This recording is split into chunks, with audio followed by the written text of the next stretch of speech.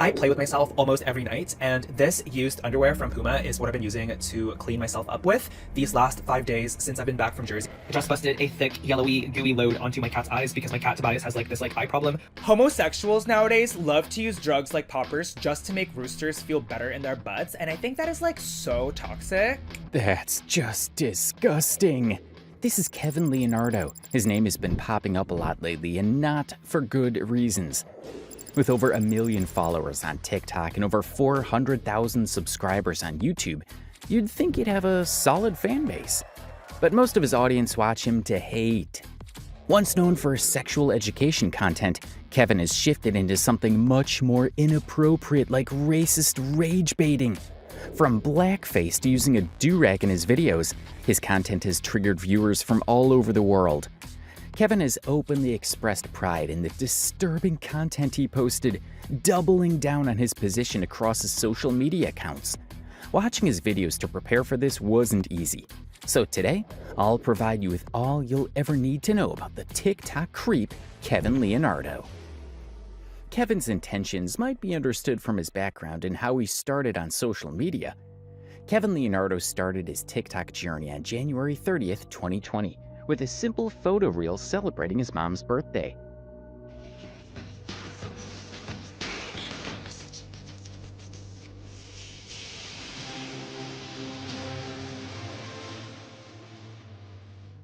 Kevin, also known online as the Coolest Kev, built a name for himself across TikTok and YouTube.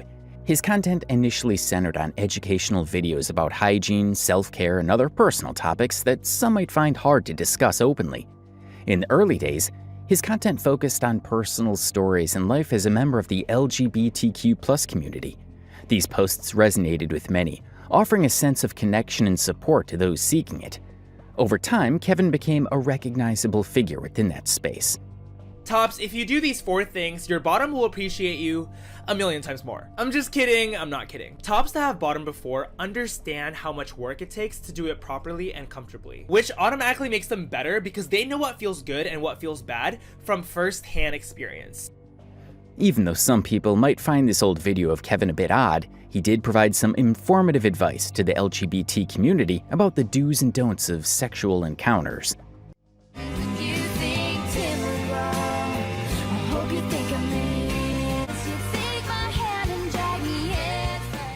This is one of his oldest videos where he ranks Taylor Swift's album songs. During this time, his contents were very moderate and acceptable to everyone. Hi, so this is a story time of when my boss in college slid into my DMs. So I worked security at my school library, which means that He also created videos where he started narrating events from his life, such as this one, which were enjoyed by his viewers. However, alongside this content is a growing trend of rage bait material designed to provoke reactions from viewers. Kevin's humor often crosses the line in an uncomfortable and insensitive way.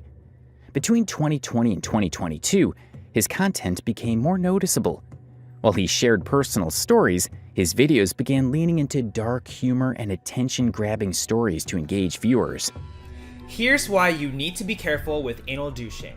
I've been bottoming for the same person for the last 2 years now, and on one random day last summer, I rushed the cleaning process. I wasn't paying much attention, and I did not use lube, and I it hurt, but I thought it was just temporary pain, so I still went to go see him that night and tried to do the thing. No, man, that's just repulsive. I mean, why would anyone want to know all this, especially with the vague and unsettling details he was trying to communicate to his viewers? I tried to bang for 2 seconds, but it didn't work. The next morning, my A-word bled. And for the next 2 days, every time I went to the bathroom, it bled some more.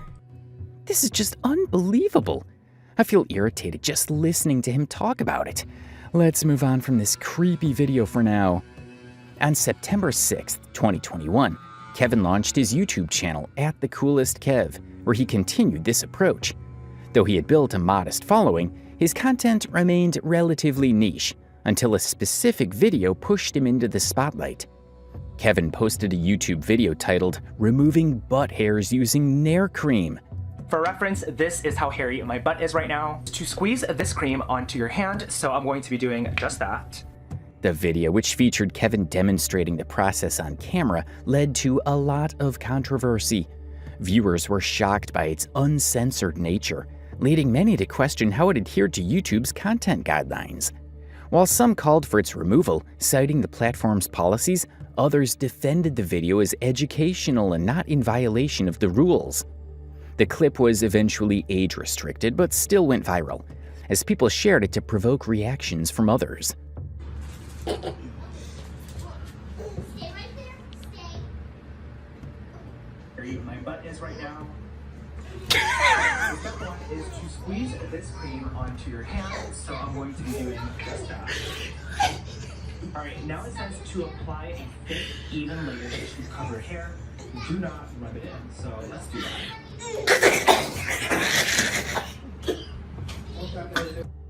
That man just had enough. He's probably going to sleep after that traumatic experience. For reference, this is how hairy my butt is right now. What? Alright, so step one is to squeeze this cream onto your hand. The backlash of this video, while serious, didn't last long.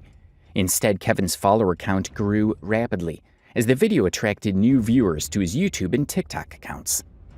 Just a few months before the Nair video, his YouTube channel had 12,000 subscribers. Today, that number has increased over 400,000, driven largely by his shift to content that provokes thought through storytelling and tutorials. This combination is unconventional and has captured a lot of audiences. Kevin followed up his controversial Nair video with a parody of Colleen Ballinger's infamous ukulele apology. In this clip, he used humor to address the backlash surrounding his Nair video. The parody copied the style and tone of Ballinger's original apology, complete with self-awareness and comedic elements. Toxic gossip train, chugging down the tracks of butt hair removal. Toxic gossip train, you got a one-way ticket to a hairless butthole. Toxic gossip train, tie me to the tracks and harass me for my butt. Clenches look like winks if you take time to think. I'm just a skinny twink, but hey, at least my hairs are gone.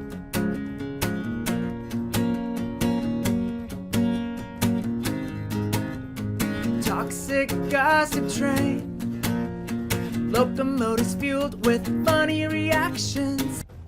By using this approach, Kevin aimed to deflect criticism. While some viewers found the parody amusing and clever, others saw it as a dismissal of concerns raised about his content. All jokes aside, let's talk about why I posted my Nair video.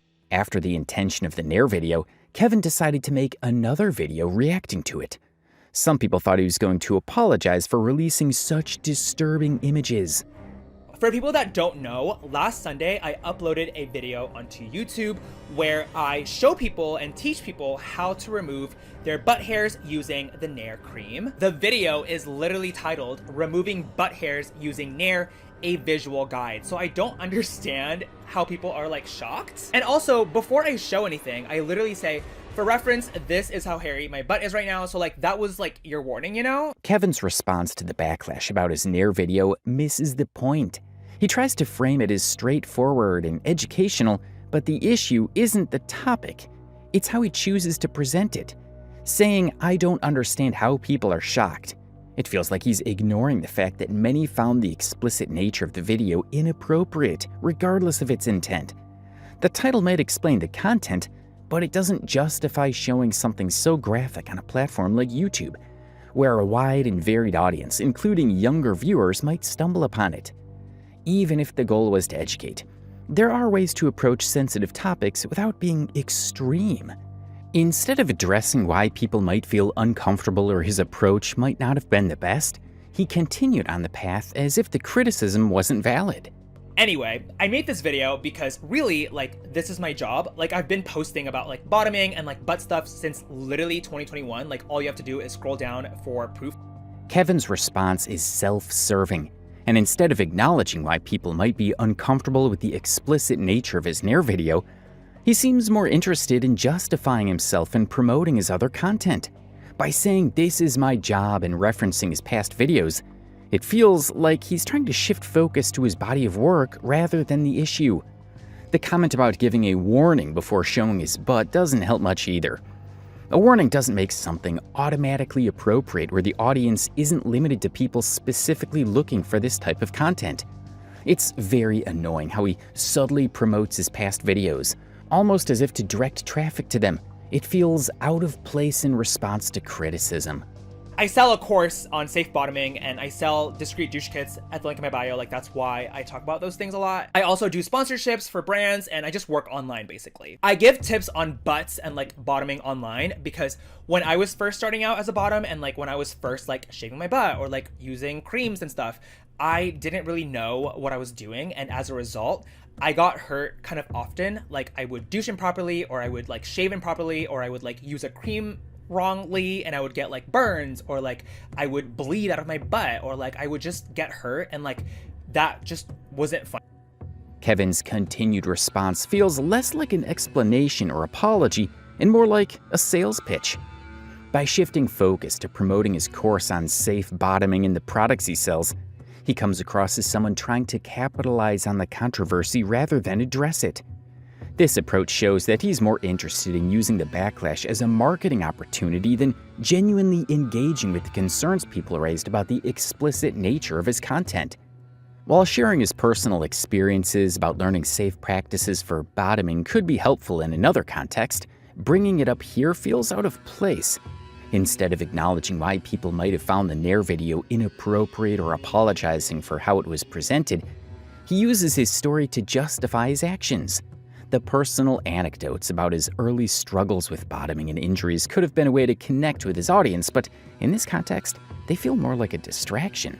For me, when I was first experimenting and like trying stuff out, I didn't really see tutorials online or like anything that like could really help me with doing certain things and like preparing for certain things. And so that's why I failed at doing those things. I've learned a lot through experience, and I want to share what I've learned online because I feel like some people actually need the advice. I even posted like a shaving your butt tutorial onto YouTube last summer, and no one like raised a red flag there. Like, this Nair thing wasn't the first time that I like taught people how to remove butt hairs like visually. And it's cool, you know, like I love attention, I love going viral, and I love like money, like this is my job. But I wanted to explain to you like why I did that, because people have been asking.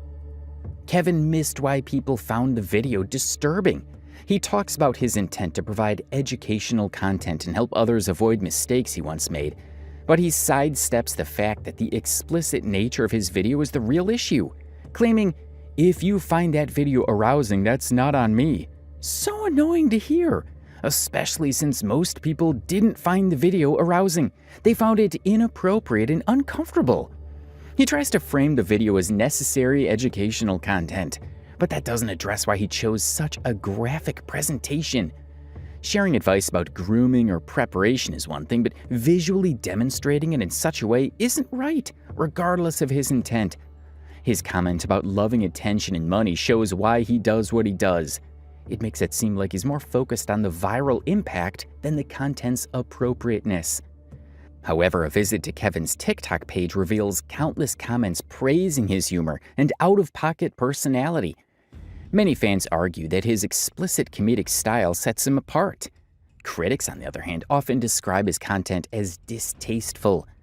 Yet, any critique is typically dismissed by Kevin's supporters as an overreaction, with detractors labeled as overly sensitive or unable to take a joke. For his fans, Kevin appears to be a misunderstood creator aiming to educate his community on taboo topics in an unconventional way. But this surface-level interpretation may not do justice to the full picture. While Kevin's content is presented as educational, a closer look raises questions. Some of his clips, though labeled as informative, seem to be made for shock value. So let's look at some more clips of Kevin and analyze them. Kevin Leonardo shared a TikTok clip titled, "I Haven't Been Back to Indonesia," a video that, like much of his content, could easily appear in anyone's recommendations. In the clip, Kevin uses his usual provocative humor to discuss a real tragedy that occurred in Indonesia. The tragedy in question is tied to the colonial crimes committed by the Dutch, and Kevin's comment focuses on his so-called desires surrounding these historical events. As a sub, I'm really into colonization. Like, I almost wish I was there when my home country was being colonized by, I think, the Dutch. In the video, Kevin shares his fascination with colonization, claiming he wishes he were present during the Dutch occupation of Indonesia. He praises the Dutch colonizers in an exaggerated, almost admiring way, describing them as if they were fictional heroes rather than perpetrators of real harm. His words are far from the historical gravity of the topic, reducing the experiences of colonized people to what he describes as humor. I feel like it would have been so fun to observe like the manly pirates. Not like for real, obviously. I just mean like in a fun, like sensual, like way, you know? So when people ask me like, Kevin, what do you like? Like, what are you into? Just know that like the core of everything that I'm attracted to is a dominant, masculine man. He doesn't have to be like super macho manly, but just like at least more than me. Like that shouldn't be so hard. In the end, he seemed to be talking about his preference for men. But why did he have to undermine the effect of colonization just to make his point? That's the issue most people have with many of his videos, including this one. Hard, you know what I mean? I just haven't been able to be attracted to somebody more feminine than me because I feel like the dynamic is like completely different, and like at that point we're just like friends, which is cool, but like partner-wise, like no, you know? He also has to be more smart and more mature. Like I don't want to baby a man. That's why I'm usually into guys that are like slightly older than me, like 27 to 30. That's like my main range. I'm open to like 35 max, and like obviously if someone's 25, which is my age, and they're super cool and we have good chemistry, like I'm not gonna turn them down. Like I'm open to that, but generally 27 to 30 is like my ideal range. Kevin later clarifies that his statements shouldn't be taken literally. He explains that he intended to frame the discussion in a fun way, not to genuinely endorse the events he referenced. Ultimately, his point was to transition into talking about his dating preferences, using the historical tragedy as an entry point for his topic. He concludes by saying he enjoys dominant figures in relationships, tying this theme to the colonial narrative in a way he claims is playful. Some viewers joked along with the clip, suggesting that Kevin should keep such thoughts to himself. Others criticized him, with some creating their response videos pointing out the insensitivity of using a real-world tragedy to make a point about dating preferences. As usual, Kevin's defenders dismissed these critiques as an inability to take a joke. In the next video, we learn more about his origins in Indonesia and how he became the person he is today. Let's take a look. The Muslims in Indonesia burned my house down, hit my dead dad in the head with the wooden stake, and threatened to kill my entire family. It's clear that he had a traumatic start in his home country, Indonesia. This might explain why he seemed less concerned about the effect of his comments on the colonization of Indonesia. And yes, what the Muslim Indonesians did to his family was undeniably wrong. Kevin's family were forced to flee where they call home to survive. Because we are Catholic and we look Chinese, and so my mom and I came here to the US in 2006. So I was here going through puberty for the first time, and because I was molested by like a really crusty old dude when I was 6 years old. Here's another traumatic experience he faced as a boy. These traumas and experiences must have affected him in some ways while growing up.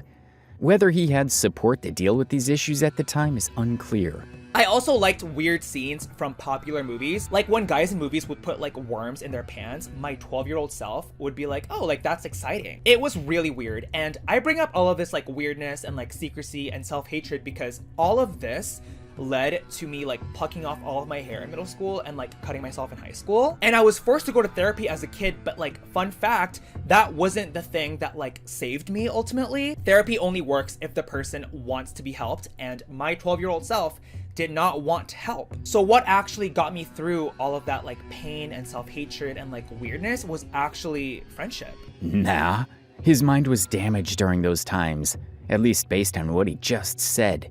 Experiencing such things at such a young age can have a serious effect on the mind.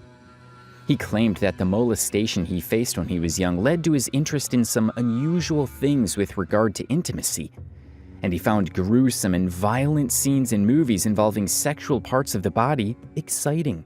into weird things. The first being wedgies. I don't know why this was the case, but like I remember reading like Captain Underpants and being like, oh. I was also really into weird scenes in movies. Like I remember rewatching this like clip from Home Alone 2 where like one of the bad guys like kept getting stapled like in his balls, and I remember like liking that scene and like rewatching it again and again.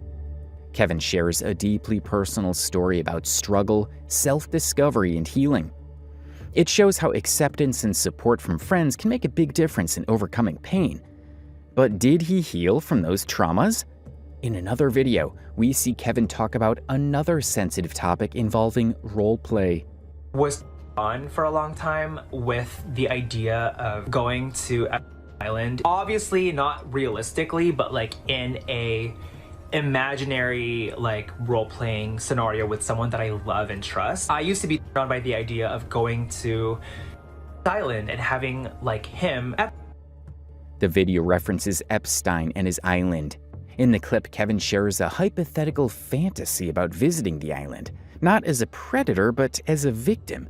He describes wanting to role-play as a 17-year-old boy being taken advantage of by wealthy individuals, asking rhetorically, who wouldn't want that? Like, I've always dreamt of that. Like, it's just a thing that kind of like gave me an idea when I was watching his documentary. Like, oh, I would love to go to like a rich person's island and then like be forced to. This statement made many viewers furious. The idea of framing a real-world tragedy that harmed countless individuals for personal amusement was met with a lot of backlash. Critics argue that publicizing such thoughts, even if intended as humor or personal expression, is insensitive to the lived experiences of victims. This kind of behavior makes it difficult to see any educational or meaningful intent behind the clip. Like, who wouldn't want that? I mentioned this because that was a documentary that I watched in 2019, and I told him like the day after, like, hey, can we do a role play with this? And he agreed with no hesitation, and he, you know, pretended to be Mr. and I'd be like a 17-year-old boy from Thailand. So around last year, he came out to claim that he finally made it to the island and did what he had always wanted. Let's talk about why I roleplayed on Jeffrey Epstein's island as a gay bottom from Thailand. First off, we chose Thailand because they give sensual massages there, and also because I can kind of pass as like a Thailand person. I am Chinese, Filipino, and Indonesian, and like most Southeast Asian people like look similar, and so I was like, oh, well, I can pass as like a Thai masseuse, and like my ex friend with benefits, who was the Jewish man Ashkenazi, like agreed. So I was molested by a pedophile. By choosing to roleplay on Jeffrey Epstein's island, he references a real-life tragedy. Linking this to his personal identity and joking about it diminishes the seriousness of the events and the sufferings of the victims. His reasoning for picking Thailand based on the stereotypes about massages and appearance also pushes a harmful generalization about Thai people and Southeast Asians. While humor and personal identity are valid forms of expression, using tragedy and cultural stereotypes as the basis for this roleplay shows poor judgment. So I was molested by a pedo when I was 6 years old, and so because of that, I always had issues with like anything sexual. Acknowledging such a painful part of his life is important, as it can help to understand the long-term effects of trauma. However, linking this experience to his earlier comments about role-playing on Jeffrey Epstein's island complicates the message. While his intent may be to explain how his past shaped his views and actions, it risks coming across as a justification for insensitive behavior. Trauma can manifest in many ways, and it's essential to handle it with care for oneself and others. Publicly addressing personal trauma in a way that mixes with controversial and inappropriate humor can be bad for his story. Most victims of like molesting become like super hypersexual and promiscuous, and they bang a lot of people after the fact. I didn't. I went the opposite way. I was very sexually repressed. I had a lot of thoughts about sex, but like they were never like executed in real life. He talked about how victims of abuse may respond in different ways, such as becoming hypersexual, or in his case, sexually repressed. Sharing personal experiences can help others feel less alone, but the generalization that most victims react a certain way is not entirely true. every person's response to trauma is unique, and statements like this may unintentionally invalidate experiences that don't fit the description. When I was 20 years old, I met a Jewish man, Ashkenazi, who I fell in love with, and I lost my V card to, and he was the first person that I ever fell in love with, and like the first person that I felt very comfortable with in like an intimate setting. He bred me twice a week for like 4 years, and in this like healthy sexual relationship, every month or like every 2 months, we would sit on the couch and he would be like, okay, Kevin, like, what's a new thing that you want to try? Like, what's a new fantasy that you have in mind? Kevin discussed the relationship as both his first intimate experience and a source of comfort. He views this relationship as a positive experience in his sexual life, although the language he uses, particularly phrases like "bred me twice a week," can be misinterpreted and seen as unnecessarily graphic to most listeners. The phrasing distracts viewers from what could otherwise be a meaningful reflection on healing through a supportive and consensual relationship. To be more constructive, Kevin could have framed this part of his story to focus on how this relationship helped him overcome repression and build trust, rather than giving details that might overshadow the intended message. Context matters, and balancing openness with sensitivity is necessary. This one day in, I think, 2019, I had just watched the Jeffrey Epstein documentary on Netflix, and obviously it was a really scary story, and I really feel bad for all the victims involved, and I would never want to actually like be invited to like a crazy island by like a powerful toxic person. Like, I would never want that. But in like a sensual setting with somebody that I loved and trusted, like I wanted to like relieve that trauma of like feeling powerless in a sexual situation, like as like a victim. Kevin said he made an attempt to process his trauma by being in a place where he could reclaim control in a consensual setting. This method of coping may be personal and meaningful to him, but discussing it in the context of the Jeffrey Epstein documentary is unwise.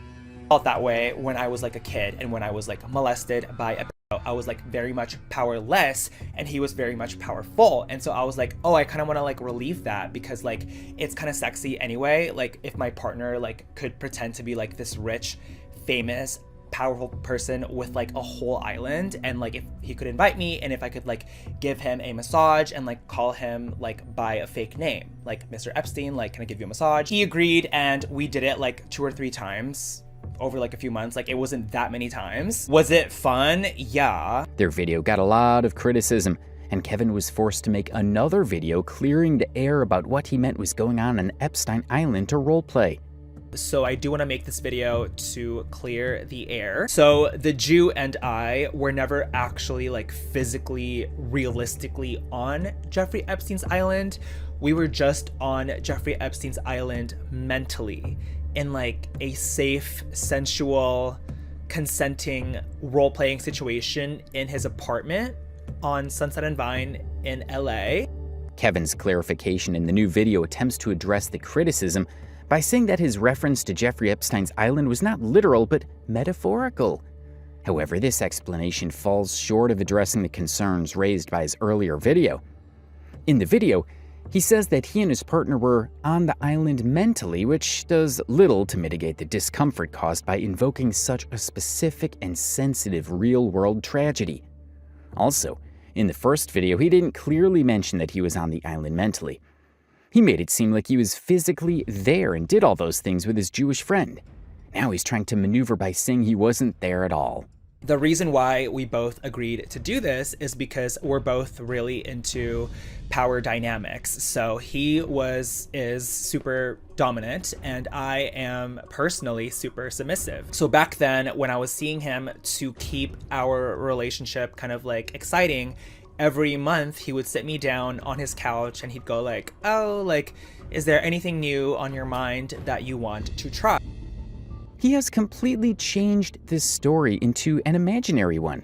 He probably faced so much backlash that it could have led to legal issues for him to sit and throw those words in the face of his viewers.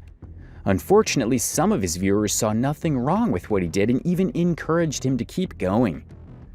This has given him the courage to continue posting annoying and degrading content. Such content can be observed in his view and likeness for young girls. The video titled "Little Girls Make Me So Happy" relies on shock value, drawing attention through its suggestive phrasing. Little girls genuinely excite me so much, and I can't tell you like how happy that I get when I see and meet little girls in public. Kevin justifies it as a double meaning, but the approach is inappropriate. The video transitions into a discussion about his appreciation for having fans who look up to him, including children. So yesterday, I got to meet so many of my younger female fans at the ice skating rink in Pasadena. In the video, Kevin talks about meeting a young girl who taught him how to ice skate. This story could have been an innocent reflection, but including an uncensored image of the child changes the tone entirely.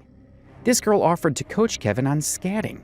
Dad, but like basically when this little girl like taught me how to skate, I'm not even a bad skater, by the way, like I'm a decent skater, but she was like, oh, but you can improve this, you can improve that, like keep up with me here, if you need to fall, like these are the safety whatever. And her friend like helped my sister, so like it was me and this girl named Eden, the one that I just mentioned, and then her friend Kylie and my sister Olivia, and the whole time we were just in those groups of two skating around the rink. And I don't know, I did not expect skating to be so nice and so fun, and I couldn't believe that I had the time of my life in just 2 hours on a Sunday, casual Sunday, skating in Pasadena. It's troubling to think that the girl's parents might not have known their child's photo would appear in a video with a provocative title and references to predatory behavior. Making matters worse, the video also includes clips of other minors who are fans of Kevin's work. It's unclear whether Kevin obtained permission from these children's parents to post them. If he didn't, this is a breach of privacy. Even if permission was granted, associating their likeness with a channel frequently using controversial and explicit humor is not good. Genuinely, like whenever I see groups of little girls like come up to me, I have this feeling in my heart that like I just like it makes me like can't wait to have daughters. Like I'll definitely be super anxious having a daughter because I know that there are so many like men that like would want to hurt them, but I absolutely love just talking and getting to know. Kevin expresses a desire to have daughters while acknowledging the dangers posed by predatory behavior in the world. This statement is at odds with his decision to display girls' faces on a platform that could attract attention. His actions contradict his stated concerns about child safety, making it difficult to take his words at face value. But are people trying in any way to bring awareness about the potential harm Kevin might cause? On August 24th, 2023, a Twitter user named @MintyBadword posted a detailed thread about his experience in Kevin Leonardo's Discord server. He joined the server expecting an adult-only LGBTQ+ educational space, but discovered a troubling environment. According to Minty, the server, which had over 4,000 members, included a lot of minors. They raised concerns about the lack of moderation and inappropriate interactions taking place in what was supposed to be a safe community.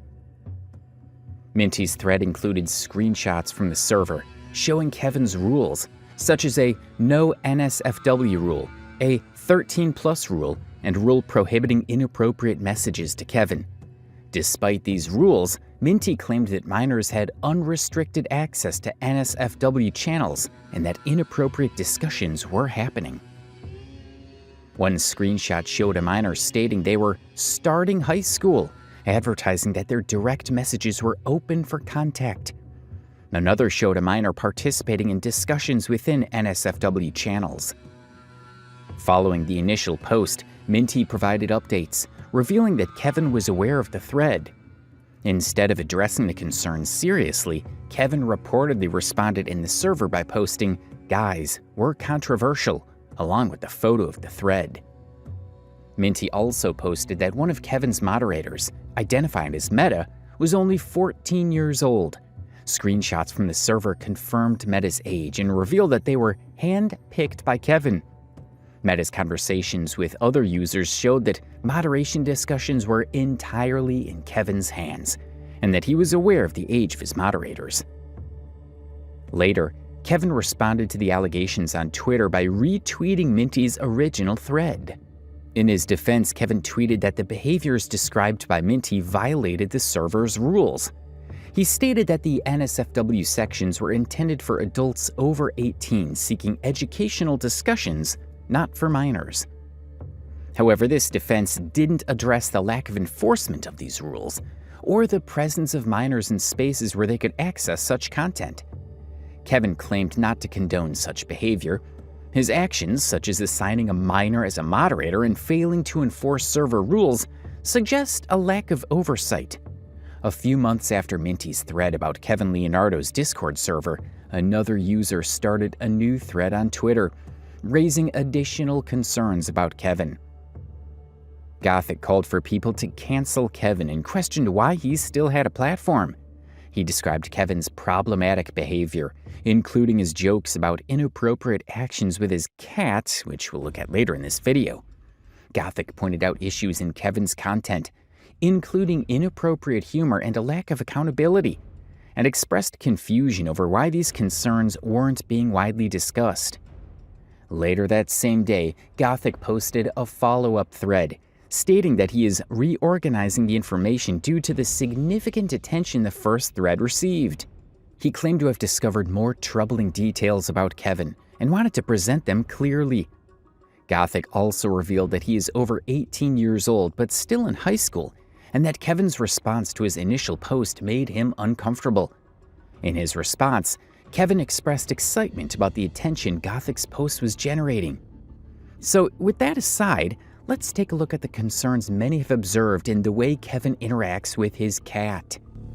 I caught my cat smelling the stiff, crinkly sock that I keep behind my bed. This is a photo of him caught in the act. For reference, I do use this sock every single night before bed. Like, it helps me sleep. I wash this every Sunday, and so like in the beginning of the week, usually it's like super clean, and then by like Saturday night or like Sunday morning, it's like full of just like tadpoles, like dried up tadpoles and stuff. I don't know if Tobias likes the smell of my crinkly sock. Like, I hope not. Like, I don't want him to be like aroused by the sock or like by... I do touch myself in front of my cat before bed every single night. I'm not sure if this is like ethical. It doesn't like cross my mind as like a real thought. Like, I've just always played with myself like every single night, and when Tobias came into my life around October and he started to like sleep in my bed with me, I didn't really think twice about changing up my routine in terms of like when or like how I should like caress myself. Most of the time he's either like sleeping or he's like... Just busted a thick yellowy gooey load onto my cat's eyes because my cat Tobias has like this like eye problem where he just like has teary eyes all the time, and we thought it was herpes for the longest time, but like we never actually tested. We failed to make my cat squirt yesterday, and I am absolutely devastated, as I am with literally anything cat related, because I just stress so much about Tobias and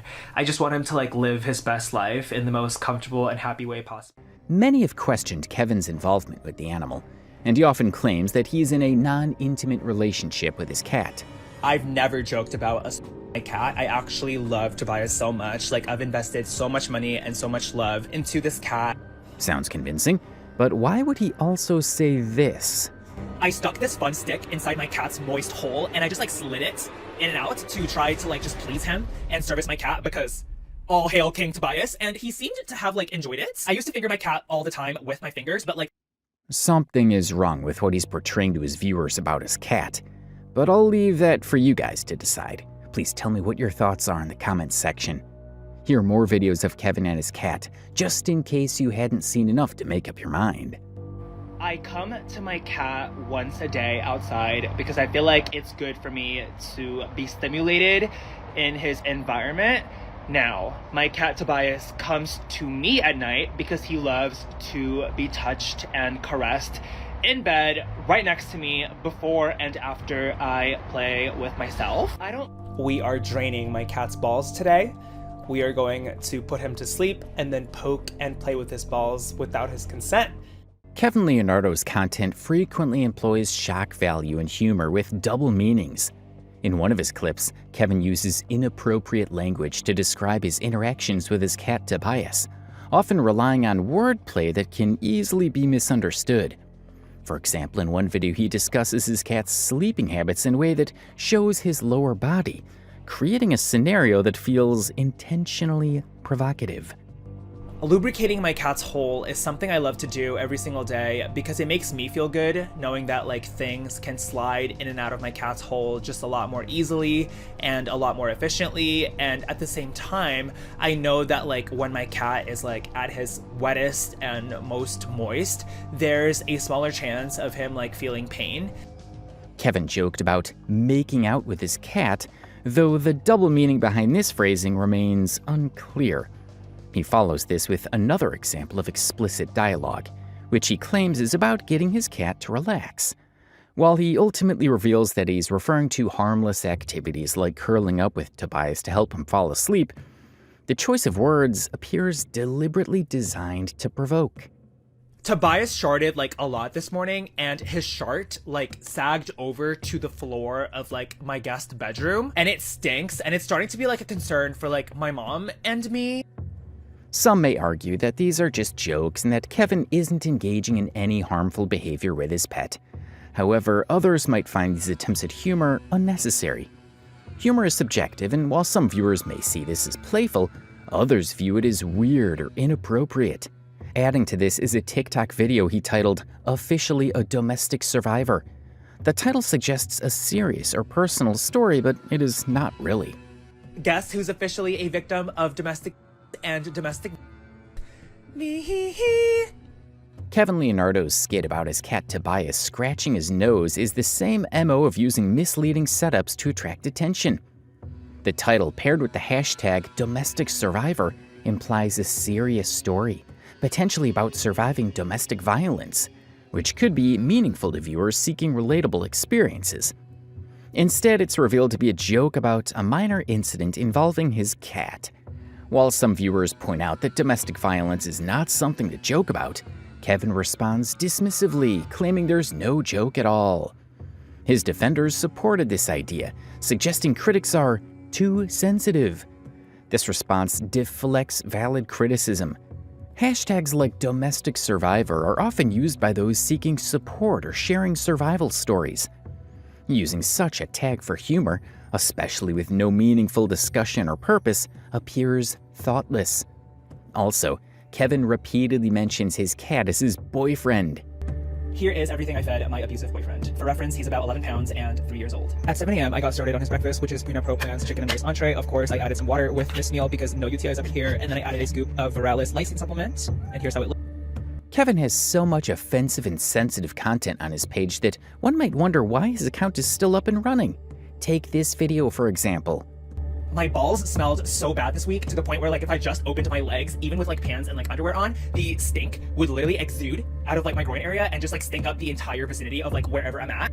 Why should Kevin expect that type of smelly content to be of any value to anyone watching his video? He is obviously obsessed with attention, and he's willing to do anything to get it. I wasn't like fully shocked because like over the weekend I didn't work out for like 2 or 3 days, and like if I'm not working out, sometimes I'll like go days without showering if I'm like feeling lazy. So I wasn't super shocked that they stink, but like it's crazy because normally they stink the most like the first week or two after like I use like a Nair cream or like a hair remover cream on my balls. Whenever my balls are super hairless, they tend to stink more because there are no hairs down there to like capture the sweat and like capture the scent. My balls are super hairy now, and they still stink if I don't shower for like more. Apart from the fact that he is very vulgar in what he says online, he doesn't seem to find any shame in subtly admitting that he is often unclean. He essentially says that if he doesn't work out on a given day, the likelihood of him taking a bath is very low. As a result, he ends up being smelly all day long. I don't shower for like more than like a day. So don't forget to wash your balls in the shower. It's not really enough to just like grab some soap and like wipe the area. Like you should use like a loofah or like a bar soap and like really get in there, including like the taint areas too, or better yet, use like a scrub around there so like you can exfoliate like the dead skin cells. It's not a nice smell, so definitely take a shower even if you're not working out. It's also literally summertime, so like the balls smell will be more prominent in the next few months, so. I'm sure some of his supporters will say, yes, Kevin is doing a great job educating us. But honestly, would you rely on a vulgar character like Kevin to remind you to bathe? Another argument his supporters often make is that his content isn't directed at kids, so critics shouldn't worry about how vulgar he is. I doubt that's the case. Imagine if a preteen or early teen child stumbles across one of his videos where he's talking about balls or holes and other inappropriate topics. It raises the question of whether kids should have unrestricted access to the internet, especially with characters like Kevin roaming around spreading nonsense for personal gain. To address the claim that his content is not for kids, towards the end of the clip I played earlier, he said, "Guys and girls, take care of your hygiene." Subconsciously, Kevin knows he isn't talking to grown-ups who already understand the importance of bathing. He's targeting younger viewers. It's no surprise then that his Discord channel is filled with minors. Kevin Leonardo's TikTok content has always led to controversy, especially with his repeated racist remarks, particularly targeting black people. Watching his videos, it's hard to ignore the pattern: offensive statements that seem to provoke reactions. Kevin hasn't limited his remarks to one group either. He's also targeted Indian people, repeating harmful stereotypes and claiming they're true based on his experiences. To add to this, he includes disclaimers saying his videos aren't meant to offend, but those words don't match the tone or the content of the videos. If the intent isn't to offend, why share statements that are so obviously hurtful in the first place? TikTok, being a platform with millions of users, including children, needs to take these issues seriously. Imagine a young Indian child stumbling upon one of these videos. They could internalize the stereotypes and feel ashamed or self-conscious about who they are. The same goes for the black community, who have been his primary target, as his remarks seem disproportionately aimed at them.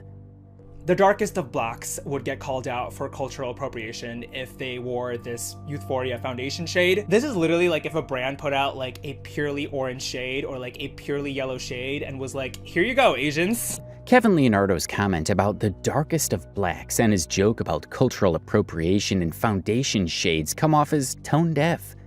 Comparing Asians to foundation shades shows little awareness of the issues around cultural appropriation and racial identity. Instead of approaching these topics with care, his comment feels more like a way to mock and provoke, rather than contribute anything meaningful.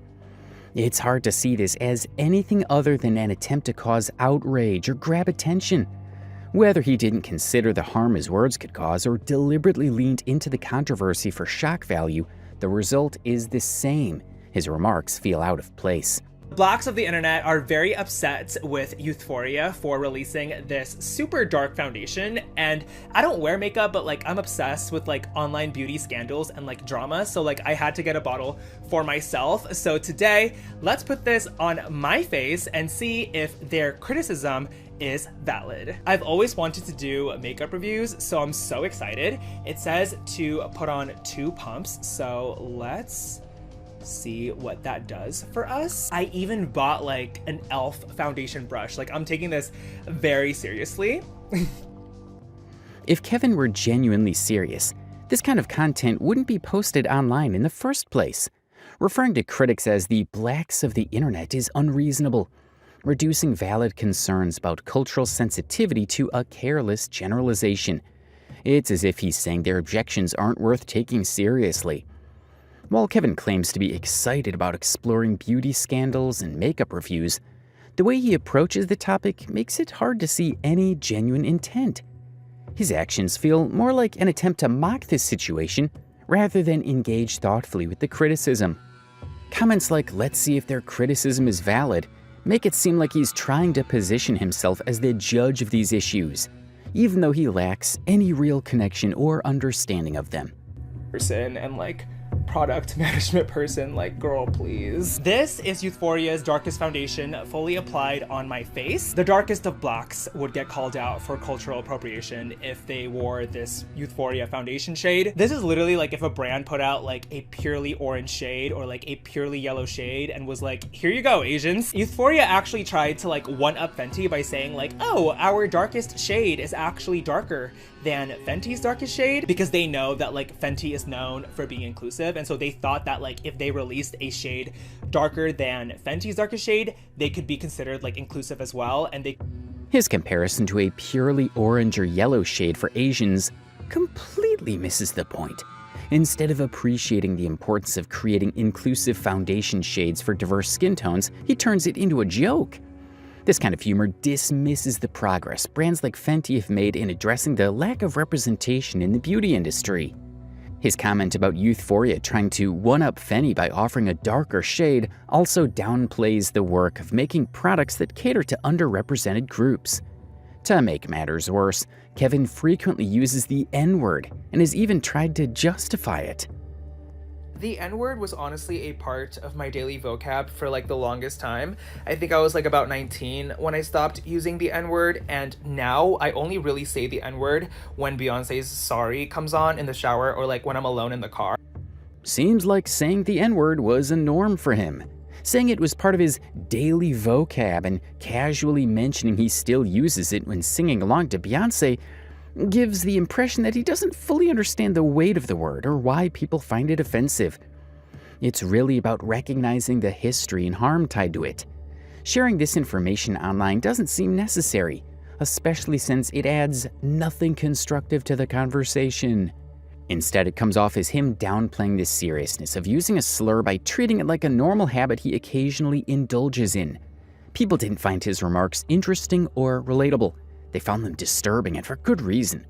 It's hard to see this as anything other than a failure to take accountability for something that offends or hurts others.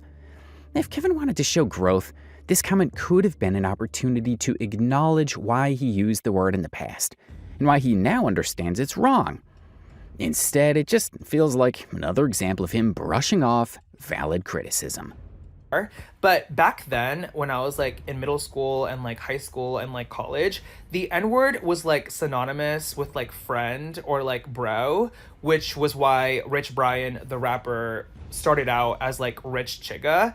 And like my friends and I would literally use every slur under the sun, not to like offend people, but just to like use them. I guess we were like young and like low-key dumb, but I literally would use like and like bag with an F for like gay people, and like the C slur for like Asians.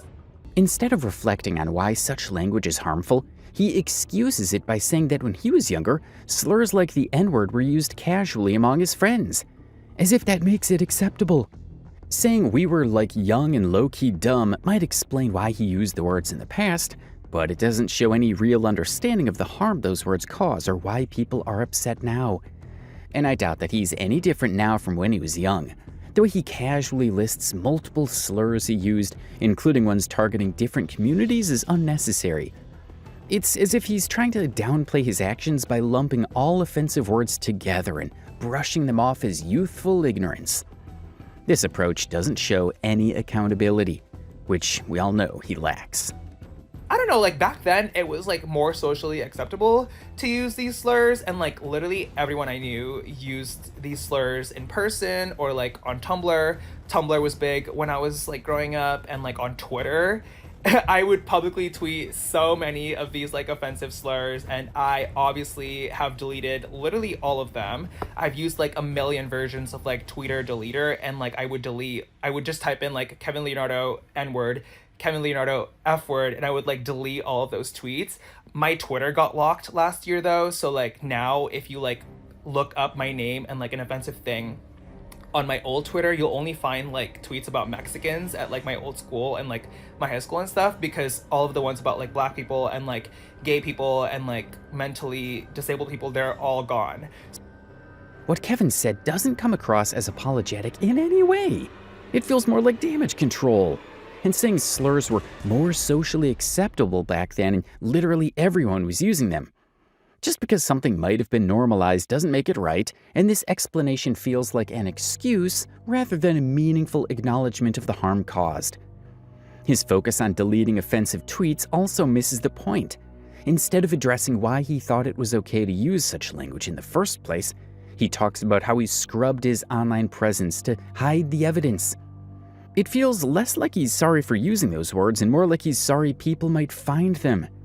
The casual mention that tweets about Mexicans remain because he couldn't delete everything shows how insensitive he is, as though it's not a big deal. So now you can only find like, I think, just random jokes that I've made about Mexicans. If you know me and my content, you know that I obviously love to push boundaries, but I like to adapt. Like if someone's like offended by something, I will obviously change my behavior if I think it like makes sense. And so now that like all of these terms are like super socially unacceptable, that's why I will not use those terms ever, because I don't want to like make anyone truly upset. Kevin's comment saying, "You can only find random jokes I've made about Mexicans," makes it seem as if those jokes are somehow less harmful or less serious than the ones he already deleted. It gives the impression that he's more concerned with what's left for people to find. While he claims he adapts his behavior if people are offended, the way he phrases it feels insincere. It sounds like he's changing because it's now super socially unacceptable, rather than because he understands the harm his words can cause. That's not real growth. It's just going with the flow to avoid backlash. The part about not wanting to truly upset anyone is more like an afterthought. If he genuinely cared about not upsetting people, he wouldn't have made those jokes in the first place, or he'd take more accountability now. Instead, his views sound like he's just trying to brush everything under the rug without addressing the problem of why his words were hurtful. It's hard to take this as a serious effort to own up to his mistakes. And like low key, I will never understand those people that like go out of their way to use these slurs to make others upset. Like I feel like that's like low key rude and like messed up. And I also will never understand why people that are like starting out on social media and like want to build a career off social media, I don't get why those people don't think of like deleting old tweets or like old posts that could get them in trouble. Like it's really not that hard. Just delete your old posts before they come back to bite you in the butt. But yeah, I was just like thinking about this because you have to adapt to like society and like things that people find acceptable and like things that people don't find acceptable. You can still stick to your own morals and values. On one hand, he criticizes people who intentionally use slurs to hurt others, calling it low-key rude and messed up. Yet he fails to acknowledge his past use of slurs, whether intentional or not. It's hard to reconcile this stance with his earlier comments where he brushed off his actions as a product of the times or youthful ignorance. His focus on deleting old posts seems more like an attempt to avoid accountability rather than genuinely reflecting on why those posts were wrong. Saying it's not that hard to delete problematic content misses the point. But why does Kevin make these annoying videos?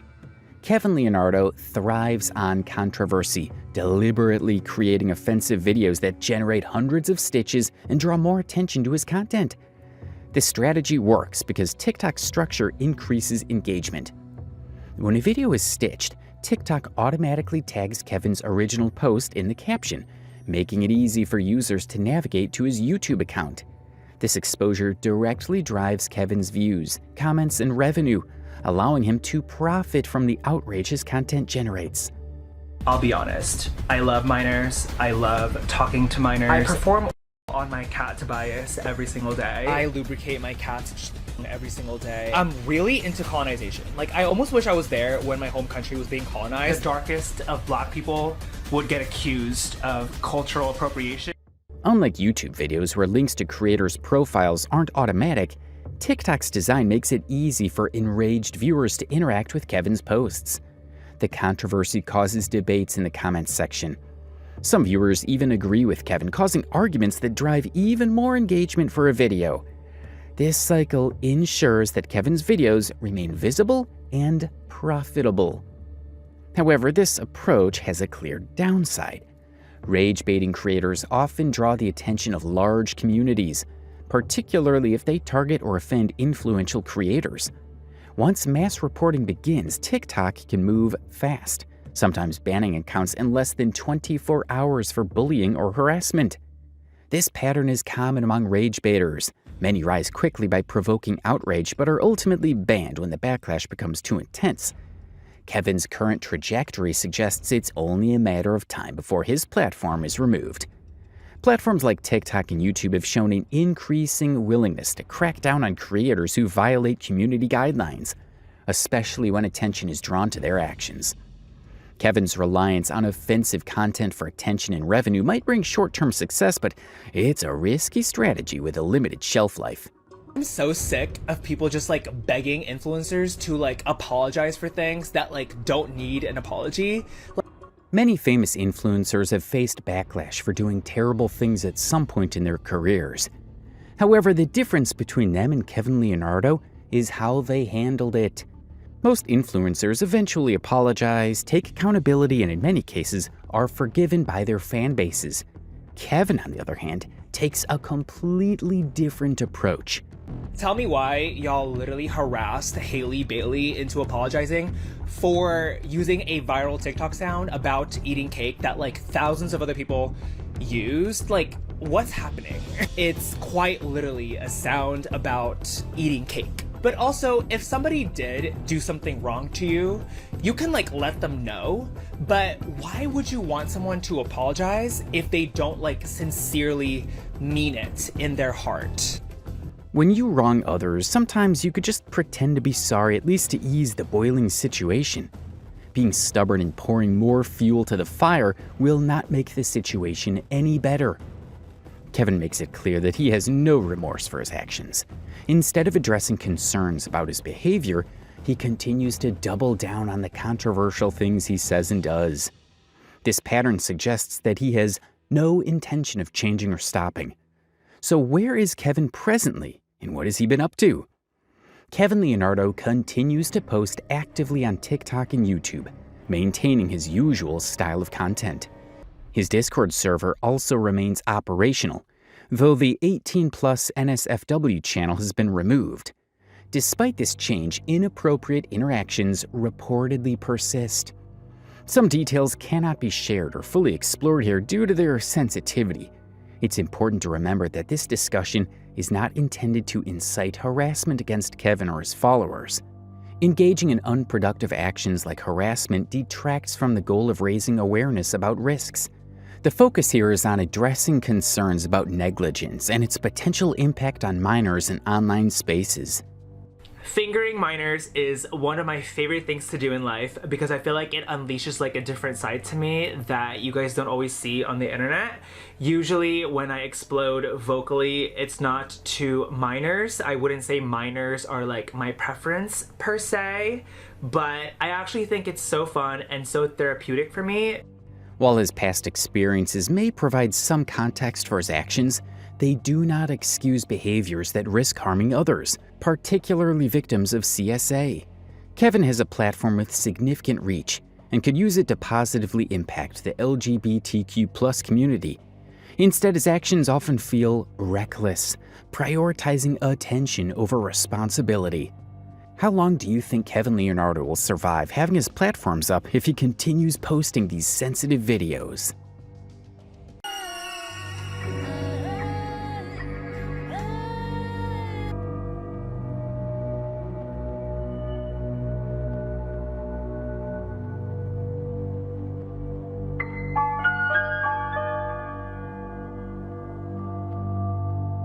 Known by many names, Queen Bad, Pooh Bear, Vape Lover, I Post About My Ex, Country Girl, and more, Leslie Clark has made a name for herself on TikTok, but not for the right reasons. Let's just say her online reputation is deeply disturbing, making her one of the most problematic creators on TikTok. Some might say she's even right up there with none other than Tapia Chu, another figure infamous for similar reasons. A key similarity between Leslie and Tapia Chu is their troubling attraction to underage boys and their erotic dating histories. However, the funny part is that Leslie often throws shade at Tapia for her interest in young Asian men, despite having a highly questionable history herself. We may just look at Leslie going off about Tapia liking underage men, and then saying the exact same things as her later. That's you, baby. I don't watch teenager porn. That's you, baby. That's you. That is not me. That's you. The only corn I watch is fucking lesbian corn. I don't watch those freaking teenage boys. Okay?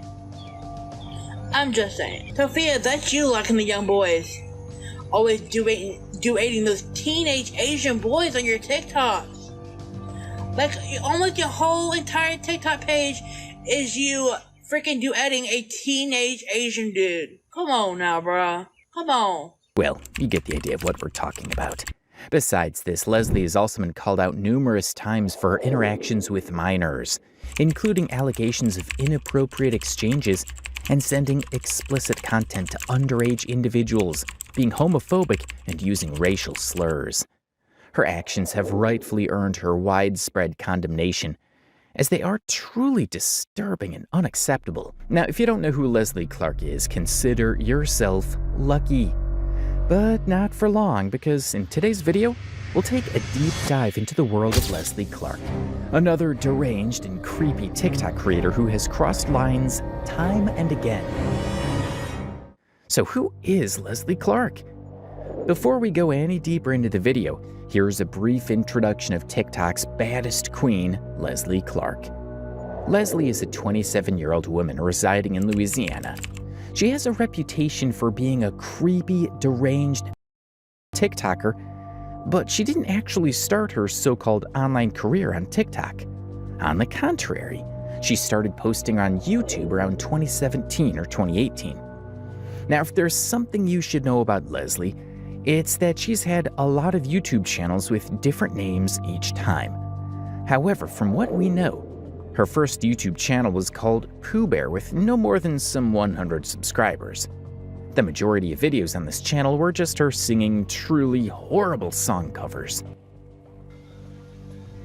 I take the weight on the nipple that's empty hands that don't bother me. I could take a few tears more than that and just let them know. I'm long it was a fever. A cold, red, hot-headed believer. Another thing we noticed while looking at this channel was that Leslie was completely and utterly obsessed with Justin Bieber. She would post lyrical videos of some old Justin Bieber songs. In addition to this, she also posted this very weirdly sweet video of Justin Bieber's baby picture captioned, "My little baby is turning 22 tomorrow." While her content was cringe and would definitely make your ears bleed, it was still harmless at this point. She would just show up and sing covers of various artists' songs. You know, you know, you know,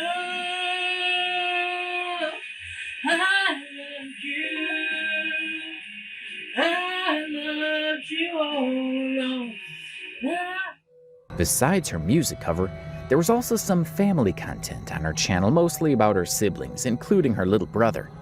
Now, there is very little known about her family and childhood. However, it seems like she has a brother named Caleb. She posted a video of him interacting with a cat once.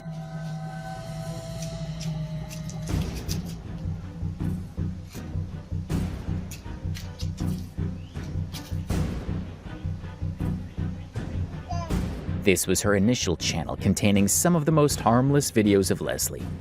However, her content started taking a very controversial turn with her next YouTube channel, which she called Queen Badass. If you look at the videos on this channel, you can see that it quickly shifted from usual song covers to more dramatic content about her daily life. Hey YouTube, what's up?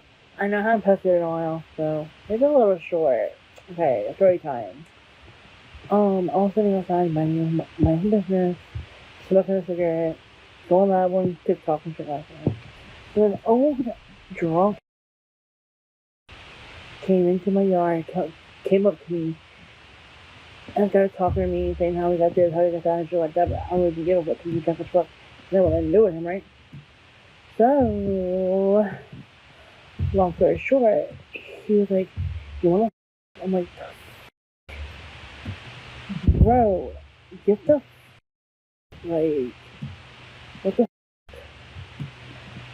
And I was like, "If you do not leave right now, I'm calling the cops." That was just ridiculous, y'all. Like, As you can see, this content was very different from what she used to post on her previous channel, which mostly comprised of song covers and random videos about her family. This new YouTube channel seemed to be used by her younger brother, which Leslie probably later took over.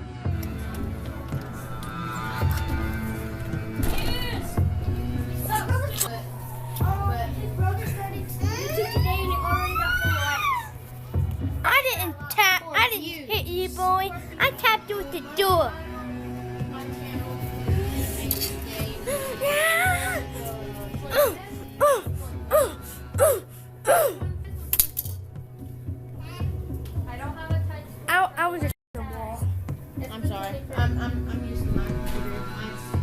brother posted the first video, which is still up on the channel.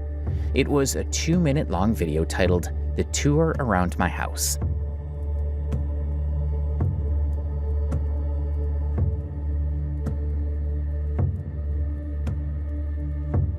The last video posted on this channel is the one where she's talking about starting a petition to cancel the vegan teacher. I watched a couple of your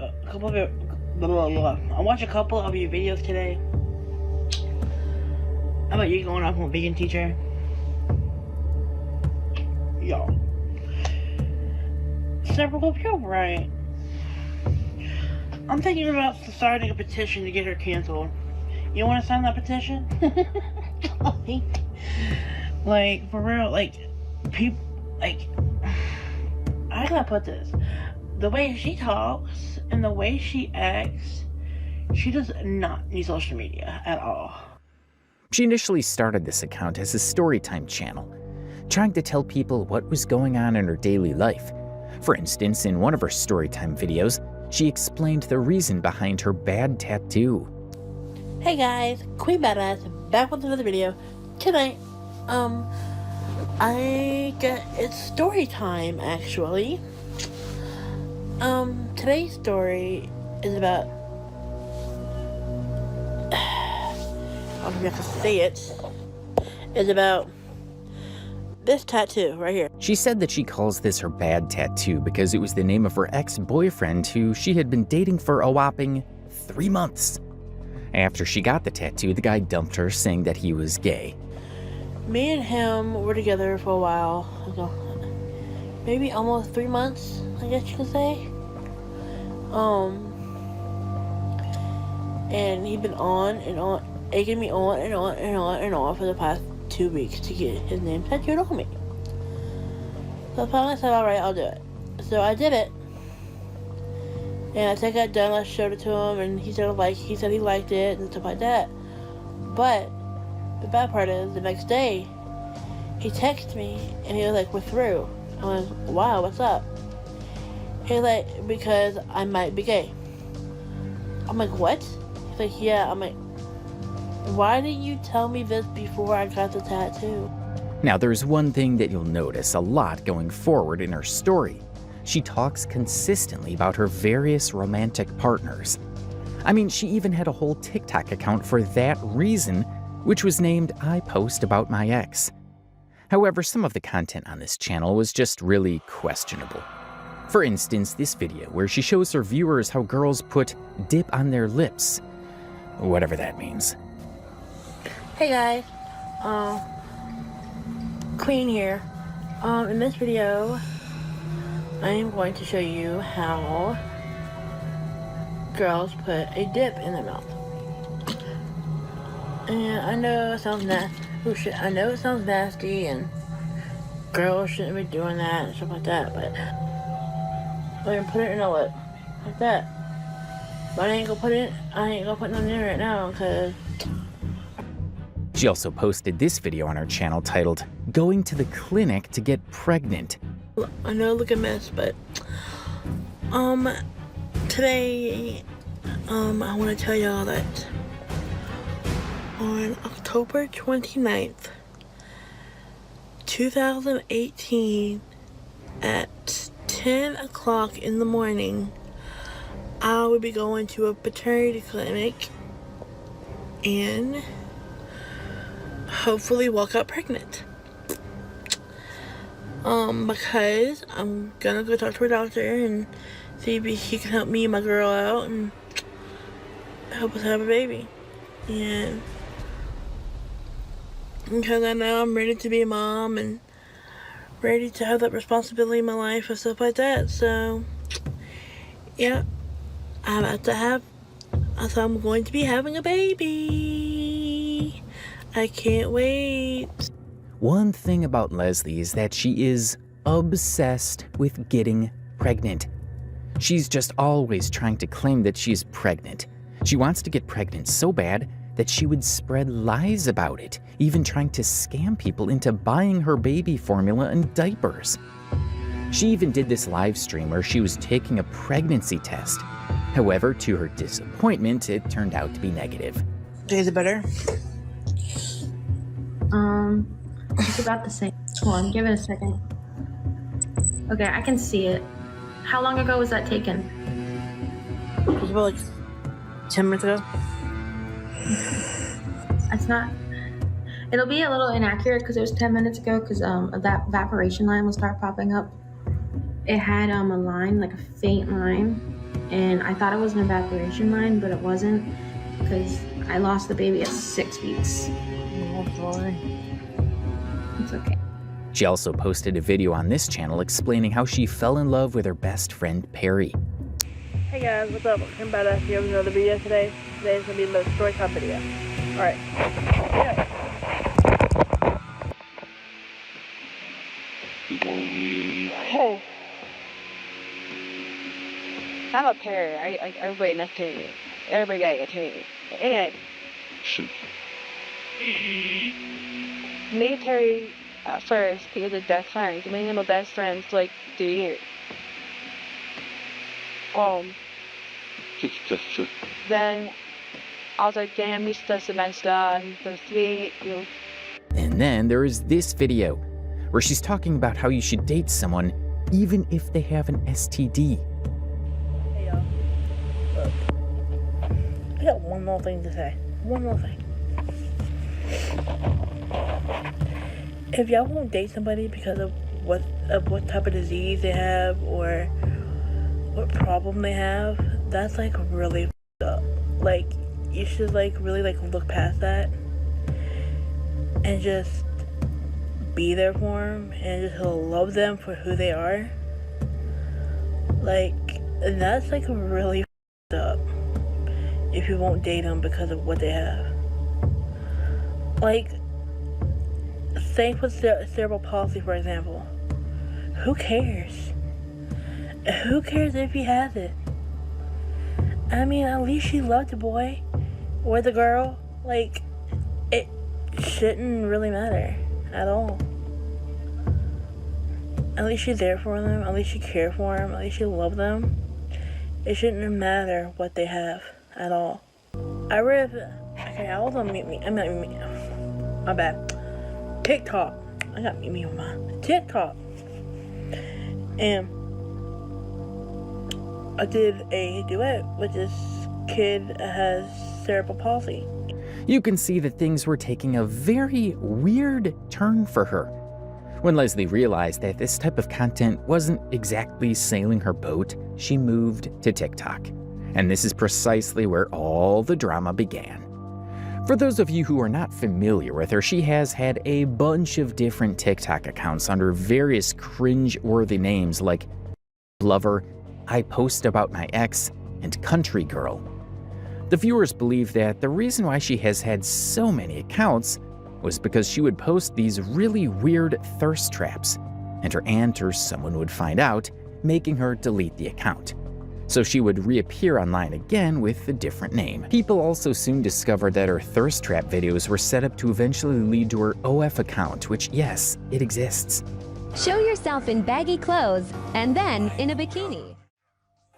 I'm gonna tight, mate. But baby, she's the only thing that I like to touch. Remember how we said that Leslie is mostly obsessed with someone who she'll post about constantly? Well, let's talk about that. One particular video that still lives rent-free in everyone's mind is the video where she talks about some girl who stole her boyfriend. This video is very popular because it actually gave her a lot of traction at the time. You can say this is when people started noticing her more and more. This is to the girl who kissed the boy I love. Hi. I'm the ex, and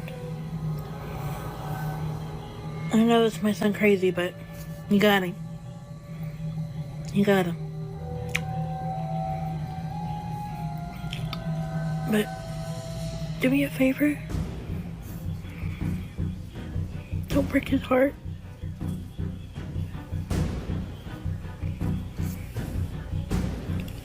Always be there for him. Always have his back. Take care of him. And love him unconditionally.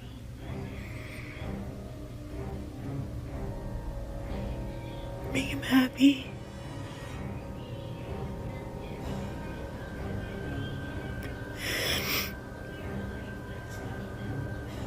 Make him know his worth. Always, always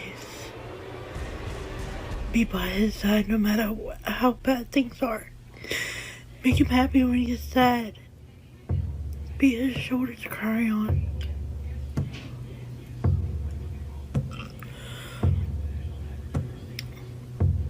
Most importantly, take good care of him and love him like. Now, if you're not understanding these names, don't worry, because we're going to give you a complete context later on in the video. For now, we're just getting you familiar with this creature that we call Leslie Clark. Another very cringe and kind of concerning thing about her is that she loves. Not only is she totally addicted to it, but she also thinks that is life, as said by the title of the video she posted on her channel. Hey y'all, video today, just for a little while. I'll be so. But this is not even the beginning of her concerning behavior. She was seen a lot of times drinking and puking during her live streams. AD. So he'll add y'all back when it charges. So look, who be liking that Boost song? No wait, not Boost song. Wait, Boost. Leslie, how's it going down? Smooth? INDEPENDENT. Was it good? What's she drinking? Is that vodka, Leslie? I was right. I just threw it up. She also got extremely drunk one night to the point where she was being super loud and people called the cops on her for public intoxication while she was live streaming from her porch. Yeah?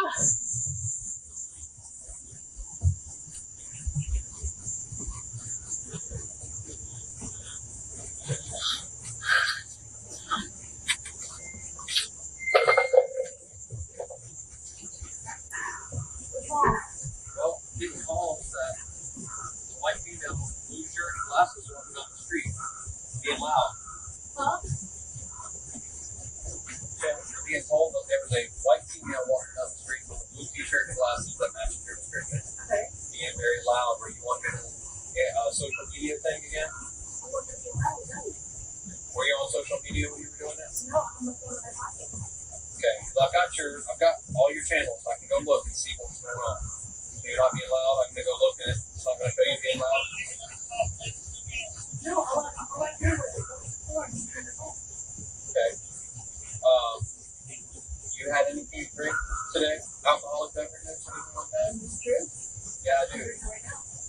Okay. What do you drink? What was that?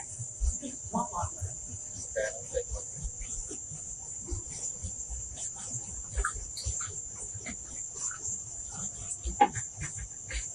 Okay. Okay.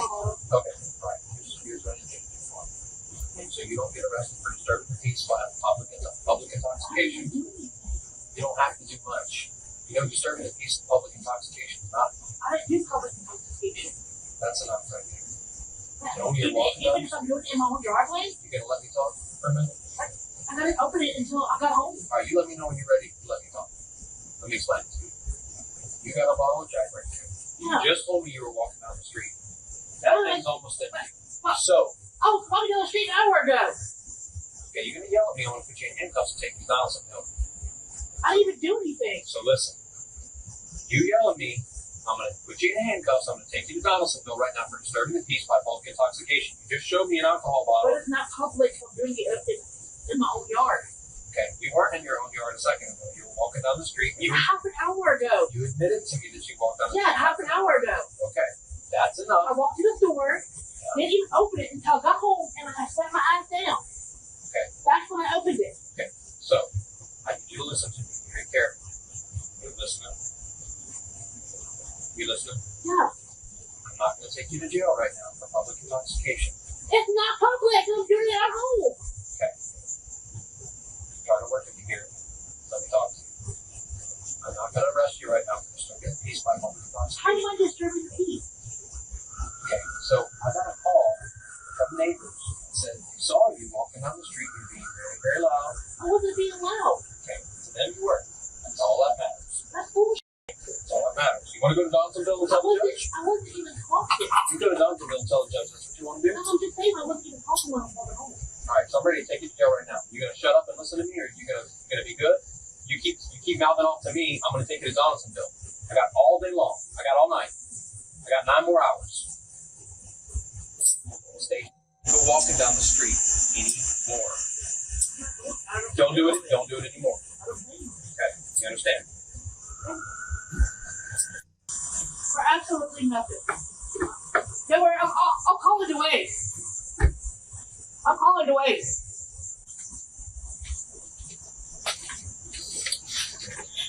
Yo, how is it freaking public intoxication when I'm doing it at home? When y'all see me open the bottle sitting here? And how am I being? Talking about her live streams, they're just completely and utterly chaotic. Looking at her streams, you would have zero doubts that she is a very disgusting and unhygienic person, since she's seen burping and farting shamelessly all the time. It's just really disgusting to watch. But we're going to make you guys watch anyway.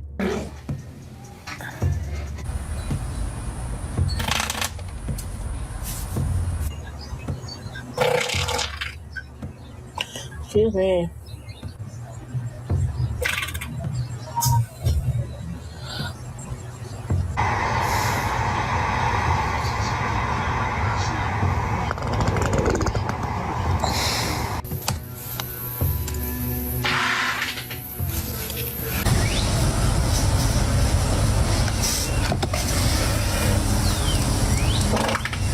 And if you think this is horrifying, then you're not prepared for what we're about to show you next. Let's just say if you're eating something, you might want to put that down.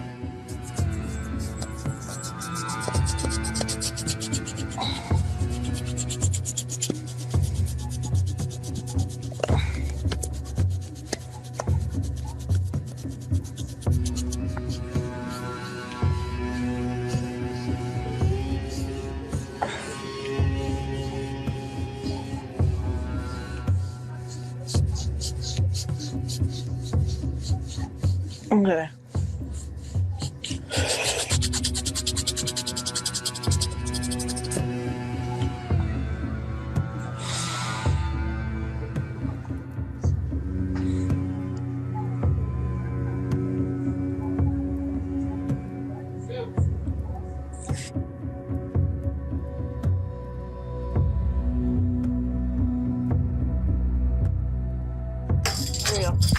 Hi, Leslie. How are you? I'm good. I was just wondering why you were scratching your crotch on live and then you sniffed your fishy hands. One, I did not scratch my crotch, and two, why you need to shave. You need to go f yourself. So yeah, she's known for scratching her crotch and her ear, and later sniffing her hands, earning her a well-deserved title of Fishy Hands. Besides her disgusting burping, farting, and scratching videos, she also likes to talk endlessly about her gross sexual encounters. She had an experience with a guy once, and she talked about squirring over his truck seat. It was just really gross. I mean, just look at this video of her and you'll understand what we're talking about. Non-vibrator? Should I get...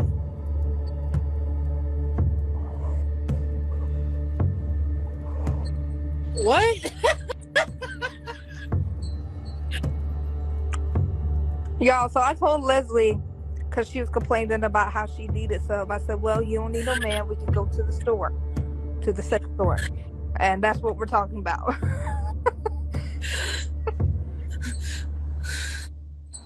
Vibrate? No, it can't be vibrating, I don't think, because I squirt too easily. Vibrate. He's gonna wake up with the wife like, what's this question on the floor? I'm like, You better not be doing that. I'll be like, in the baby's room here, room. piss on the floor. I'm like, little boy came in here and pissed on the floor. But better not be that. Another funny and kind of gross thing about Leslie is that she likes to chew on her tongue.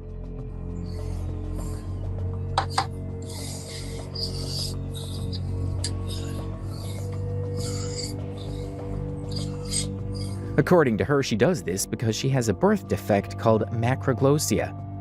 This is a rare condition defined as having an enlarged tongue. People who have macroglossia have tongues that are larger than typical, given the size of their mouths. She herself explained it in a video. Alright, to answer this question, everybody has a birth defect. My birth defect is having an enlarged tongue. My tongue is too big for my mouth. That is my birth defect. I gotta live with it, okay? But these issues barely scratched the surface. Leslie's behavior only spiraled further, revealing a darker and even more disturbing side.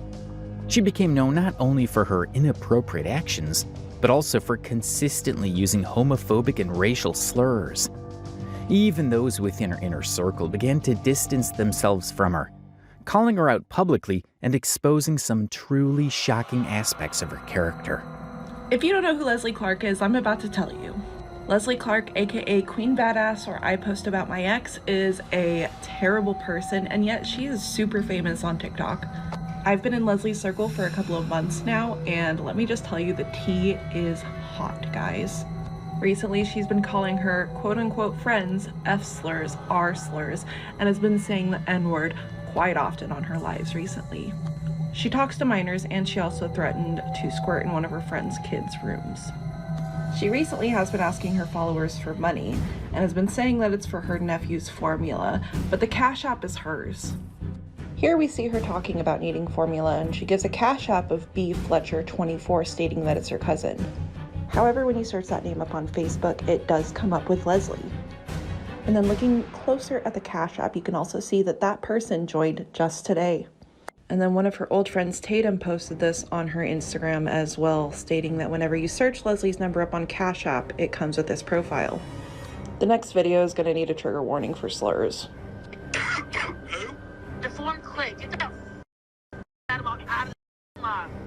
Here's some proof of her talking to minors. What did you do? Unmute it. Be woman enough to admit what you did.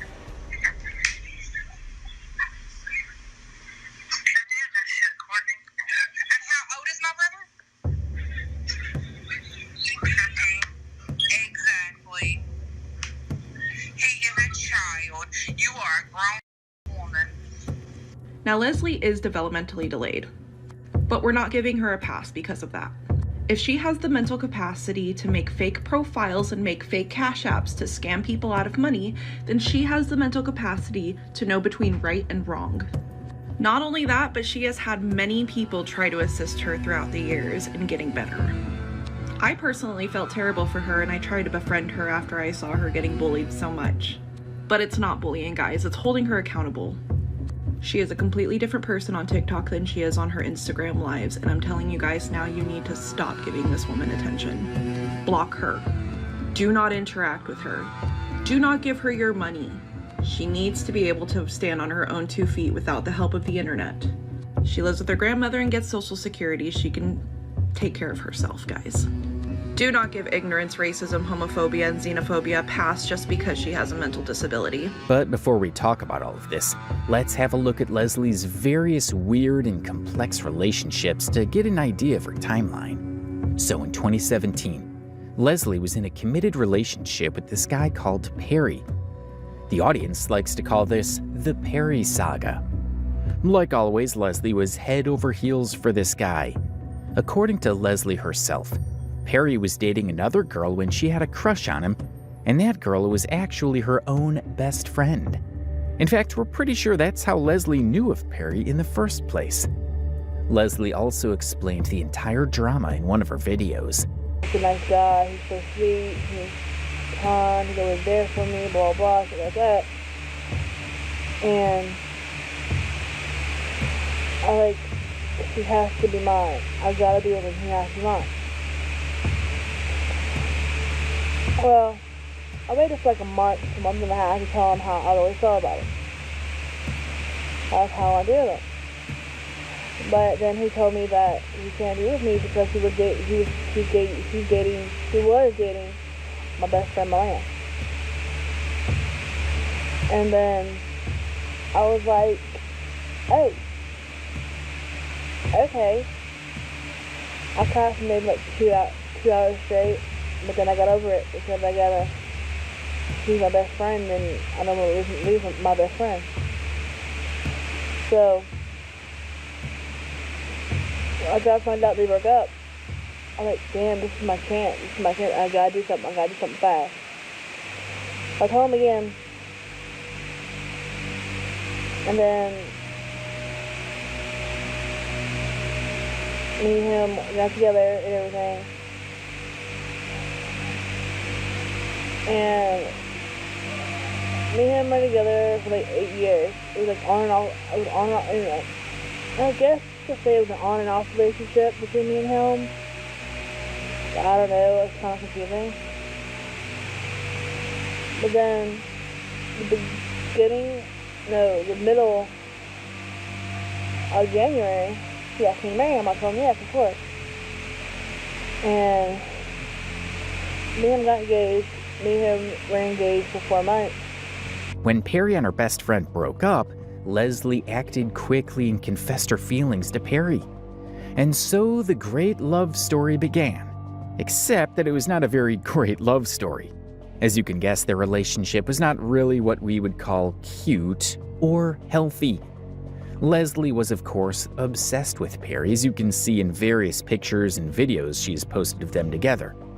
We mean, just look at this video of them kissing. It's got to be the cringiest thing on the internet so far. Regardless, their relationship was not meant to be and they broke up. Leslie, being Leslie, didn't take this very well. On the contrary, she started a bunch of drama online on the topic, including the pregnancy scam and asking people for money to buy baby formula. After the breakup happened, Leslie would just keep mentioning Perry in her videos, much to Perry's annoyance.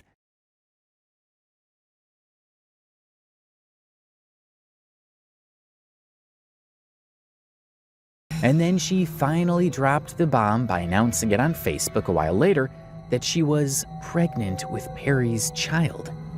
This was shocking news for Perry and for everybody else, since there was no way Leslie was pregnant. And even if she was, this could not have been Perry's child, given they broke up ages ago. However, Leslie was adamant that she was pregnant, and that too with Perry's child. And even though the months weren't adding up, she had all sorts of explanations as to why this was Perry's kid. I haven't talked to Perry since the last time we had sex, and that was in March. When's the last time you've had sex at all? March. Oh, March? Yeah. And she didn't stop there. In fact, she started asking people for money to buy baby formula, while probably intending to use the money to buy some more v***s. But since Perry kept denying these claims, no one was buying it. And so Leslie had to drop the act. In 2021, she finally accepted that her pregnancy was a scam all along. She also posted an apology on her Queen Badass account saying, "Hey y'all, it's Leslie. I just want to say how sorry I am for lying about everything. And I didn't mean for it to go this far. I only did it so Perry would be with me and his ex would be jealous. I know what I did was wrong and I am sorry for everyone who sent me money. Please comment your Cash App or message me and I will send you back whatever you sent me when I get paid." The reality, however, was that she never intended to pay anyone back. In fact, she kept on pulling these stunts. Instead of paying people back, she did the exact same thing all over again. This time she pretended that she needed the money to buy baby formula for her cousin. And if this isn't bad enough, she thinks that it's people's fault rather than her for giving her money in the first place. I mean, wow, man. I just want to say thank you, because you got a point. You really do got a point. Because it is their own fault. Leslie's behavior took an even more appalling turn when she fabricated a story about having a miscarriage. A claim that many found not only vile, but deeply disrespectful to those who have genuinely endured such a traumatic experience. This act crossed a line. showcasing her willingness to exploit sensitive issues for attention and sympathy. For those who watched it, it was the breaking point that revealed just how far Leslie was willing to go. Also, there was another incident on TikTok where she commented laughing emoticons on a video of a woman talking about her miscarriage. And when the woman called her out, she simply sent laughing emojis again. The so-called Perry saga, as her followers dubbed it, ultimately ended on a dark and troubling note. Yet, as shocking as it was, this saga provided eye-opening insight into Leslie's character. She has shown herself to be someone willing to deceive, lie, and manipulate those around her, all in the pursuit of money, notoriety, and validation. These actions exposed her true colors and left her audience questioning how low she might go for a sliver of attention. With the end of this Perry saga, we're going to talk about something that had been a very consistent part of Leslie Clark's lore, and that is her racism and homophobia. There are numerous instances where she is being downright disrespectful to people of color. Just see for yourself. Deformed click. Get that bitch out of this. Alright, bet. Bye. So, who canceled you? Everybody that was in the lava. All because I called somebody a fat. Are you fucking serious? Yeah. What the fuck? If that I mean, I'm gonna call them what they're being. I mean, tell them. Hold up, Melissa. they're just words. They're not slurs. They're just. They are slurs. I'm a lesbian. Just fucking words. You know how bad a black person smells? Do you want to talk about looks? Let's really be for real. I do, because you're fat. Black. You're fat? Please, Leslie. You're built like Humpty Dumpty, and you fell off the wall. Bye! And you're N-word. You're an N-word.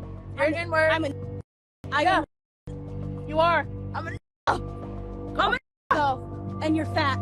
You are too. And you're a loser. You are too. No, I'm not. Yeah, you are. But you are! Can you read? are. Oh my God. Why Okay, let's read a book together. Leslie, let's open up a book and read a chapter. Go ahead, without stuttering. You have to read the whole. Read the Bible. You have to read the book. Go really read the Bible. No stutter. I do every night. Go really read the Bible. Every night we do. Go really read the Bible. I do. I really read the Bible. Go really read a book. Why you lying? What? Didn't you say you wanted a Nissan Altima and you never got it? Why you lying? Why are you lying to yourself? Why are you lying to yourself saying that you love Jesus and you read the Bible? And let's pull 3 shirts out of our closet that are clean. Ready? 1, 2, 3, go. That are clean? You guys do it now. Go. That are clean? You don't call these clean, bitch? Fucking sold it. Go get your clean clothes.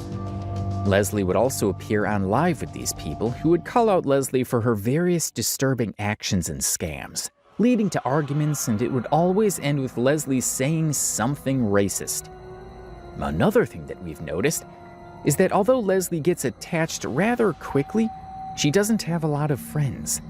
However, the handful of friends that she does have are also very similar to her, since there are a few really disturbing videos of her using racial slurs and laughing about it with her friends. It was a one-time thing you done. See, what kind of name is in the guy in the first place? That's not even a fucking word, you dumb.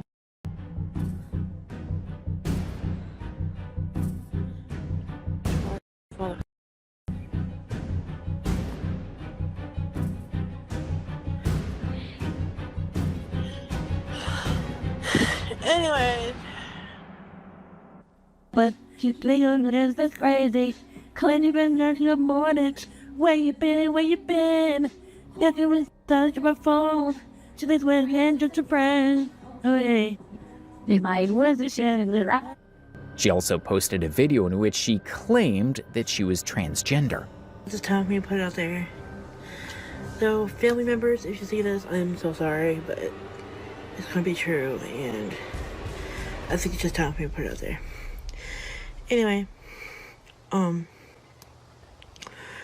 when I was a little girl, I've always wanted to be a boy, cause I knew I was the perfect type to be one, and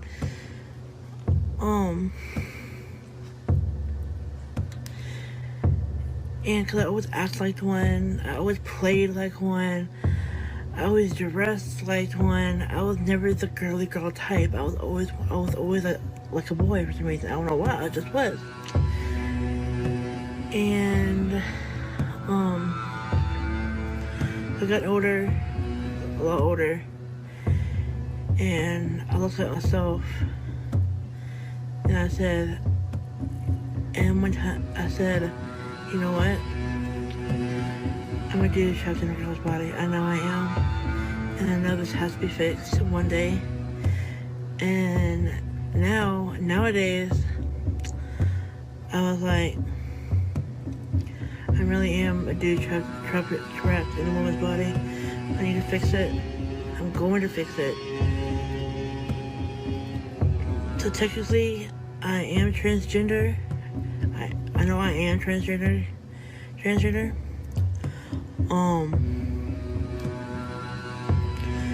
So I'm gonna start saving up and get money for the surgery. I'm gonna get my back gone and my stomach gone, and try to act more towards like a dude I want to be and stuff. So. However, since she is so well known for scamming her audience for attention and money, no one really believed her here, especially when there was proof of her being transphobic herself. And also, tell your girlfriend to quit messaging me, because if she messages me one more time, I'm gonna go find her and beat the shit out of her. Because she has one more time to message me, and then after that, I will find her and I will beat fucking living shit out of her. Because I'm tired of her. And I know this might sound kind of a little bit homophobic about what I'm about to say, but Sage, you're still a female, so I can still beat your ass and get the and still. Kayla. Because if you need me to, I can message you Sage's full name. Sure, go ahead. Like, I could message you Sage's full illegal name since he's transgender and he changed his name. I don't know if I want to dabble in that one. Tatum, I can't mod anybody.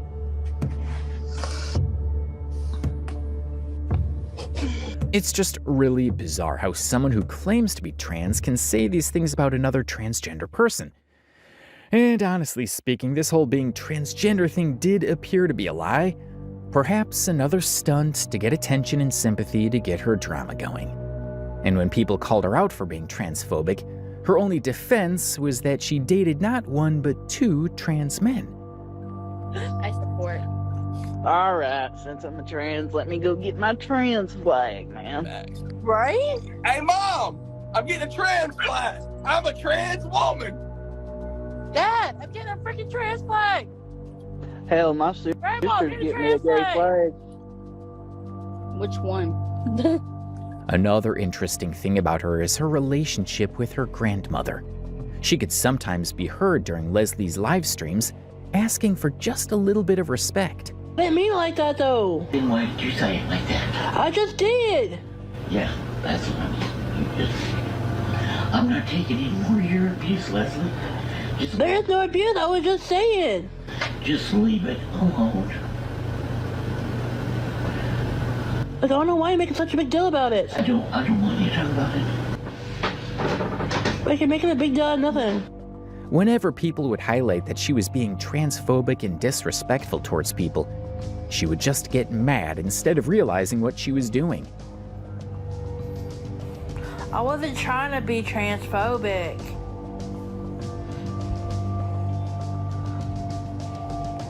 Y'all are tripping. Because I wasn't trying to be freaking transphobic.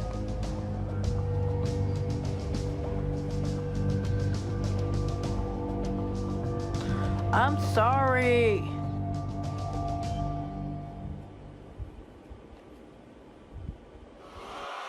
And then there is the arrest incident. Not many people know this, but Leslie was actually arrested for the illegal possession of stolen items. This probably happened around the time when the entire Perry drama was going on.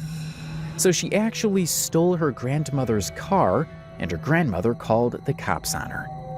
Now, we would like to get a little bit more into Leslie's weird and insane relationships, since most of her content is obsessively surrounded by it. However, one thing that you should know is that her love life is just crazy, and perhaps far more happening than all of us put together. Alright, so look, all that shit on Facebook, TikTok, all that yesterday was me. I did that to kind of just get rid of a bunch of bullshit, really, to do with Leslie. But anyways, no, this is not Leslie's account. Okay, so, to my, oh, that's Leslie's account. No, this is my account. What the fuck are you talking about? So, right now, I'm saying it like this. Fuck it. And as far as this shit, Leslie talking about, that shit talking about, oh, he spent 3 years in jail. I did 10 months out for 3. Went back for like 6 since January. So really, it's mind your fucking business, you fat ass. Plus, you ain't text me, you ain't called my mama yesterday. And your friend Ariel, because if they friends with you, I can't fuck with them. I can't. Cause yeah. We've told you guys everything about Perry and the baby drama. However, something else we would like to mention here is that Perry actually went to jail for a bit. We don't know exactly why he went to jail, but what we do know is that while he was in jail, he was allegedly raped by an inmate. Someone found this information and appeared on live chat with Leslie to tell her about this. You would expect that she will at least be a little bit concerned and sad about it, but no. This was Leslie's reaction to someone getting... Oh yeah, and your man got in jail too. Did he really? Yes, I'm telling you, somebody called me and they was like, Perry just got on lockdown in jail. And I was like, all right, so when he got out of jail, I asked him, what happened to you in jail? He said, I don't want to talk about it. The fact that Leslie would laugh at something like this is just truly horrible and disturbing. In our opinion, this was a clear indication that she shouldn't be out on the internet with such an amount of clout. Regardless, the sad truth was that she had it, and she was bound to abuse it sooner or later. One thing about Leslie is that she's obsessed with Perry to this very day. Even after the breakup, her TikTok account is filled with Perry content. The thing is, I cared about him more than anyone else in the world. But it wasn't enough. I mean, he walked away like it was the easiest thing in the world to do. When I find out he's back and has... Okay, people, right here, another fake Perry account, which is not me, because I was live when this account was made. So, and he just posted that comment like 50 seconds ago. So, it's not me. I am not making all these fake Perry accounts. Just to let y'all know. After she and Perry broke up, Perry actually got into a relationship with another girl. He posted a picture of his new girlfriend, captioning it, "My girlfriend is the best thing that has happened to me, and I will never let anyone come between us because she is all I will ever need. She means the world to me, and if anyone tries to make her feel like I don't, I will fight behind her, believe that." And as you can guess, Leslie was heartbroken by it, but was still not ready to let Perry be in peace. Leslie's acting as if she cares a lot about Perry, but in reality, she has done everything to make this guy's life a living hell. From pretending to have his baby to constantly making videos about him, and even changing her last name to Friedley on Facebook. Perry replied to this on his Facebook account saying, "Some people just don't know how to stop. I don't want your fat bulldog looking Leslie Friedley and change your name." After the whole Perry situation, another person, or should we say another victim, entered Leslie's life. Her name was Young Slappy, or Tyler. He was supposedly a rapper, and as always, Leslie was very much obsessed with this guy. Her fling with Tyler actually started amidst the whole Perry situation, since they had a very on and off relationship. However, it appeared as if Tyler wasn't really interested in Leslie, but rather her huge audience. In fact, it seemed like Leslie and Tyler never even dated, since Tyler only started talking to her as a joke. According to a lot of people, he was just using Leslie for clout. And it was quite evident since every video in which Leslie talked about him got a ton of views. He told me he don't want you. He told me Nanny boo boo. I feel more than you too. Another thing that the audience believed to be true was that she was aware the entire time that this relationship was fake. It turned into a joke as people started enjoying this unrealistic back and forth dynamics. And Tyler also seemed to be enjoying all the attention. I just want somebody to hold my shrimp. I know I don't ask him much. But if I suck on that pussy, it'll get you in, and read my hand on that clit, that'll get you in, and roll my tongue down. It's obvious from the videos he posted that Tyler was enjoying all the attention he was getting. He seemed to be soaking up the spotlight, and it didn't take long for people to notice. Many viewers found it hard to believe that a guy like him would genuinely be attracted to Leslie, raising suspicions that he might have ulterior motives. Given how unlikely it seemed that he was genuinely interested, people began speculating that Tyler was using Leslie to boost his own clout and push his career forward. His interactions with her appeared more like strategic moves than genuine affection, leaving many convinced that his intentions were less about romance and more about self-promotion. It's really you, oh no man. It's really you. It's really you. So I'm both sides of the 12s. Both sides of the. In any case, much like Perry, Tyler eventually broke up with her too. This breakup triggered a series of emotional meltdowns from Leslie, each one more dramatic than the last.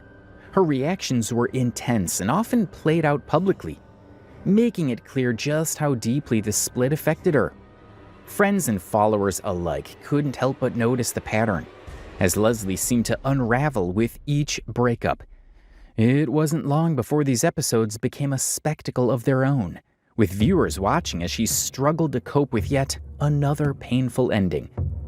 However, personally, we think Leslie was still obsessed with Perry, and she just wanted to make him jealous by hopping into a public relationship with Tyler.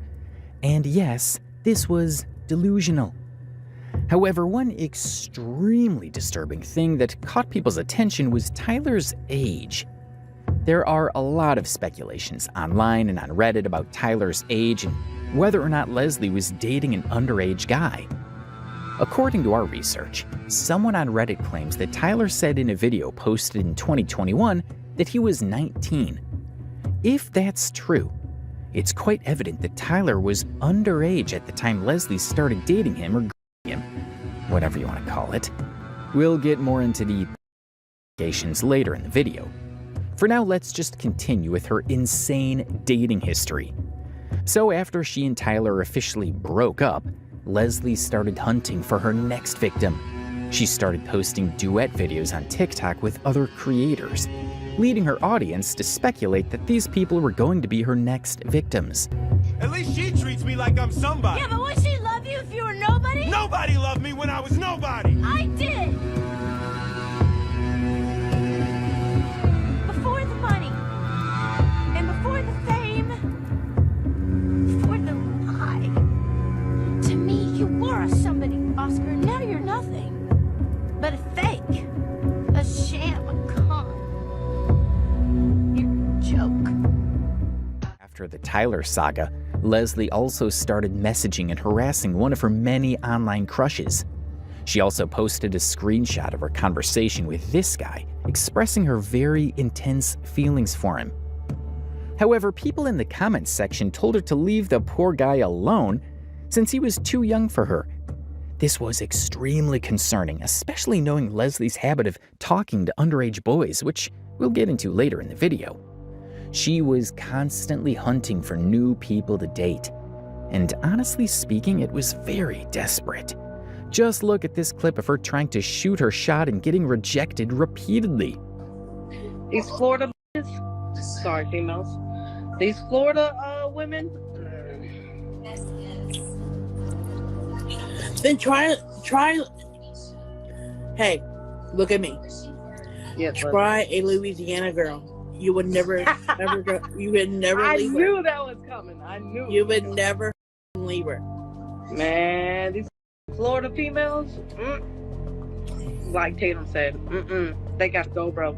Because one minute they lesbian, the next minute they your best friend that's a guy. So get with me, and you would never have to worry about any bad happening. Leslie, I can't. Period. I can't do long distance. I'm not gonna lie to you. I ain't gonna be like everybody else and like bullshit. I can't. Bro, I would move out there if I have to. I cannot. We're not entirely sure who this new person is, but Leslie seems determined to make things work, even though rejection has been a recurring theme in her life. Despite being turned down countless times, she continues to chase after relationships that don't seem to be working out. And when things don't go her way, she doesn't take it very well. Instead, she throws a full-blown tantrum, turning every disappointment into a dramatic scene for all to see. It's reached the point where her over-the-top reactions have become a sort of entertainment in themselves, with onlookers finding the spectacle oddly amusing as she navigates one self-inflicted emotional disaster after another. After her many advances, she completely shut down and refused to talk anymore. We have one word for this incident, and that is embarrassing. She is going to transform into a beautiful, more Leslie. Leslie. What up, boo? What's wrong? And cover her apron and turn it into a fancy, beautiful dress. It's like a Cinderella story. Leslie. Trying to tear out many of these. What's going on, boo? And because I'm stuck in my piece like that night, kind of, talk to me. Shape. I've never done anything like Habla me. So, no, I'm in a shape that will Habla me. well down. You look really upset right now. I'm trying to create a 3D structure. I don't want you upset, Leslie. Across my life. Don't tell anybody. My heart is beating so fast. Leslie. You gonna ignore me?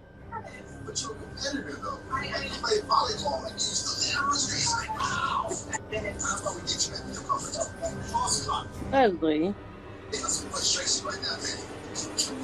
Come on, talk to me. What's up?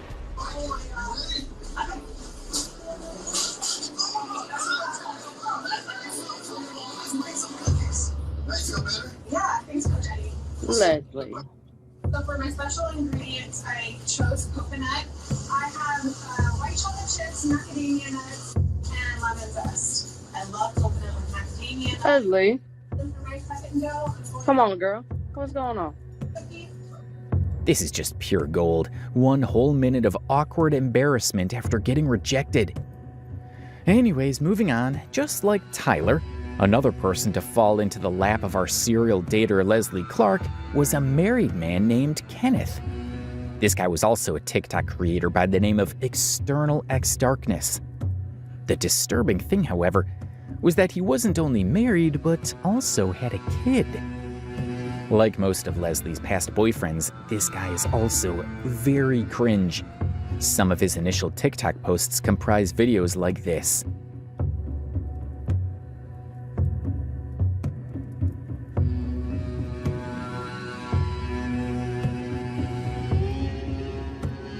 It all began in mid-2021 when Kenneth started making video edits of Leslie, proclaiming his love for her in dramatic, over-the-top ways. At first, people thought he was just joking around, but as his posts grew more frequent, it became clear he was serious, if not about Leslie, then about getting clout. Friends and followers alike quickly jumped in, trying to warn him about Leslie's reputation and telling him to run for the hills before he got in too deep. They tried to reason with him, saying he had no idea what he was getting himself into, but Kenneth seemed undeterred. Despite the mounting advice to steer clear, he continued to post about her, seemingly enchanted.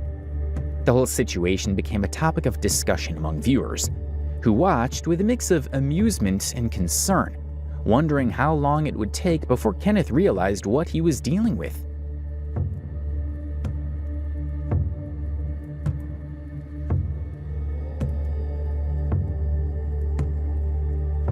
There are a bunch of cringe TikTok posts on this guy's account where he's claiming to love Leslie.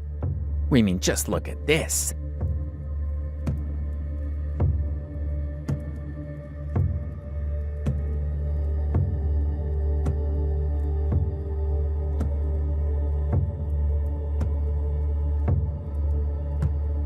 However, Kenneth too decided to break it off with Leslie, saying that people were hating on Leslie and bringing his child up.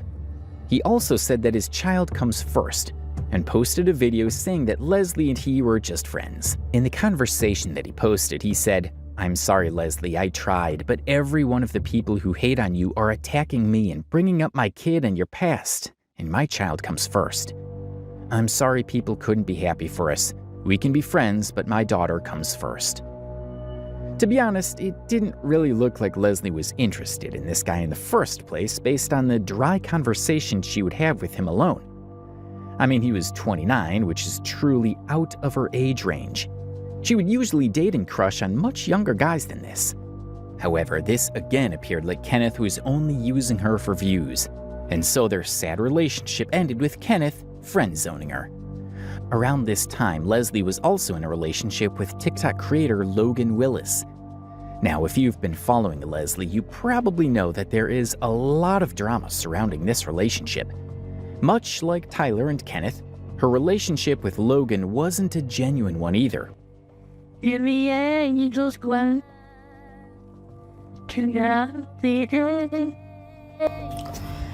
This is to the girl who kissed the boy I love. Hi, I'm the ex, and I know this might sound crazy, but you got him. You got him.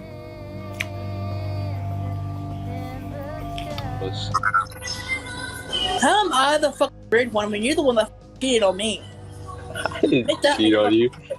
What are you talking about? Screenshot, bro. Pull him up. I got the screenshot. Pull it up. Alright, I'll pull it up right now. I'm not fucking scared. I'll pull it up right now. Are you talking about those fake screenshots when you texted me saying sorry? I didn't know they were fake.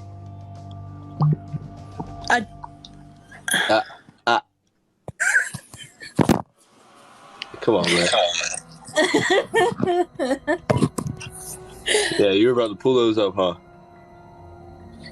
Yeah, I know.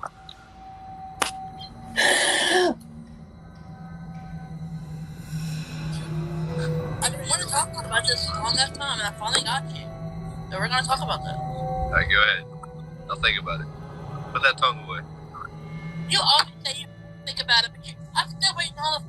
Hey, Tiger, too. Tiger. Cool it, alright? We can talk civilized. Come on, say something. Alright, let's talk. But what's the point of telling you love me and you're with me and shit? And you say you want me back, but then you said, okay, then I say, okay, fine, whatever, you can have me back, but it's like, oh, I'll sleep on it. Bitch, I'm still waiting on 2 weeks now for an answer. You still haven't answered. No, I said I'll sleep on it. I'm tired. I haven't slept yet. You know what I mean? Talking. Apparently she had been talking to this producer from California, like this TV show producer. And he was one of the producers on the show Catfished. And she had made up all this stuff like me and her were dating for months. And so I get a DM. And it looks like a fake account, but it has a number to call him at. So I was like, you know what, I'll troll him too. I was trolling her at the time. And so I call him, and we're talking on the phone, and he sounds legit. His number matches the website in his bio to his film studio. So I was like, okay, this might be legit. So I'm talking to him. He's like, hey, man, do you mind if we FaceTime so I know you're real? I was like, okay. So we FaceTime, and he's telling me, he's like, yeah, Leslie said this, Leslie said that. Leslie said you guys have been dating for 3 months and you've never FaceTimed or anything. She said you're in boot camp right now, which I'm not. But yeah, he was making his own Nice, man. Come on, knock that off. He was making his own show about people online finding love. And so, like, he was gonna pay us, fly us out, if they decided to go with me and Leslie. So yeah, that was weird. It was kind of cool talking to him, though. He was a cool guy. So if he ever sees this, thank you. Leslie would love to be on Catfish. She likes the attention. She said all that without stuttering. She stuttered. Nice, man. Wait, who? About to get me with the who asked. That's crazy. I love that show so much. Haha, what a However, this wasn't the end of the dating scene for Leslie. She was apparently in a relationship with a girl named Lexi when she made a video sexualizing black men, which, by the way, was very ironic since she is best known for also being racist. This is the video she posted while in a relationship with another person. Baby, come on, baby, come on. Oh, like you want and it's all innocent. Thank you so much.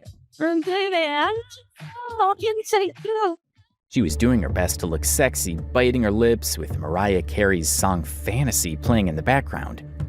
The video is captioned, "When he is a black country boy that knows how to treat women." This was not only creepy, but was also kind of disrespectful to the person who she was dating at the time. And so naturally, people started calling her out for this behavior, saying things like, "It's sad that she isn't loyal to her girlfriend." But Leslie, being the true deranged person that she is, had a response to this as well. To this comment, to be honest with you, I don't have a girlfriend. Me and her actually broke up a long time ago. I broke up with her because she started cheating on me, so I don't know where you see that at, but I would love to know. Because me and her have been broken up. Cause she was cheating on me with 2 guys and 2 girls at the same time. So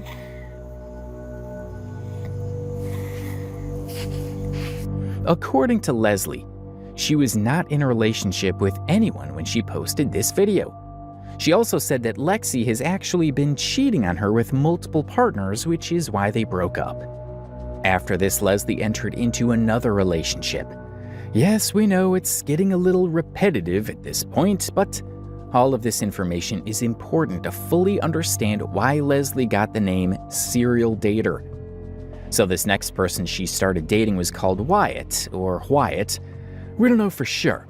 However, this relationship was extremely short, even by Leslie's standards, lasting for only 11 days after she discovered that he was already engaged. Now, we couldn't manage to find a lot of clips from this era, but we know that the audience liked to call it the Perry Saga 2.0, and we can see why. Although their relationship didn't last for a long time, Leslie didn't let go of an opportunity to milk the situation. She would post a lot of disheveled and crying TikTok videos post-Wyatt breakup. But nicer, sweeter, caring.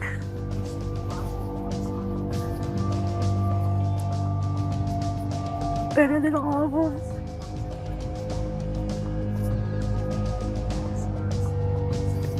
So that he was always there. There for me more than all the other ones were.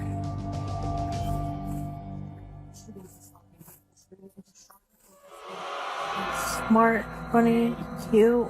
Yeah. Cute. He was always there. He's so cute. He's always there for me when I needed him.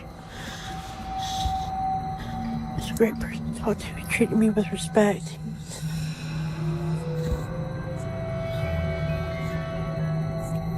He didn't treat me so badly like all the other ones did. He loved me for me. But surprisingly, Leslie did get over this very short relationship by dating another person, which brings us to the Cheyenne era. A girl Leslie dated for an even shorter period than Wyatt. Their relationship lasted for a week or so after Cheyenne was accused of cheating because she put another person's name in her bio. Leslie had a pretty bad fallout with her, and they kept on fighting each other online. However, surprisingly, they became friends again out of nowhere. Regardless, one thing is very evident by this time, and it was that Leslie was totally unable to keep a healthy relationship. We mean, just look at the content she posts.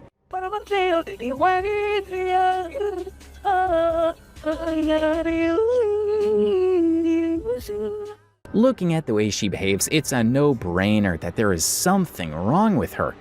And sure enough, we stumbled upon a video of her father talking on call to another TikToker, which pretty much confirms what everyone already knew.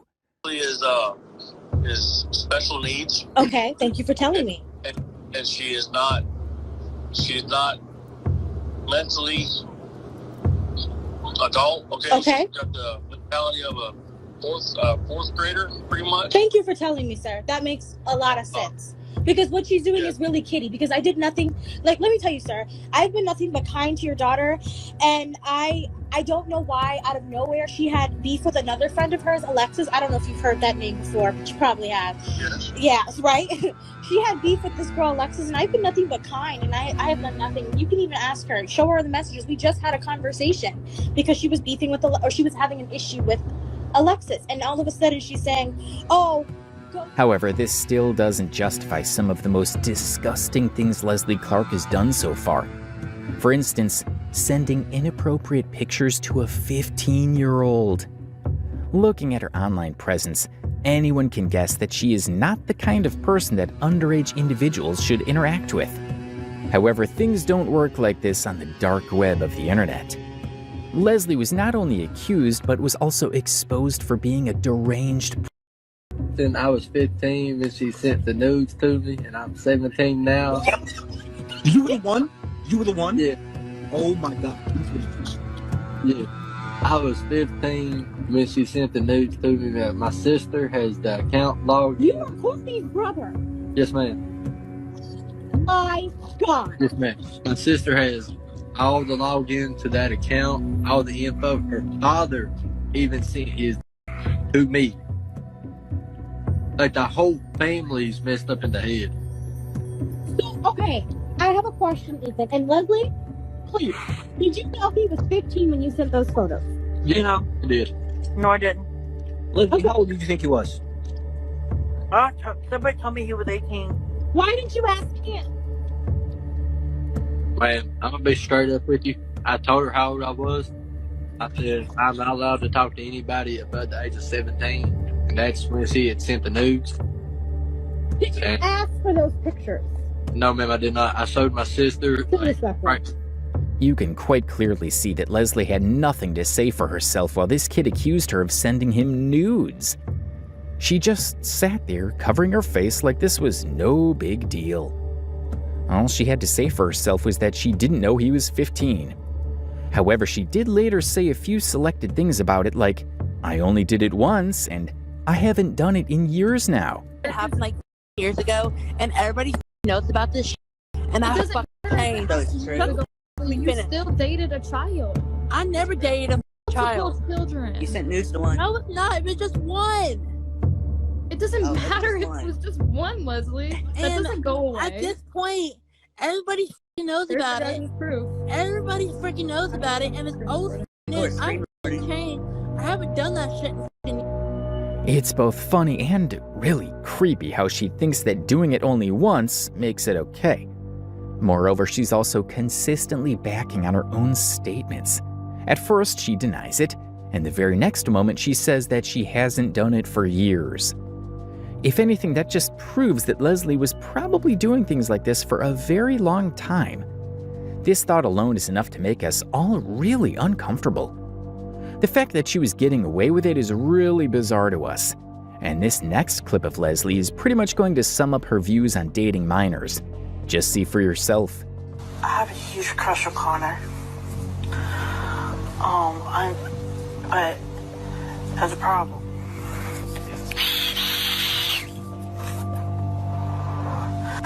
I can't date him because he's too young and shit like that, but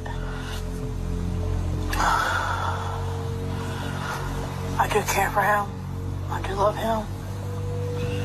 He means absolutely wrong. Here again, she's talking about a minor in a really creepy way. And not only this, but she also has the audacity to admit it on camera and say all those things. And to make matters worse, she is not at all remorseful. If sending nudes to a 15-year-old was a misunderstanding as she claims is, which by the way, we could not understand how it was a mistake, given that the guy was evidently much younger than her, why is she justifying herself when people are calling her out? Just look at this video of her saying that even the police couldn't do anything about it now. Send news to a minor and Leslie said you can't do anything about it since he is now 18. Like, even the cops said that there's nothing that they can do. Even the cops said that there's nothing they can do now. Nothing.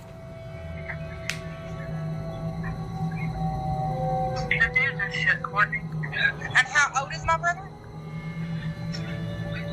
15. Exactly. He is a child. You are a grown woman.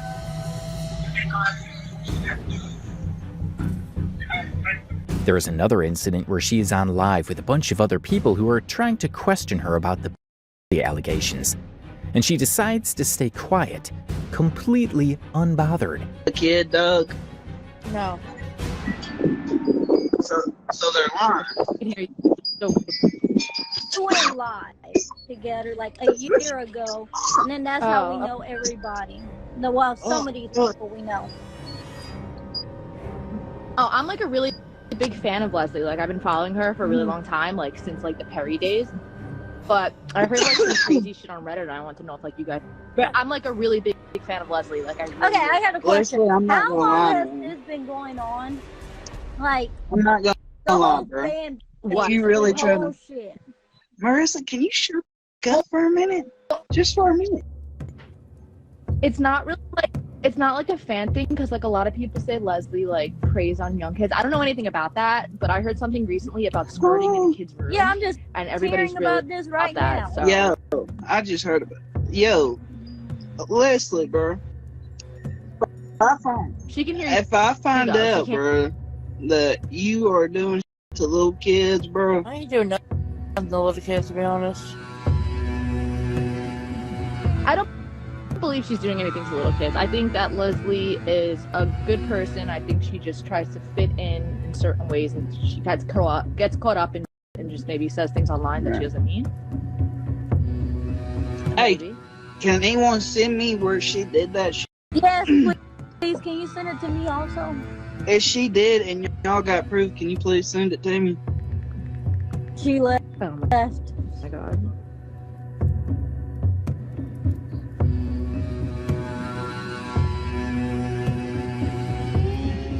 Leslie also admitted to being a during live, saying that she apologized to the kid multiple times, and he agreed not to press charges on her. The truth, however, is that she didn't look the tiniest bit apologetic in any of her videos after being exposed as a. On the contrary, she was exposed once again after she agreed to date a 16-year-old boy called AJ. What's up, guys? It's AJ. Ignore my voice. I'm sick. This is like my third take because I keep messing this video up, but it is okay. Now, I want to address a few comments before I get into the actual subject. Most of you know this, some of you don't. I am 16, I am a trans male, and I am engaged. I will be getting married the day after I turn 18. Now, with that being said, the purpose of this video is to address everything going on with Leslie. I saw the page about what Leslie had done with that 15-year-old boy, and I decided to take it into my own hands and get proof that she was actually going after children.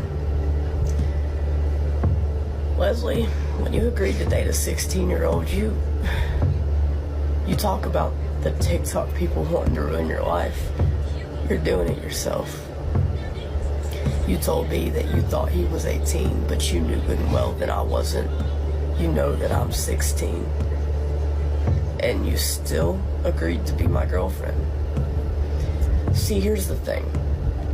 I do this, and I do what I do to protect minors. Because I know what it's like to be hurt by people older. I know what it's like to be preyed on. I know what it's like to be hurt. And I don't want any other kid to have to go through what I've went through.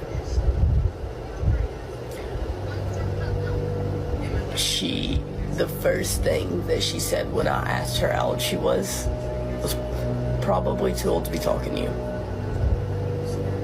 Okay, then why the f are you still talking to me? She knew, my girlfriend knew, my fiance knew about everything that was going on.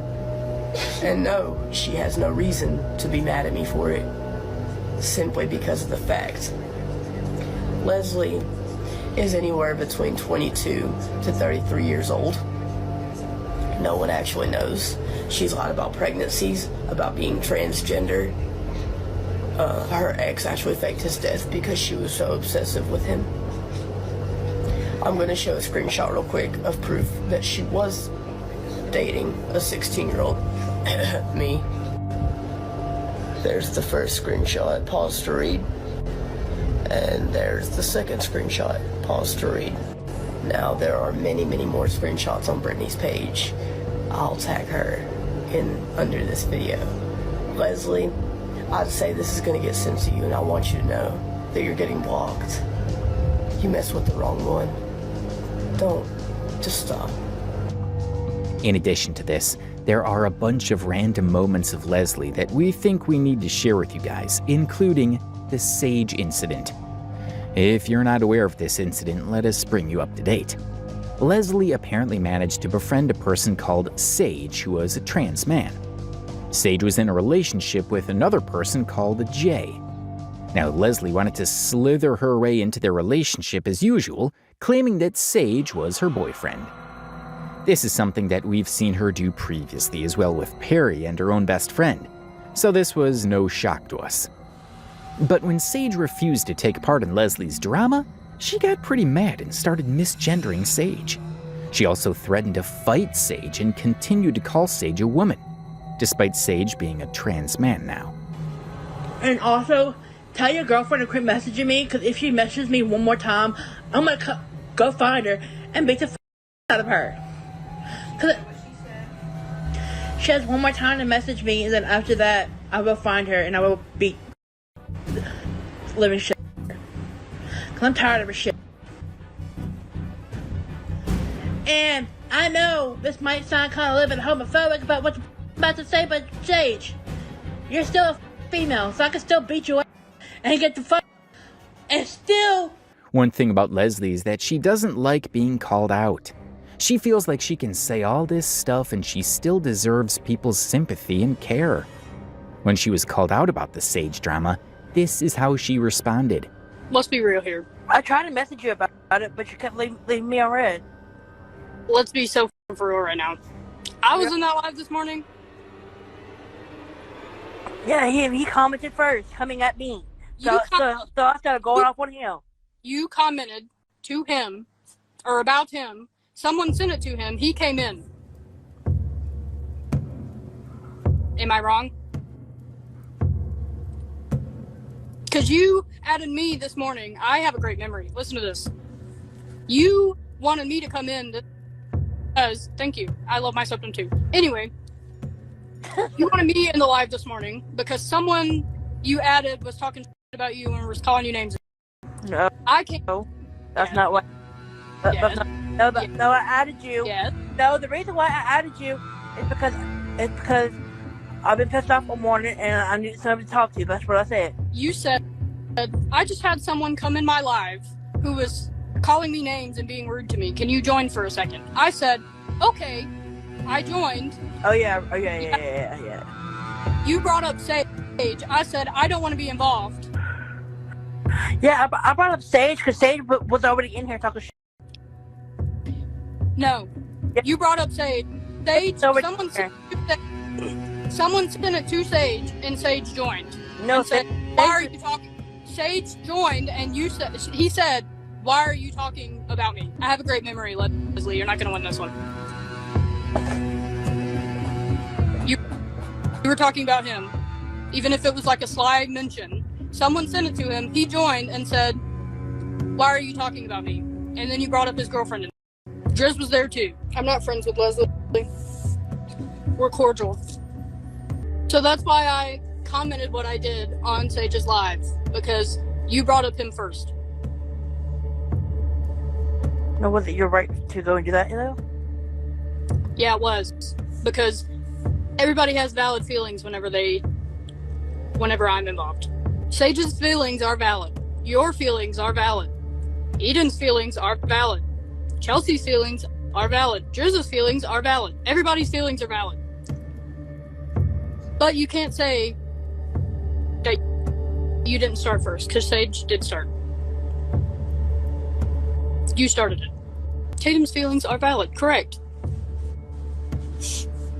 I'm saying, anybody that talks to me, their feelings are valid. Point blank, period. And the way that Sage was acting, I agree with him.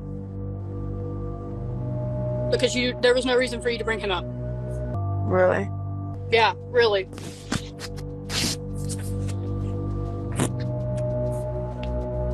Anyway. After behaving totally disrespectfully towards people, she would cry crocodile tears trying to gain sympathy. This is a pattern that we've noticed in a lot of TikTok degenerates. You would look at her and feel the tiniest bit of sympathy, and then she would do something truly absurd, like sending nudes to a 15-year-old. I mean, it's really hard to trust her tears at this point. Another thing that is a very prominent part of the Leslie Clark cycle is lying and making up random stories that just don't fit anywhere. You know all about her baby drama and how she basically tormented Perry for years.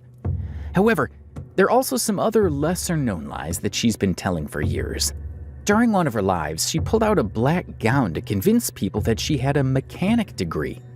In addition to this, she's also claimed that she knew Lane Hardy and that she is black. Well, you get the idea. There's actually a lot of stuff that she says but has never happened, at least not in this timeline. Another thing we would like to mention here is the Park Saga. It might just be the most iconic incident in the entire Leslie Clark lore. What happened was that some of Leslie's friends tricked her into going to a park so that another friend could confront her on live. You did earlier, I approve.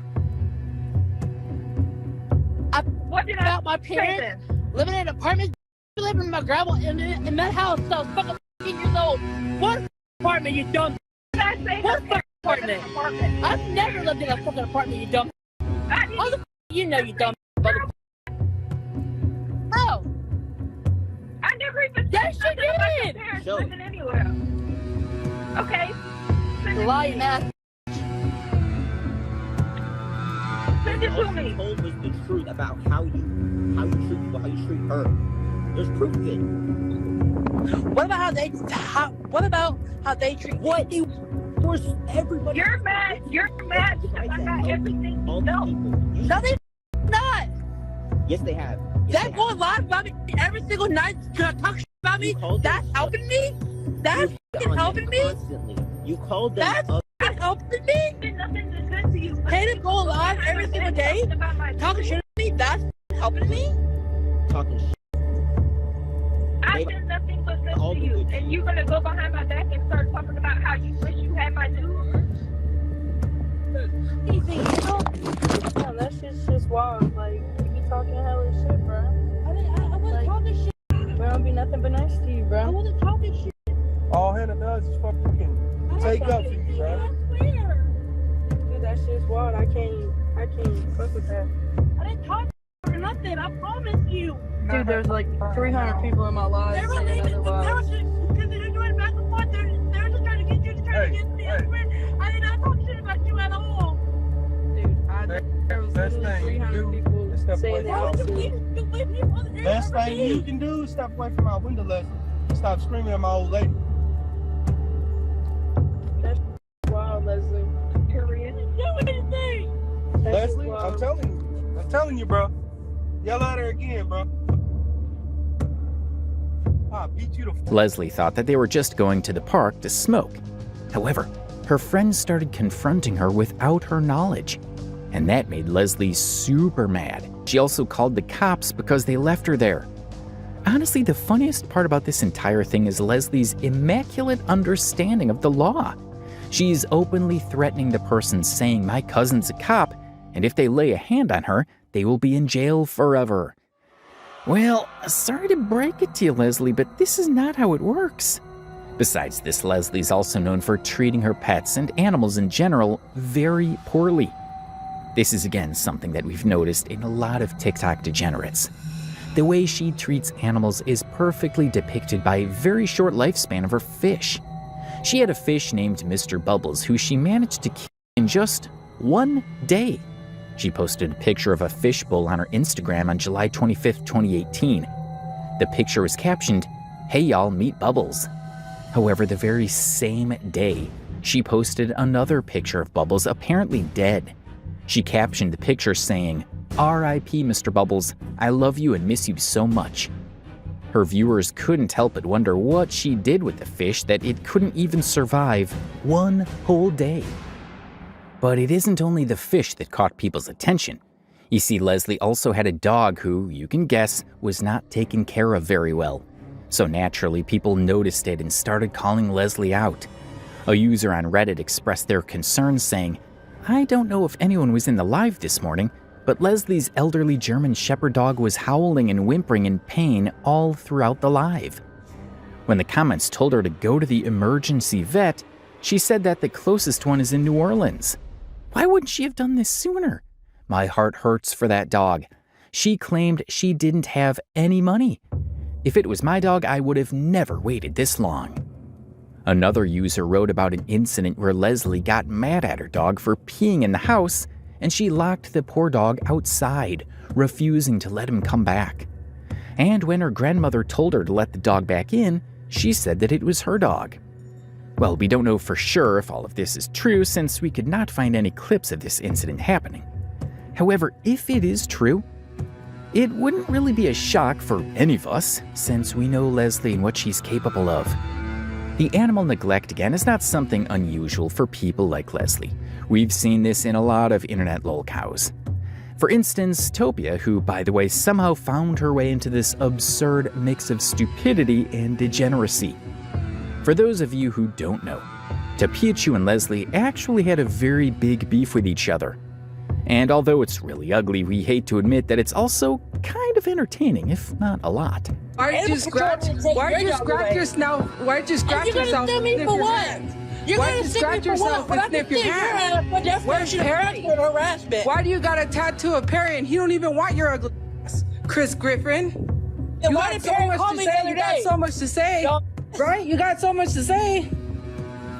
Where's your little guard dog? Where's your chihuahua? Animal control today, and I'm calling adult protective services. Where's your chihuahua? Where's your bark? I've seen you put your hand on your mother. Where is he? Where is he? I seen you put your hand on your mother. Where is he? Because you can't answer. Why did you have some on your life? It was a lie. You hit her. Did she say she already We all seen it. Why do you have some on your life, huh? You're just like her, right? Right?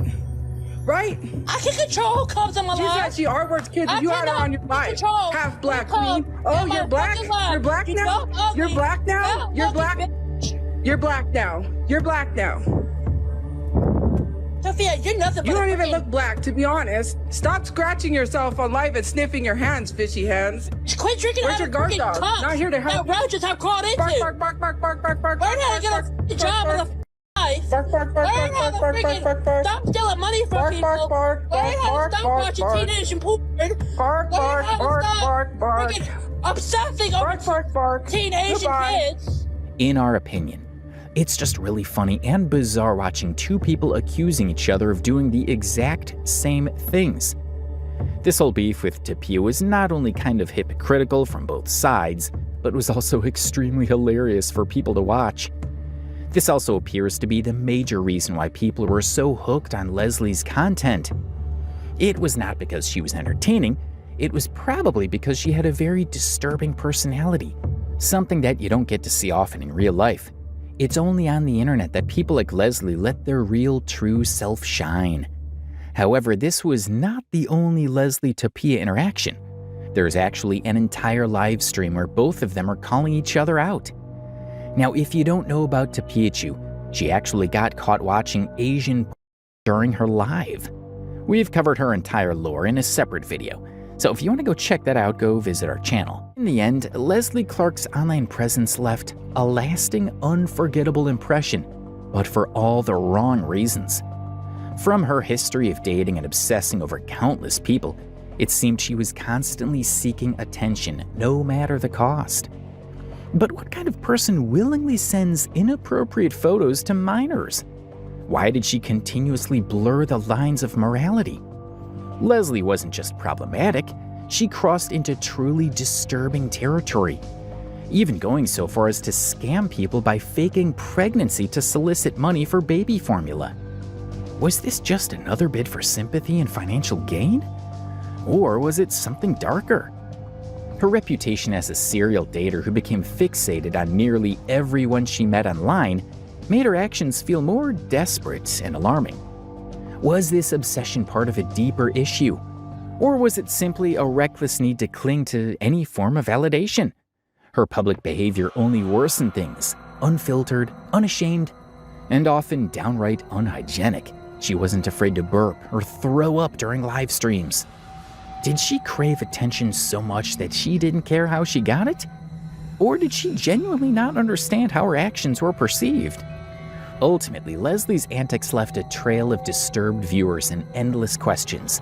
Was she truly aware of the chaos she created, or did she thrive on it, hoping that the shock value would keep people watching? While some might pity her and others criticize her, one thing's for sure.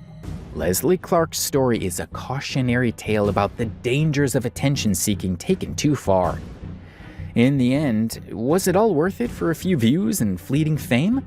Or did her actions reveal something much deeper about the consequences of crossing boundaries in pursuit of online validation? If you've stuck it this far into the video, please leave a comment down below and let us know how you liked it.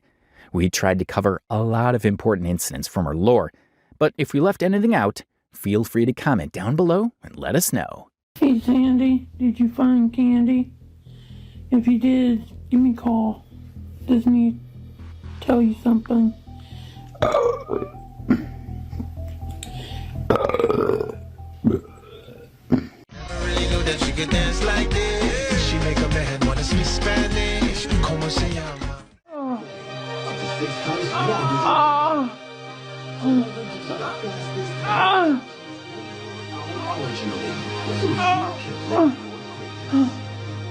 Do you have trouble hearing people talking? No attention, man. If you don't give them any attention, they won't bother you. You know what I mean? No, John. What? No, dude. No. Moves. People are clamoring for twerks, Johnny. They want twerking. Uh-oh. Here it is. Johnny's twerking. He's twerking up a storm. Johnny drops it low. Did he crap his pants or something? I don't know. That's Johnny Elbows. Now let me set the scene for you. Back in 1986, in the small town of Fremont, under the roar of a stormy night, Jonathan Lee Thornton came to the world, healthy and ready to take on whatever life threw at him. Born into a hard-working family, Johnny was the oldest of two boys, with his brother Nathan tagging along. The 90s were their playground and their childhood. Pretty normal, just like any other kid back then. They ran, they played, they fought over stupid stuff, your typical brotherly nonsense.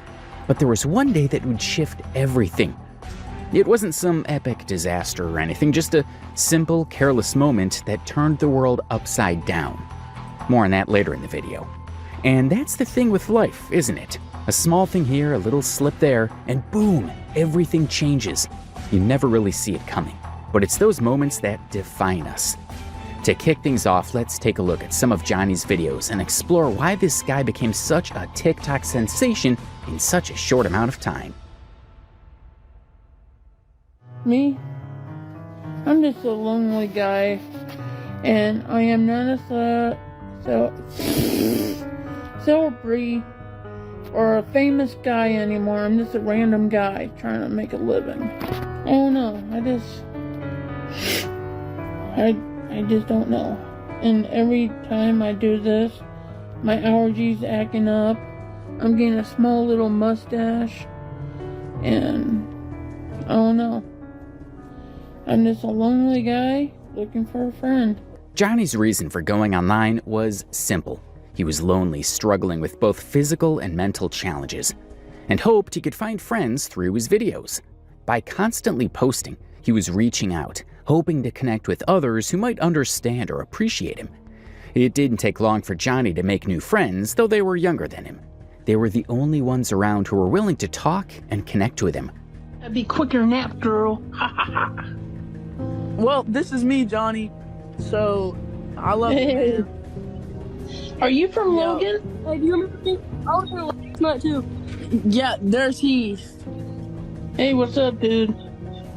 These were teenagers who were eager to connect with Johnny. They'd hop onto his TikTok live streams and chat about whatever was on their minds at the moment, just enjoying the conversation. Well, this is me, Johnny. So, I love you, man. Are you from Yeah. Logan? Hey, do you remember me? I was here last night, too. Yeah, there's Heath. Hey, what's up, dude? Boom shakalaka, boom shakalaka. You gotta be quicker than that, girl.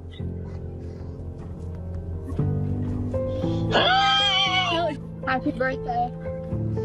Thank you. I think she likes you, Johnny.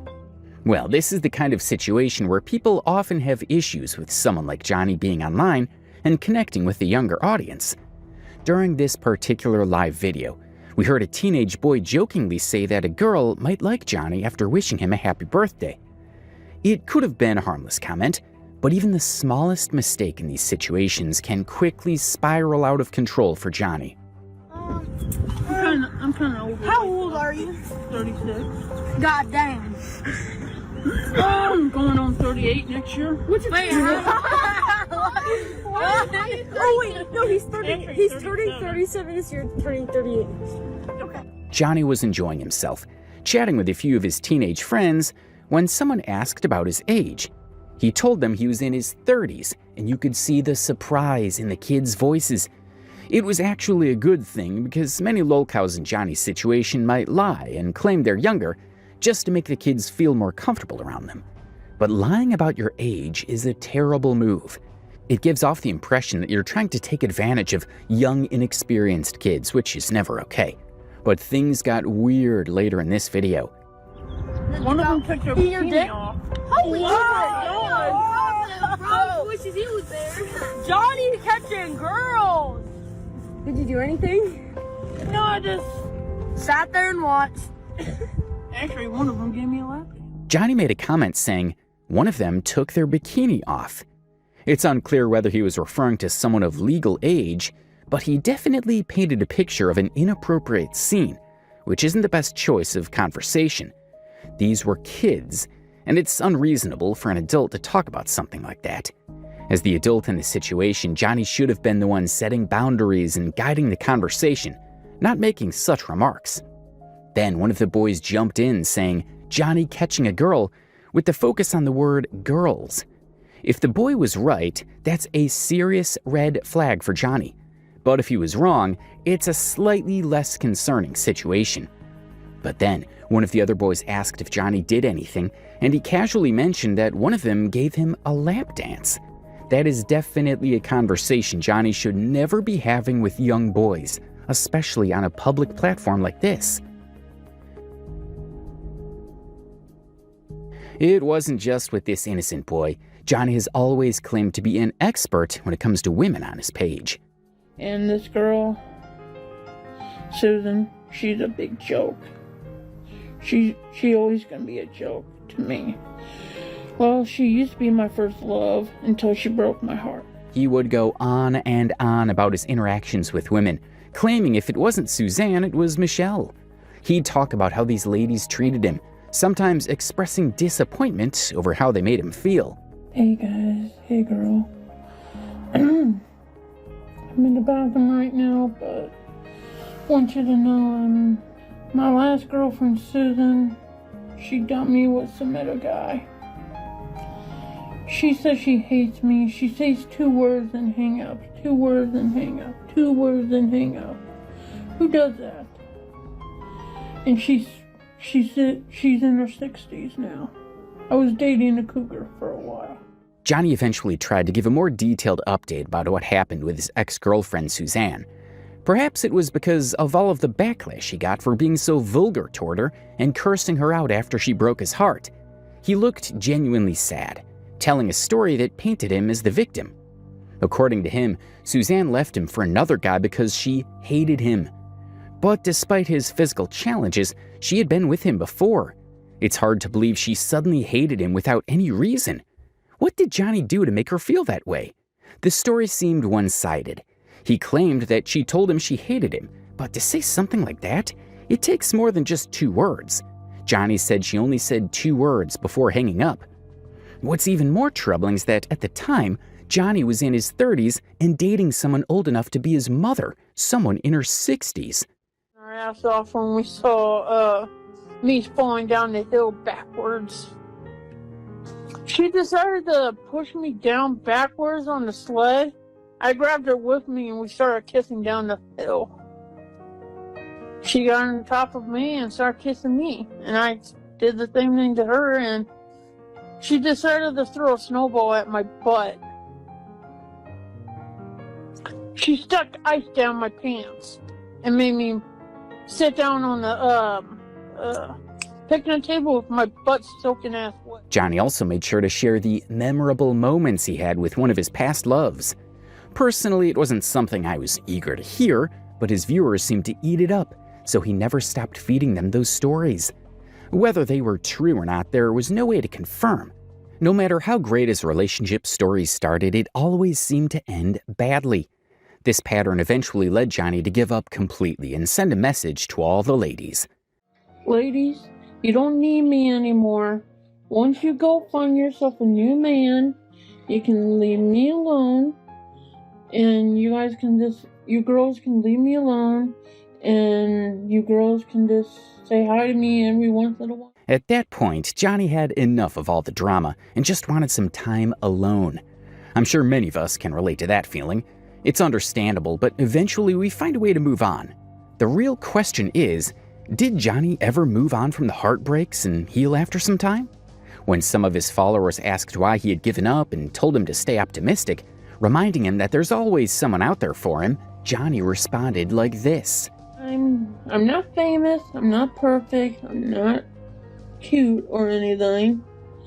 Right now, when I move this thing back, look at me. I'm fat and chubby. I'm fat and chubby. You don't want a fat and chubby guy like me. You know why? Because no other girl out there wants a fat and chubby guy like me. He might be right about some of the points he listed, but one thing's for sure. He's more famous than most of us, and with fame comes attention. At least he's aware of his issues. Some of them he can work on, while others are beyond his control.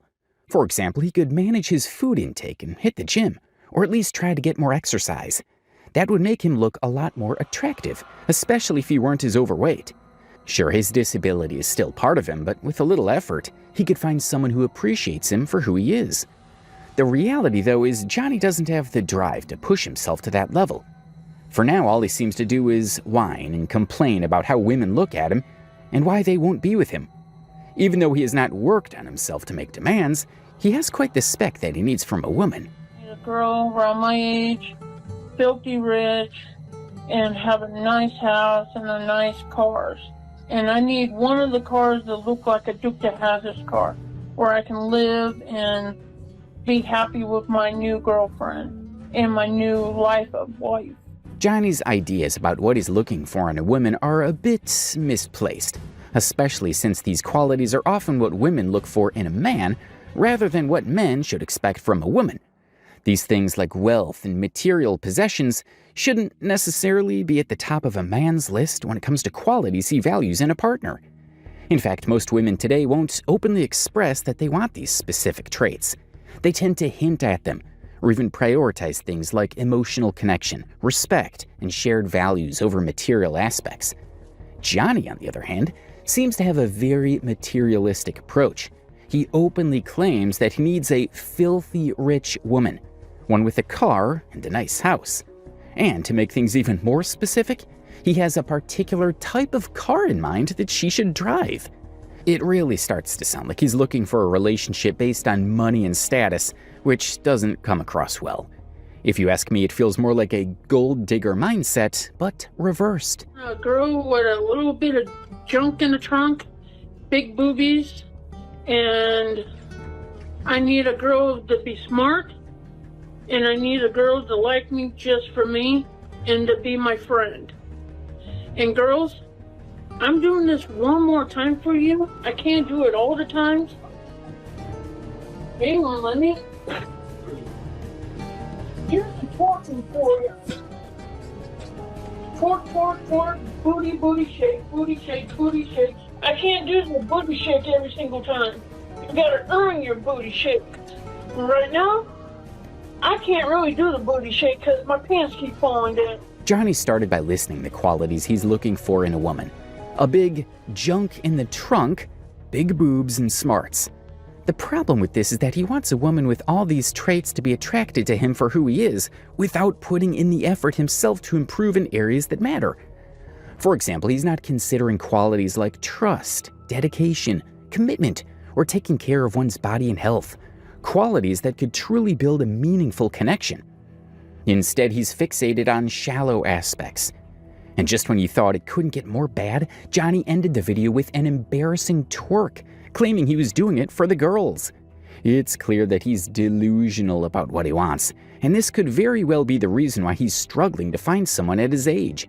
His issues are painfully obvious to anyone watching, and the red flags are hard to ignore. So, with all these apparent issues on full display, Johnny was asked what he could offer in a relationship with a lady. His response, well, let's just say it didn't exactly clear up any confusion. I'm going to comfort you, snuggle you, love you every day, telling you I love you, girl. And every 5 minutes, if you want some more, I'll give you a back massage, a feet massage, and a body massage. Johnny Elbows here. I'm a ladies' man. The reasons Johnny gave for why women should pick him weren't exactly convincing. Sure, relationships might involve some hugging and massaging at times, but those shouldn't be the main selling points when asked what you bring to the table. We could see him winking at the camera and thinking himself a ladies' man, thinking that everything he mentioned was exactly what women look for in a man. But honestly, it just seemed like Johnny was missing the bigger picture. It was almost as if he believed that these superficial gestures and qualities were the key to attracting women. But he didn't seem to understand that meaningful connections go beyond physical affection or shallow attention. And at every point when he notices the ladies aren't responding to him, he'd quickly claim that he doesn't need them. It's a clear case of someone trying to save face after realizing his tactics aren't working. Girls, I don't need a girlfriend right now. I really don't need a girlfriend right now. Had an itch on my nose. I think I need to use the bathroom. I'll be right back.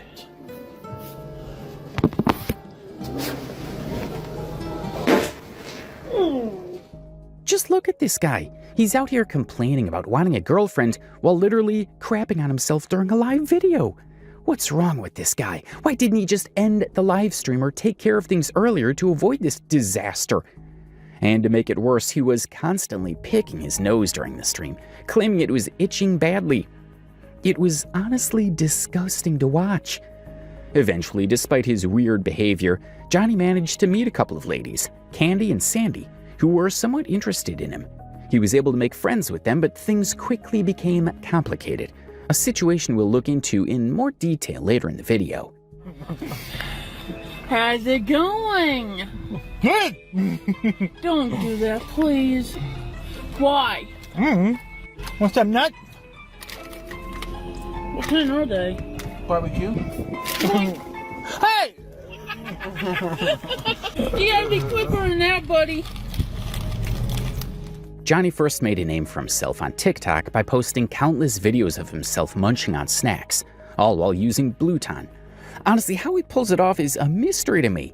But what really caught people's attention was this odd habit he had. Before even taking a bite, he started making chewing motions with his mouth.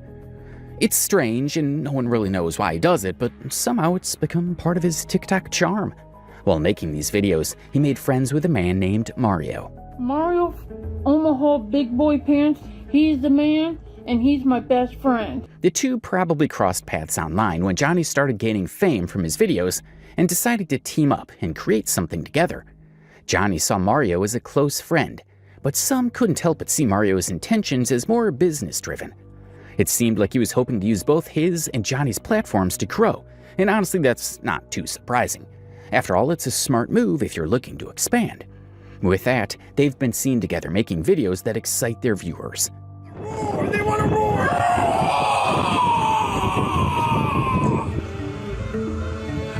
Whoa, dude, I thought you were about to bite my nuts. No. Oh, dude, that was scary.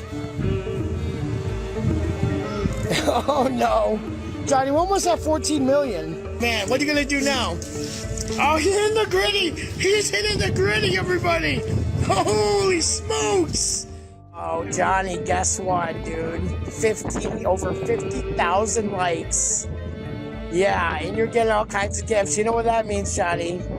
Here we go. Uh-oh, here we go. Oh, yes, that's awesome. Dude, you look mad comfortable right now. You want me to push you? No, I You good? Let's go. Oh my god. Oh my god. This is amazing, Johnny. Dude, this is great. Dude, people are really missing out if they're not watching this right now. People are clamoring for twerks, Johnny. They want twerking. Uh-oh. Here it is. Johnny's twerking. He's twerking up a storm. Johnny drops it low. They want to know if you had a poopy accident. No, it's just I'm sitting on a wet paint, and it smeared my pants. Yes. See, everybody, just wet paint. It's wet paint. Yes, it is not what everybody thinks it is. No, it's not. It's just wet paint. Yes. What's Johnny gonna do now? Oh my God, Johnny, what are you doing? What are you doing? Whoa, Johnny, oh, the gritty. Look at the gritty, dude. That was amazing. They made quite the duo. Johnny's hilarious dances and stunts paired perfectly with Mario's voiceovers, which really brought everything to life. The fans loved it, and their partnership ended up being a huge hit, drawing in tons of views. It was a blessing for both of them, and they just kept doing what they loved. Johnny's a humble guy, though he's clearly been through a lot. Despite all the fame and attention he got with Mario's help, he didn't see it as a big deal. Whenever people came at him or tried to make fun of him, Johnny always made sure to remind his viewers that he wasn't all about the hype or the fame. I'm not famous. I'm just like everybody else. Me? I'm a nobody. And I'm gonna keep it that way. The trolls were relentless, and it got to the point where Johnny had to speak out and explain why he was being attacked so much. But the truth is, no matter who you are, whether you're a big personality or just trying to get by, having a large following means dealing with negativity. Even if only 2% of your followers are trolls, that 2% can be thousands or hundreds of people, and that small group can make your life miserable. It's just part of being online. But for Johnny, who didn't fully understand this, it felt like he was being unfairly targeted by people. I'm getting picked on by TikTokers. You know why? They like to pick on me because I'm an easy target. I'm just gonna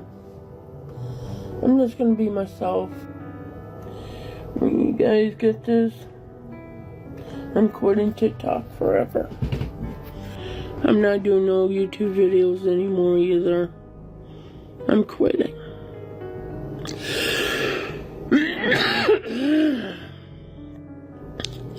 I'm not doing it no more. Well, you guys need to find a new fresh meat. You need to find a new pair of fresh meat. As Johnny poured his heart out in the video to his viewers, some of the trolls just kept mocking him. You could see the emotion building up, and it was clear he was on the verge of tears. At that moment, he made a bold statement. He was done with social media for good and would never return online again.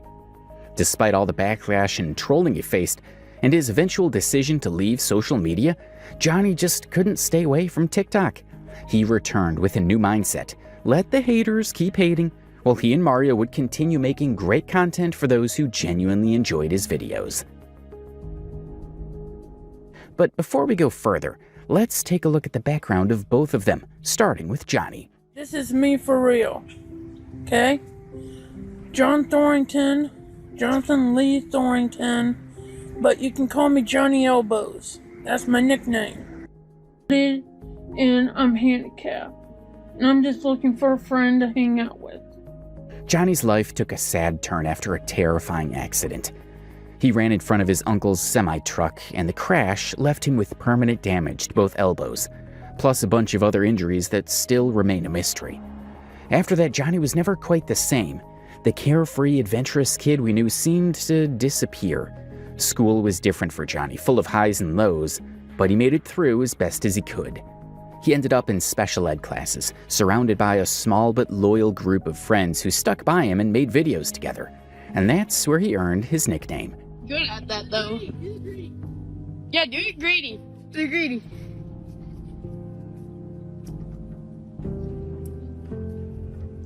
Nice. This was all before Mario came into the picture. Johnny had a few friends who helped him make videos while he danced or did something funny for his followers. It must have been an amazing time for him, especially since he rarely had people around. It was like a breath of fresh air, having someone to share those moments with.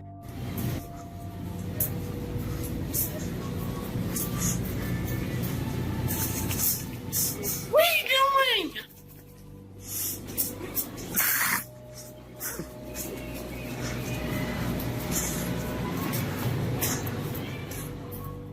As the early 2000s rolled around, Johnny's classmates moved on to college or started their careers, but Johnny withdrew into his own little world. For the next 10 years or so, he lived pretty much alone. His days were filled with video games, aimless walks around town, movie marathons, or just hanging out at the park. Before Johnny met Mario, he made other friends online. One of these friendships started when he connected with a boy during one of his TikTok live sessions. Hey girls, this is Johnny Elbows. I need you to help me with a friend of mine. He's in Russia, and he needs a girlfriend. He's a younger kid, and he's a lawyer. Johnny claimed that his friend was Russian and needed a girlfriend. Being the good friend that he is, Johnny decides to run a free ad for him, trying to help him find a mate. But what's really confusing is that Johnny referred to this friend as a kid. To make things even stranger, this kid is apparently a lawyer. When Johnny says kid, is he referring to someone in their teenage years? If so, how can a teenager be a lawyer? Something just doesn't add up here. Johnny's description of his friend is all over the place, and it's hard to make sense of the details he's throwing out. He will help you with your problems. If you help him, he'll help you back. If not, I don't know what to do, but if you find him, tell him Johnny Elbow's always looking out for him. So this wasn't going to be a typical attraction-based relationship between the Russian kid and the girl who might accept the proposal. Instead, it seemed more like a business arrangement, where the Russian guy would help her with some of her needs, and in return, she would act as his girlfriend. He's my brother from Russia. His name was, I can't remember. He's wearing a hat and everything. Just when you see him, tell him Johnny Elbows says hi. Johnny claimed that this guy was his brother from Russia. However, despite calling him a brother, Johnny admitted that he struggled to remember his name during their first interactions. It's funny how someone you've just met can go from being a stranger to a friend or even a brother so quickly. But then again, that's exactly why Johnny is online. He's looking for friends, and when he found one, he went all out. He went a little too far, though, trying way too hard to show his support and form a connection. Johnny Elbows in the house, baby. My Russian guys, I hope you and your girlfriend will be together forever. Eventually, Johnny finds a good match for his new Russian friend and shares the news on his page. However, things didn't stay smooth for long. And before too much time had passed, the relationship between the new couple hit a rough patch. I didn't hit recording, damn it. So, girl, if you get this, go take a hike and make a tree and take a hike, little. And if you don't want to spend time with my best friend, and that's about it. It's likely that Johnny's Russian friend wasn't happy with how his new girlfriend was behaving and reported it to Johnny. Frustrated, Johnny took to social media to back up his friend, even going as far as using some harsh words toward the girl. Johnny was clearly deeply invested in this friendship and genuinely wanted the best for his brother. Hey girls, you need to be honest with him and he'll be honest with you. If not, leave him alone. He doesn't want this crap from you. With that relationship over, Johnny went on the hunt for another girlfriend for his friend. He made sure to guide the girls on the best ways to approach him, wanting to set everything up perfectly. Johnny didn't just help find a new girlfriend for his friend, he also gave him advice on how to maintain the relationship and make sure it lasted. It's funny though, that Johnny, who's never really had a lasting relationship himself, was suddenly playing the role of a relationship expert. Isn't that something? Johnny Elbows in the house. Hey, my Russian guy, spend time with her, say you love her every single morning and every single night, and tell her, I love you, baby, and never give up on me. Over time, the friendship between Johnny and his Russian friend quietly faded away. Before long, Johnny found himself slipping back into his usual, uneventful routine.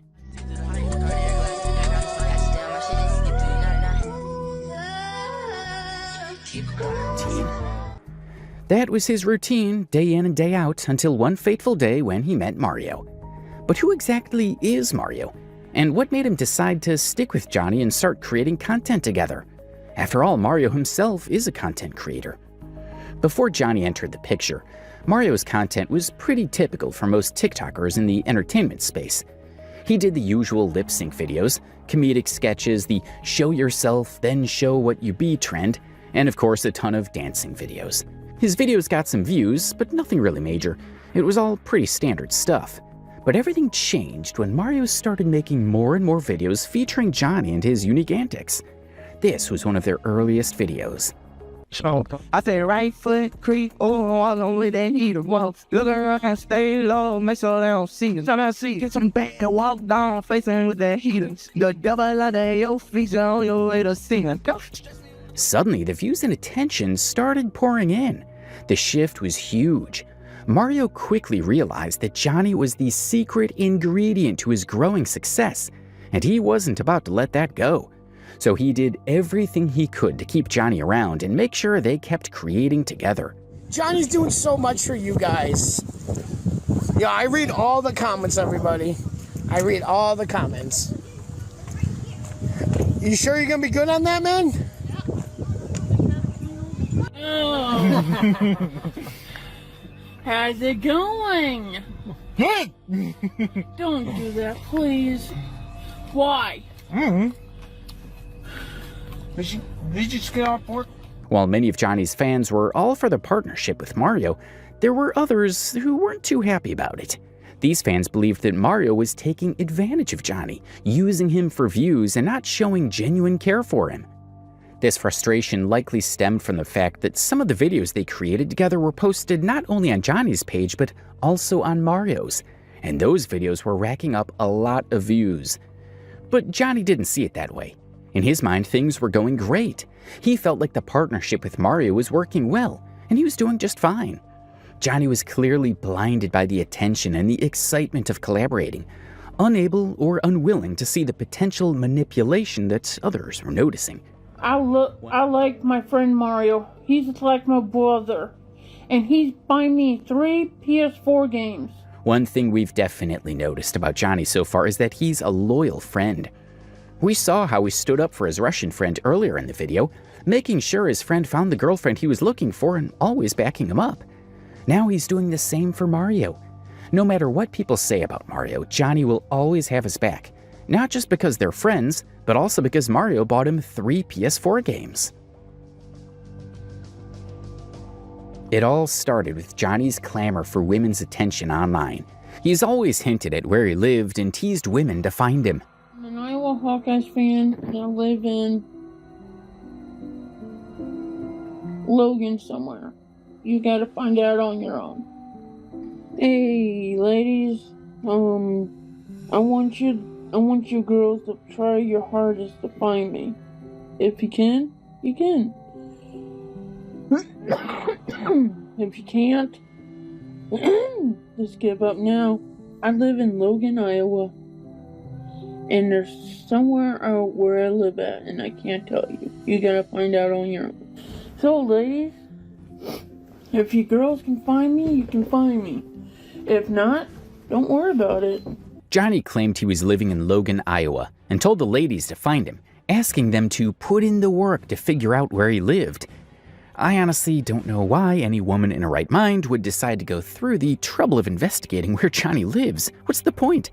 But this was Johnny's way of creating a sense of mystery around himself, trying to make it more exciting for anyone who is interested enough to take on the challenge. I don't want no one finding me, tracking me down.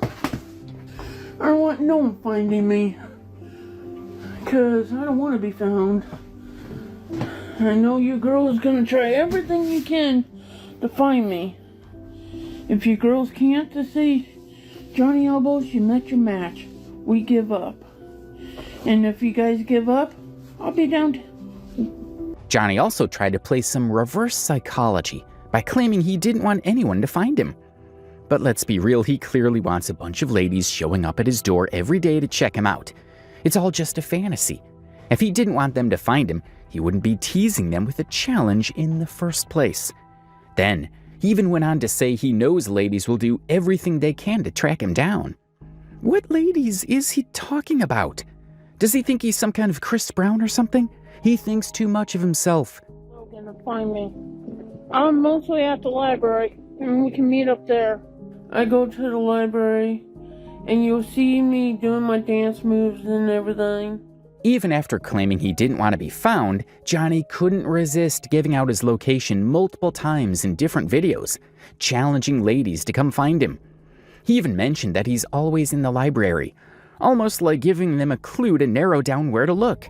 He teased them with the idea that he does his dance moves in the library, assuming that his dancing is something those ladies would be excited to see in person. He also tried to give these girls some of his daily routine to see if this would excite them to want to come find him. Every day, every single day I go out and about, walking around, trying not to cause trouble, but trouble ain't always had to find me. Johnny's obsession with finding a girlfriend was pretty clear here. He probably figured that if he could help his Russian friend find someone, he should be able to use his platform to do the same for himself. He painted himself as an easygoing guy who doesn't go looking for trouble, but just stays in the places he's supposed to be, though every now and then, trouble might find him anyway. And when I play Pokemon Go, don't bother me when I'm playing Pokemon Go. Johnny also tried to set some boundaries, claiming that no matter how excited anyone might be to meet him, they shouldn't disturb him while he's playing Pokemon Go.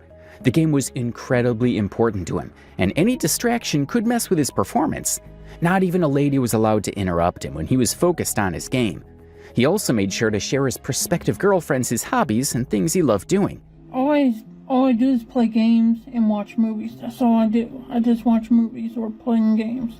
I don't go on the internet or anything else. I got my new toy Poppets. Got a new Poppet toy. Got the tooth Poppet toy.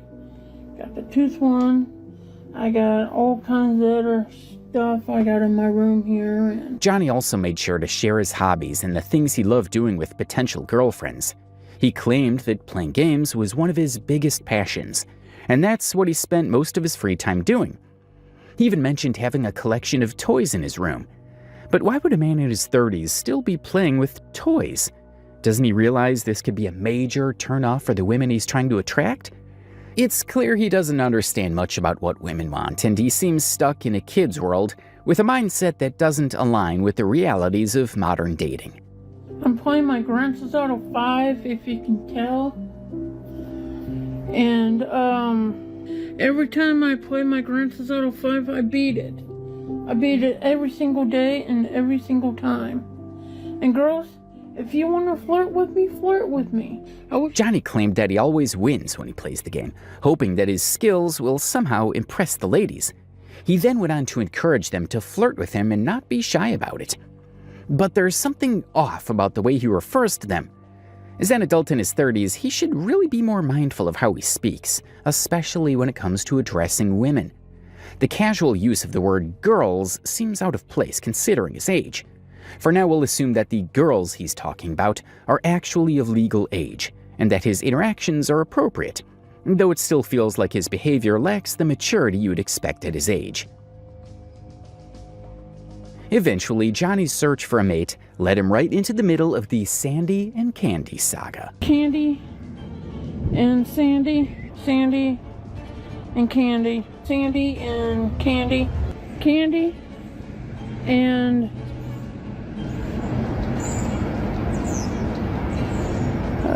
Sandy and Candy is fake? No, they're real because they gave me their picture one time. One looked like a woman, one looked like a man because she has a dick. During his live videos, Johnny frequently talked about his girls, Sandy and Candy, always proud of the attention he was getting from them. But in the video I just played, he said something unbelievable. For someone like Johnny, most people would be shocked if a woman decided to stick with him. But if two women were willing to be with him at the same time, then something just doesn't add up. His fans started questioning the existence of these two women, accusing him of making them up, and that's when Johnny responded. He claimed that they are real. He also said that one of the ladies looked like a woman, but the other one looked like a man because they had a masculine reproductive organ. This is incredibly shocking. If Johnny knew that this person had masculine features, why would he still claim to be involved with them? Is Johnny bisexual? Maybe we'll learn more as we go on. But just like every Johnny's relationship in the past, it has its ups and downs. Hey Mario, you can have Candy and that lady. You can have them both. Me? I'm just gonna stay single. I'm gonna stay single for a while again. I knew I was not supposed to get my love up hopes with these girls, these ladies, I meant. You can have them both. Me? I'll just stay single. You don't have to come to Logan to see me, ladies. I'll just be fine by myself. And tell the other lady she can delete my pictures of my wiener and everything else. And delete my number, and I'll delete your number too. You don't have to worry about me. Johnny had some issues with Candy and Sandy, and he decided to pass them over to his friend Mario.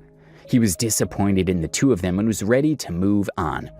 To make matters worse, when Johnny was telling the ladies to delete his contact, he made a rather bold statement. He told them they should also delete his pictures and his wiener from their phones. It's funny how he felt comfortable saying such things online, especially since most people wouldn't want to publicly admit to sending nudes to anyone. But there he was, openly sharing it. Girls, I'll see you whenever I see you. I'll be at the swim pool this summer. And if you ladies still want to see me, you can see me. Johnny, being as manipulative as ever, went on to say that he would never forgive or forget the two ladies for whatever they might have done to him. It seemed like the end of the story until he added, "I'll see you whenever I see you." Then, just when you thought things couldn't get more confusing, he casually mentioned that he'll be at the swimming pool this summer, and if they feel like coming over to see him, he's fine with that. It's odd. Why would you say you're done with someone one minute and then turn around and say they can still meet you if they want? Johnny must think he's really clever for pulling off such an obvious tactic, playing both sides while leaving his options open. And the other lady, they're my friends now, again. I know it's gonna be hard, but I'm gonna I'm gonna see if I can earn their trust back. I'm gonna try my best to earn their trust back. And everything else, Candy and the other girl, I'm sorry I hurt your guys' feelings. It's not you, stupid Mario. He's a fool. After a while, Johnny noticed that the two ladies didn't make any effort to contact him. He probably ended up swimming in the pool alone that summer. Feeling the sting of loneliness, Johnny realized he had to do something to win his girls back. He suddenly claimed they were his friends again, despite the fact that they hadn't apologized for whatever they did to hurt him. He was tired of waiting for them to come forward, so he took matters into his own hands, trying to find a way to see if he could get them back. He even went as far as saying he'd try to earn their trust back. But hold on, if they were the ones at fault and he was angry with them for that, why was he now the one asking for trust? On top of that, he apologized, hoping they would rethink their stance and give him another chance. At this point, Johnny turns to Mario, claiming that Mario is responsible for his reaction toward the ladies. Mario, being Johnny's friend, probably advised him to stand firm and make sure those ladies didn't treat him badly. Maybe that's why Johnny was angry with them in the first place. Now, though, Johnny's throwing Mario under the bus, shifting the blame to him. It's also possible that the ladies were giving Mario more attention, which made Johnny jealous and led to his initial reaction. Well, Candy and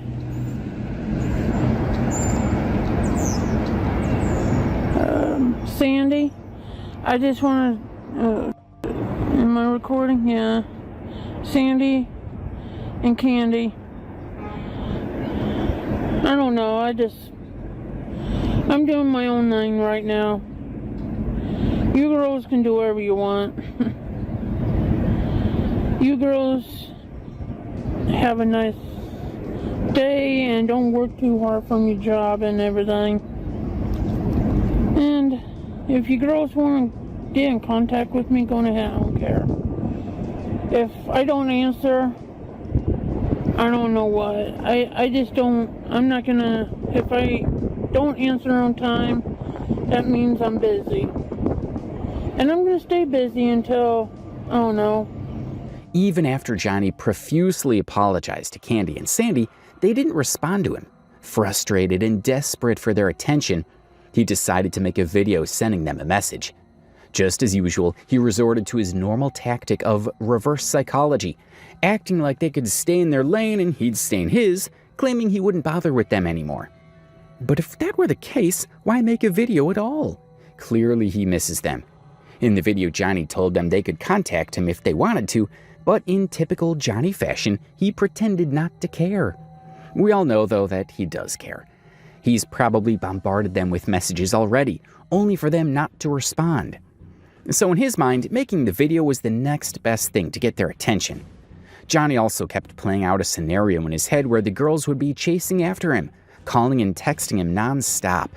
He imagined how busy he'd be when they called and how he'd be able to respond at just the right moment. The truth, however, is that Johnny has nothing to do, and if they reached out, he'd pick up the call before it could even ring out. Candy and Sandy and you girls have a nice life. Still like you. I still like you two girls as a friend, and that's about it. Bye, and bye for now. To end the video, Johnny bragged about having fun wherever he was. But there's something I've noticed about him since this whole saga with the ladies started. Johnny has a funny way of referring to Candy and Sandy, often mentioning them as if they're one entity, like a single unit. He constantly says Candy and Sandy together, almost as though they're inseparable.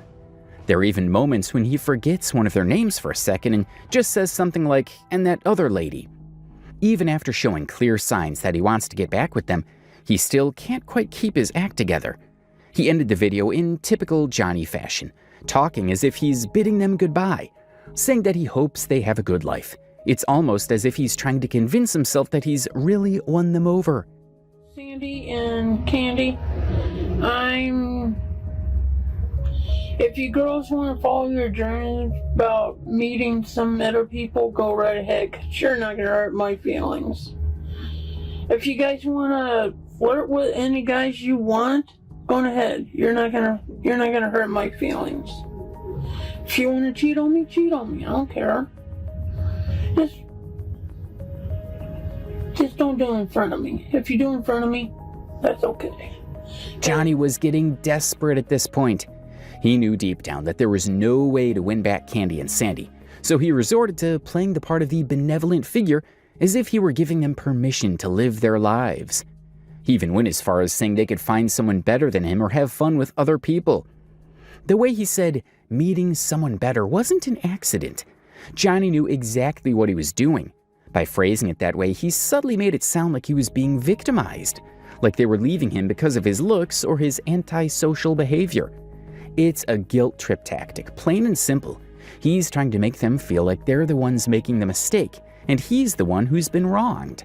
Johnny knows what he's doing. Deep down, his feelings would be shattered if he found out they were hanging out with other people, but he claims he won't be hurt. Then, in another attempt to twist this situation, he said that if they wanted to cheat on him, it would be fine with him. But here's the thing. How could that be cheating when you're not even together anymore? He's trying to paint himself as the one who's been hurt while casting them as the cheaters. Candy and Sarah, this is for you. Bye, Felicia. Bye, Felicia. Bye, Felicia. Bye, Felicia. Bye, Felicia. Candy and Sarah, bye, Felicia. Nice knowing you, girls. And girls don't need to follow me no more. Do not text me. Do not call me. Bye, Felicia. I'm sorry, Candy. I'm sorry. I'm sorry, Candy. I wasn't thinking. And Sandy, I'm so sorry. Johnny Elbows here is sorry what he said. I was just mad. I shouldn't have took it on you ladies. I'm sorry. If you want, you can call me. If not, I don't know. It wasn't you guys. I was just mad at myself. I'm sorry. If you guys forgive me, forgive me. If not, then I have to earn your trust back again. And if you don't want to give me a chance, that's fine. I'm sorry I ever got mad at you ladies. I'm sorry. Forgive me. Candy and Sandy, I'm sorry. And I hope you forgive me for all this. I'm at the library. And girls, I love you. Meet me down to the library, the public library. Go down to the swimming pool together and give me a ride down there.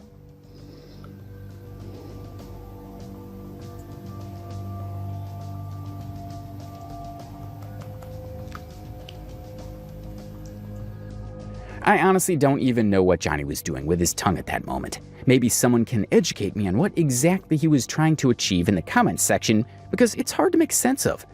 All I know is that it's disgusting to look at, and it's really shameful for Johnny to be embarrassing himself like that online.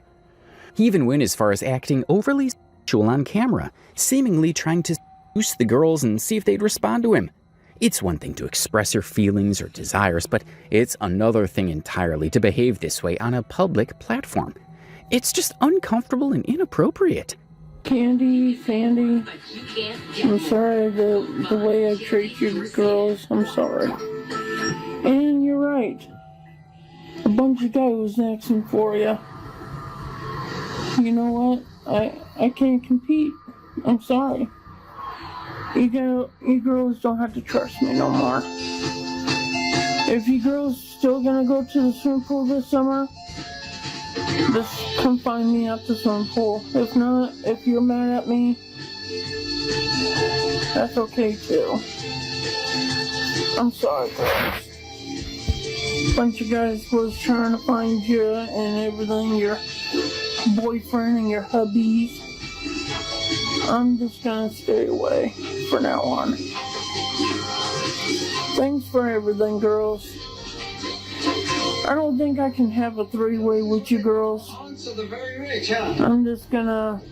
just watching Punch and just watching a movie on TV. Guess we should really count up. I just want to tell you, I'm sorry the way I treated you. I'm sorry. I'm sorry the way I treat you girls. I hope you forgive me someday. If not, I'm okay with that too. I'm okay with that. If you don't want to forgive me, that's fine. I'm sorry. Sandy and Candy, I'm so sorry. Hopefully you forgive me someday. Maybe in the future someday. I'm sorry. Sandy, Candy, how come you don't call me back? I'm sorry, Candy. You would benefit from nano hearing aids. Other hearing aids are expensive and cost. Leg. And cheap amplifiers just don't cut it. Call now and get 2 nano CIC recharge. Damn toy horse. Only $297. Locked into our payment plan. I got a toy horse in my leg. And your shipping is absolutely free. You can see. I love how affordable nano hearing aids are. The Candy and Sandy saga just seemed to drag on, with Johnny continually making a fool of himself online while the ladies ignored him at every opportunity they got. But now let's shift the focus to Mario and how he somehow ended up being cast as the villain in Johnny's life. It all started like usual, with Mario and Johnny connecting, having fun, and making videos together. They were just two friends enjoying their time, and everything seemed pretty normal. But then, on this particular day, Mario was making a video, and some kids were disturbing his peace in the background.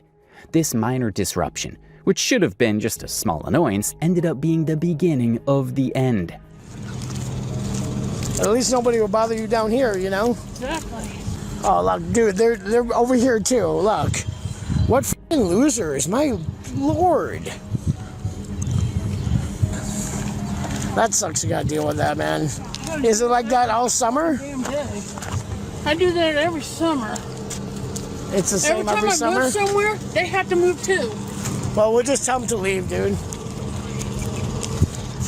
Or you can just pretend call the cops on them. They'll get them scared. Yeah. 911, I need a police here because a bunch of kids are trying to go on TikTok, view on me, and I don't want them here. Get rid of them, please. Yo, those kids are horrible. All right, y'all. Hopefully they won't bother John anymore. Guess what, John? What? Besides all that nonsense, we got 6 million. 6 million, dude. Johnny got fed up with the kids taunting him while he was trying to make a video, and he actually went as far as to call the police. I mean, why would anyone call the cops on a group of small children, and for what? The kids weren't even doing anything that could harm Johnny in any way. It's baffling. Instead of handling the situation calmly, Johnny chose to escalate things unnecessarily. Sorry, I apologize about this, everybody. Especially that girl in the shorts keeps looking at me. Leave him alone, John. Mario tried to calm the situation, telling Johnny not to stress about it, since the kids were just trying to have fun.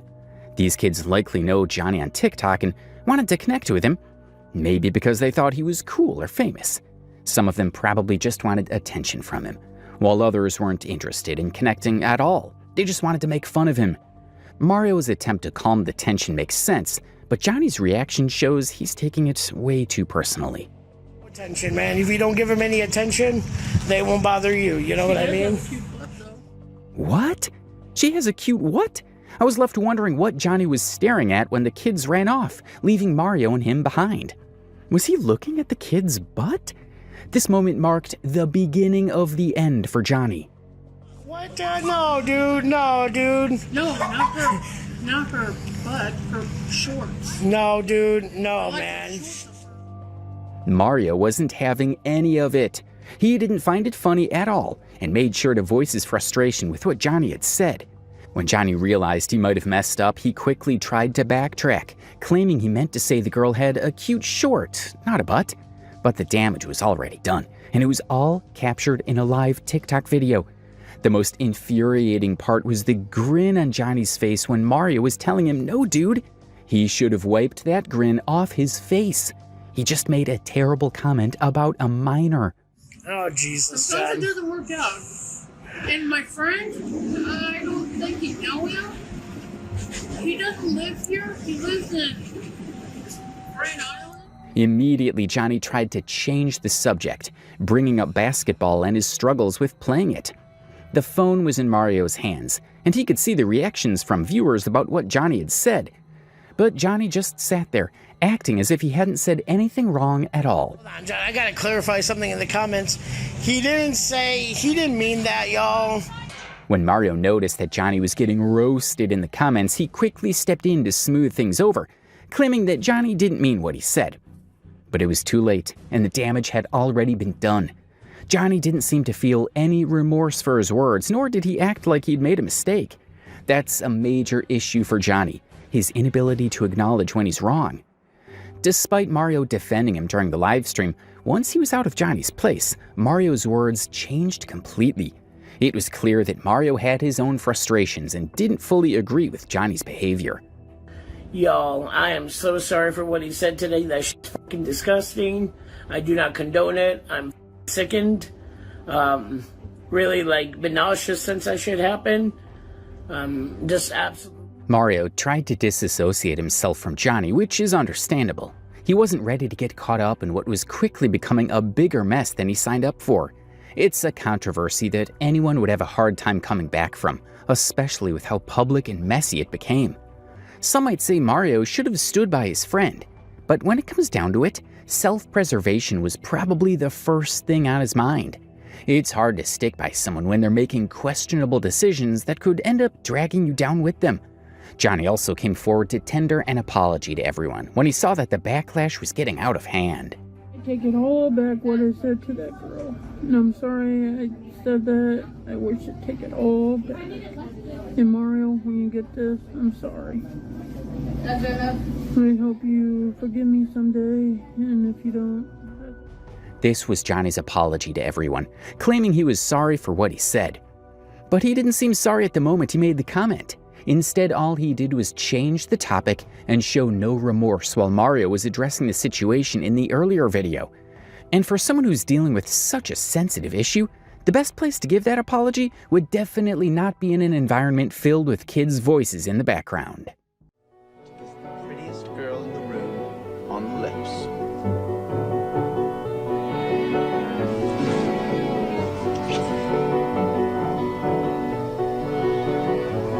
Oh, that's fucked up.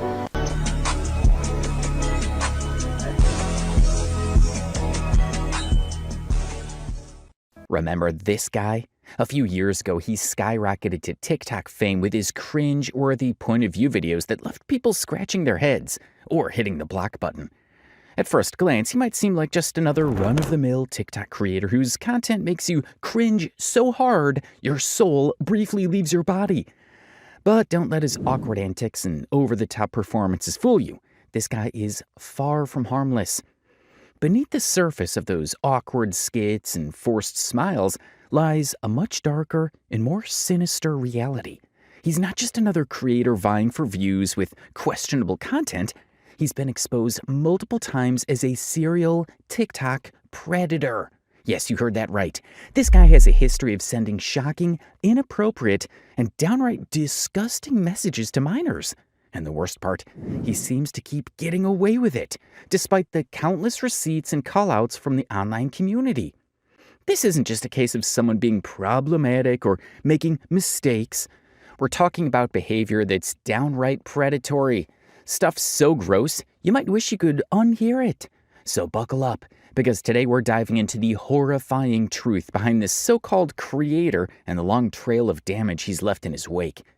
If you don't know about this guy, or have been fortunate enough to have never come across his cringe-oozing POV TikToks, then you are in for a hell of a ride. Because trust us, nobody deliberately wants to see this.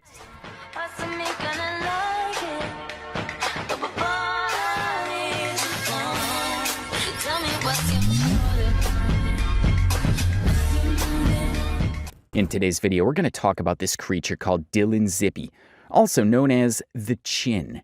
He used to be a nobody till 2021. That's when he started posting on TikTok and everything blew up. Today we're going to cover his story in detail, including his rise to fame, his disgusting TikTok POVs, and his repeated predatory actions. Let's kick things off with a little introduction to the chin-stroking, eyebrow-raising TikTok sensation who once ruled the For You page. If you're blissfully unaware of who this guy is, a quick Google search will paint a picture of a famous TikTok creator celebrated for his lip-syncing skills and dramatic POV videos. You know the type. The ones with brooding stares, slow head turns, and just the right amount of cringe to keep you secondhand embarrassed for hours. But here's the thing, what you won't find easily is the real story behind this so-called internet star. The Google results won't show you his scandalous messages to minors, the mountains of receipts exposing his predatory behavior, or the painfully tone-deaf apology videos he churned out like clockwork every time he got called out. No, the internet seems to have only the sanitized version of him. Even more frustrating, you won't be able to find many of his old POV videos, the ones that ranged from awkwardly uncomfortable to outright creepy. Why? Because he's tried his best to erase all traces of them, along with his entire TikTok account. Yup, he hit the big red delete button, hoping that wiping his digital slate clean would make everyone forget his long history of problematic and outright disturbing behavior. Spoiler alert, the internet never forgets, and neither do we. This isn't just a case of a creator trying to move past an embarrassing phase. This is someone who's actively trying to sweep their predatory actions under the rug, hiding the trail of harm they've left behind as if a few clicks of delete will erase the damage done. But don't worry. We've got the receipts, the context, and the cringe to unpack it all, so let's begin. According to famous birthdays, Dylan was born in the United States on April 23, 2003, which means that he's currently 21 years old. Also, according to this page, Dylan didn't start his TikTok career until the summer of 2020, when he couldn't be more than 16 or 17 years old. His About section reads, relatable TikTok personality and content creator known for sharing lip-sync performances and point-of-view style skits on his DZippy account. He has more than 410,000 followers on the platform. However, the truth is far from this. Dylan was not even close to what we would call a relatable TikTok personality, unless you consider yourself a creepy internet predator. I'm a gangster's wife to believe the killer. Daddy, let me know that I'm the only girl, the only man that I need and the thing to wear. Dylan burst onto the TikTok scene in 2020 under the name DZippy, creating an account that would soon gain traction for all the wrong reasons. Fast forward to today, and that account has mysteriously disappeared, vanished into the void of deleted profiles. But here's the thing, the internet is forever. And we dug deep enough to unearth a treasure trove of cringe-worthy content from his now defunct TikTok. And trust us, once you get a glimpse of it, you'll understand why Dylan's content wasn't just your run-of-the-mill teenage awkwardness. No, Dylan wasn't your average TikTok creator awkwardly finding his footing in the digital spotlight. His imagination was not only cringe-worthy, but also deeply unsettling, enough to make anyone watching do a double take and wonder, is this guy okay? The scenarios he crafted in his POV videos were more than just uncomfortable. They were walking, talking red flags that somehow flew under the radar at the time. And then there was his bizarre obsession with fist kisses. Yes, you heard that right. For reasons best left to a team of psychologists, Dylan was fixated on this odd and unsettling theme in his videos, weaving it into his content like it was some sort of signature move. But it wasn't just quirky or unique, it was downright disturbing. I dare you to kiss the prettiest girl in the room on the lips.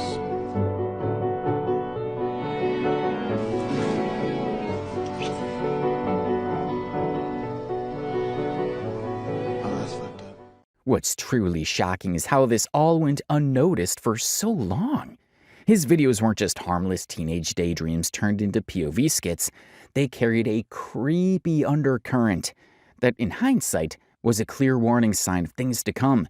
It's almost as if his TikToks were a giant flashing neon sign screaming, "Something's not right here."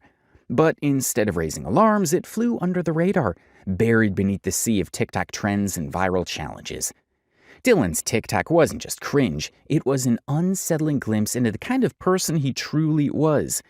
And while he might have tried to erase his digital footprint, the internet's memory is sharp, and those red flags are now clearer than ever. Not only this, but all of his TikTok videos were unbearably and painfully cringe. Here's a disclaimer. If you're watching this on your phone, you might want to hold on to it a little more tightly, because what we're about to show you might just want to make you hurl it across the room.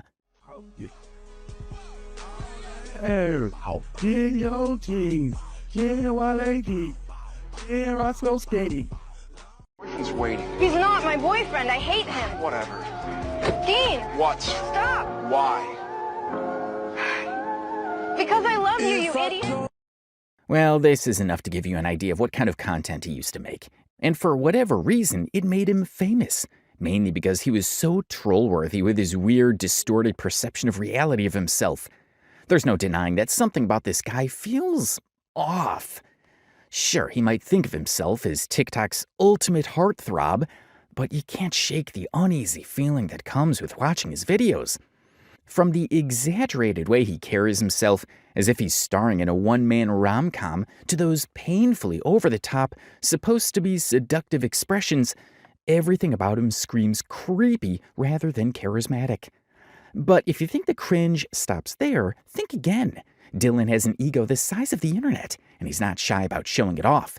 In fact, he seems to genuinely believe he's the greatest gift to humanity since the invention of the selfie. His TikTok videos weren't just awkward attempts at going viral, they were self-worship sessions.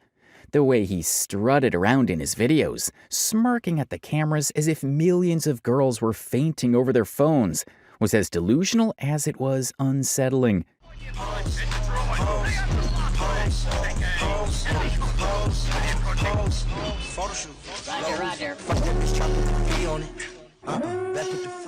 And let's talk about that chin-stroking habit. Just when I think I'm getting better, I'm just getting by. So why do I still wanna get high with my friends every night?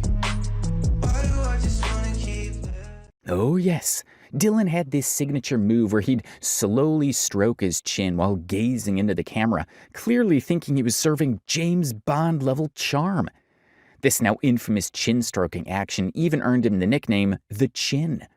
At first, it might sound like a compliment, but let's be real, it wasn't. It became a meme, a punchline, a shorthand for his cringe-inducing antics. But what makes it all even creepier is the chilling self-obsession underlying it. Dylan didn't just act like he thought he was irresistible, he truly believed it. I mean, just look at him.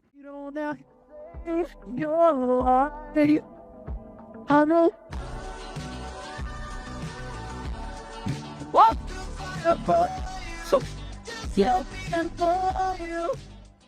He seemed convinced that his TikToks were the digital equivalent of Cupid's arrows, striking down girls left and right. The reality was, however, far from it. His overconfidence and bizarre antics didn't make him attractive. They made him unnerving. After all, it's one thing to be confident. It's another to teeter so far into the delusion that it becomes unsettling. Here are a few examples of his irresistible chin stroking.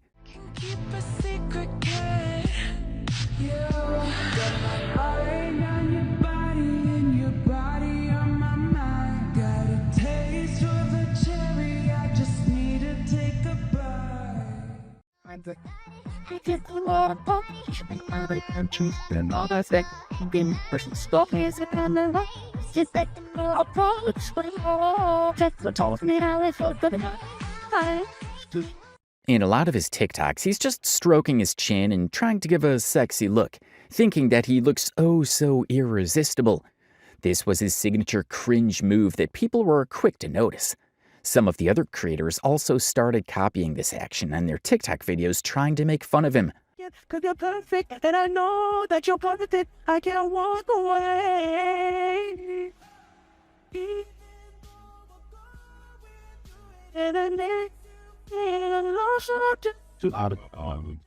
However, Dylan was not ashamed of it. He was very proud of his signature chin-stroking move and even openly owned it up.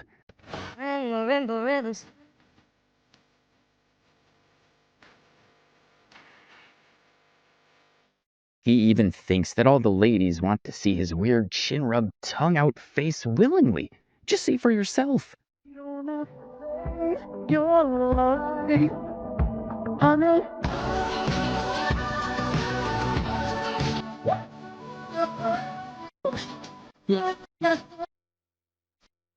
One thing that we can't quite understand is how delusional you have to be in order to make such videos. After all, it's one thing to like yourself and think you're attractive, and then there's this extremely self-engrossed narcissism.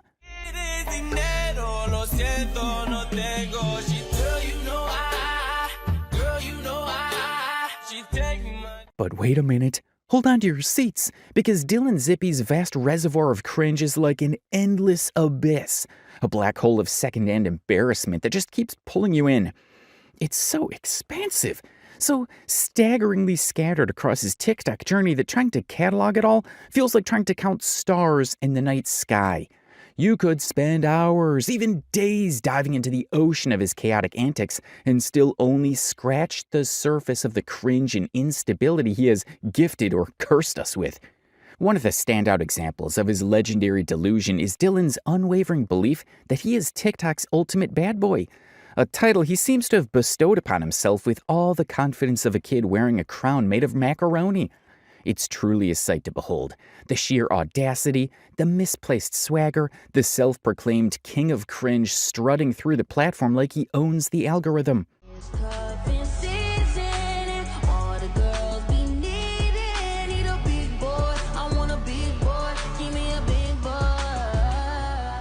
Moreover, Dylan is utterly convinced that he's the irresistible heartthrob of TikTok, the modern-day Casanova that all the girls are secretly, or not so secretly, obsessed with.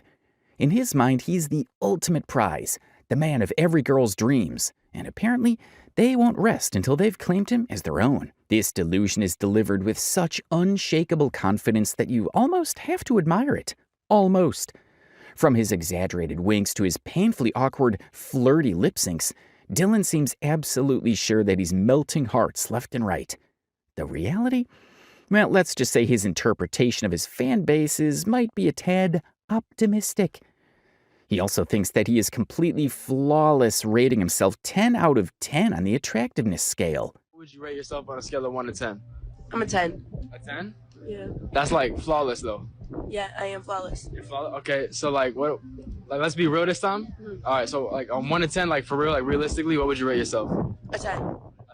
But wait, if you think Dylan's ego is fueled solely by his sheer attractiveness, or at least his perception of it, you'd be sorely mistaken. Oh no, Dylan Zippy isn't just a self-proclaimed TikTok stud, he's also convinced he's a multi-talented superstar in the making. In addition to his good looks and alleged riz, Dylan also thinks that he is a great singer. Oh, I try to make me feel like I'm the only girl in the world. Like I'm the only one that's in love before. Like I'm the wrong thing. I feel something so wrong. Doing the right thing. Could lie. Everything that kills me makes me feel alive. Yeah, I've been loving, losing sleep, dreaming about the things that we could be. Now, baby, I've been loving, playing hard. So you know the counting dollars will be counting stars. Baby, I've been loving, losing sleep, dreaming about the things that we could be. Baby, I've been loving, playing hard.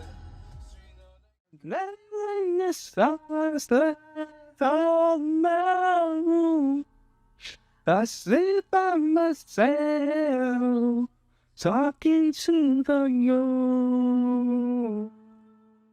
That's right, our boy Dylan has pipes, or at least he thinks he does. Never one to shy away from a cringe-worthy performance, he frequently posted singing covers on his account, each one dripping with enough overconfidence to make Simon Cowell wince.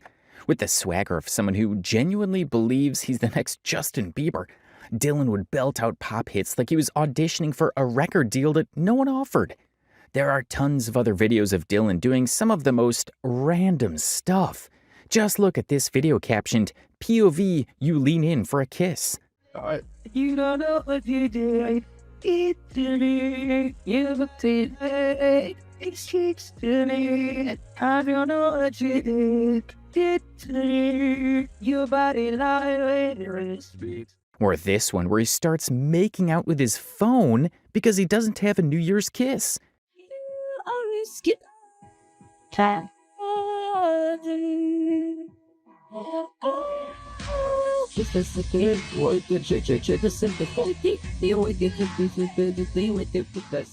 We also came across this POV video where Dylan's imaginary girlfriend thinks he is cheating on her.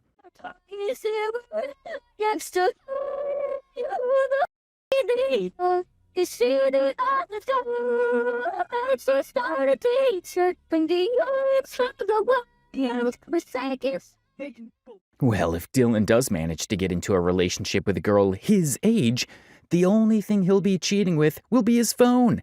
Because let's be real, he does flirt with his phone quite a bit. It's almost like he's manifesting all these scenarios. As if he'll keep making videos about his fantasies, they'll somehow become true. But like we said, there's an overwhelming amount to unpack when it comes to Dylan's TikTok escapades.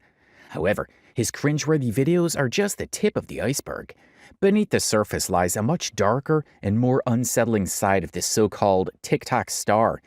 Dylan has been exposed for engaging in some seriously reprehensible behavior online, using his self-proclaimed fame as leverage to manipulate and lure underage girls into his trap. This isn't just speculation. Numerous creators and YouTubers have stepped forward with undeniable proof and damning receipts to shine a light on his predatory actions. What surfaced wasn't just ugly, it was downright vile, the kind of behavior that makes you lose a little faith in humanity. It's stomach-churning to even discuss, but it's crucial to call out individuals who abuse their platforms and cross moral and legal boundaries.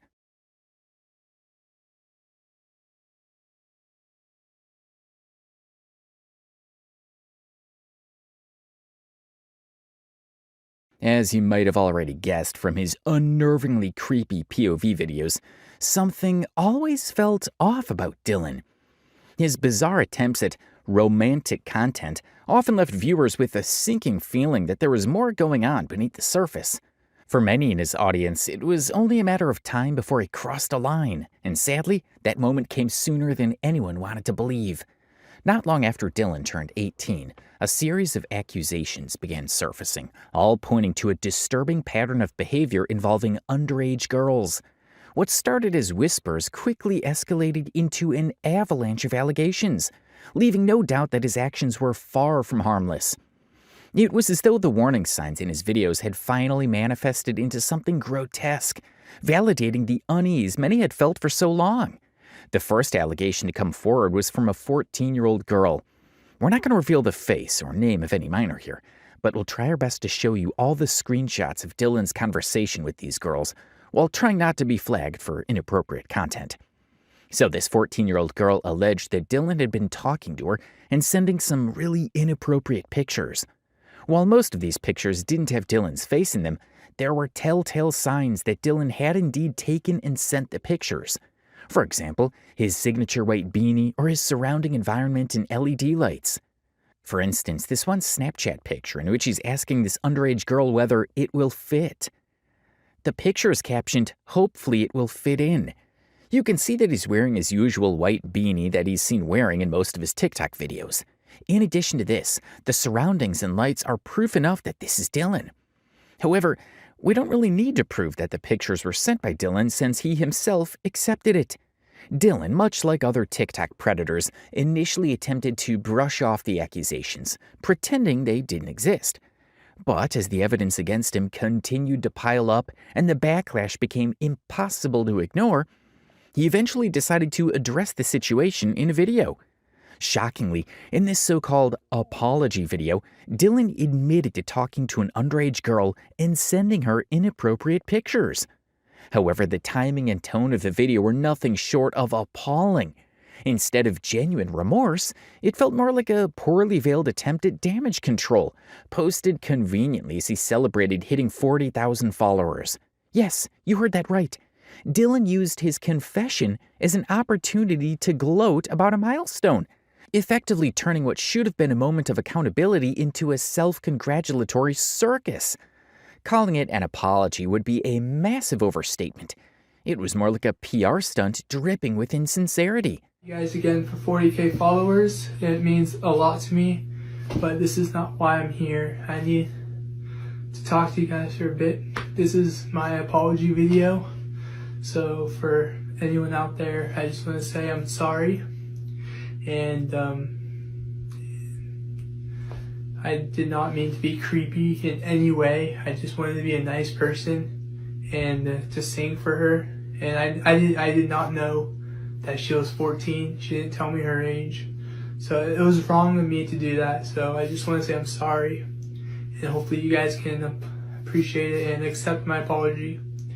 And yeah, and hopefully you guys accept it. So if you guys do, thank you. And I just don't want to get hate anymore. So. He started his so-called apology video by thanking his followers and announcing that he has finally hit his 40,000 followers mark.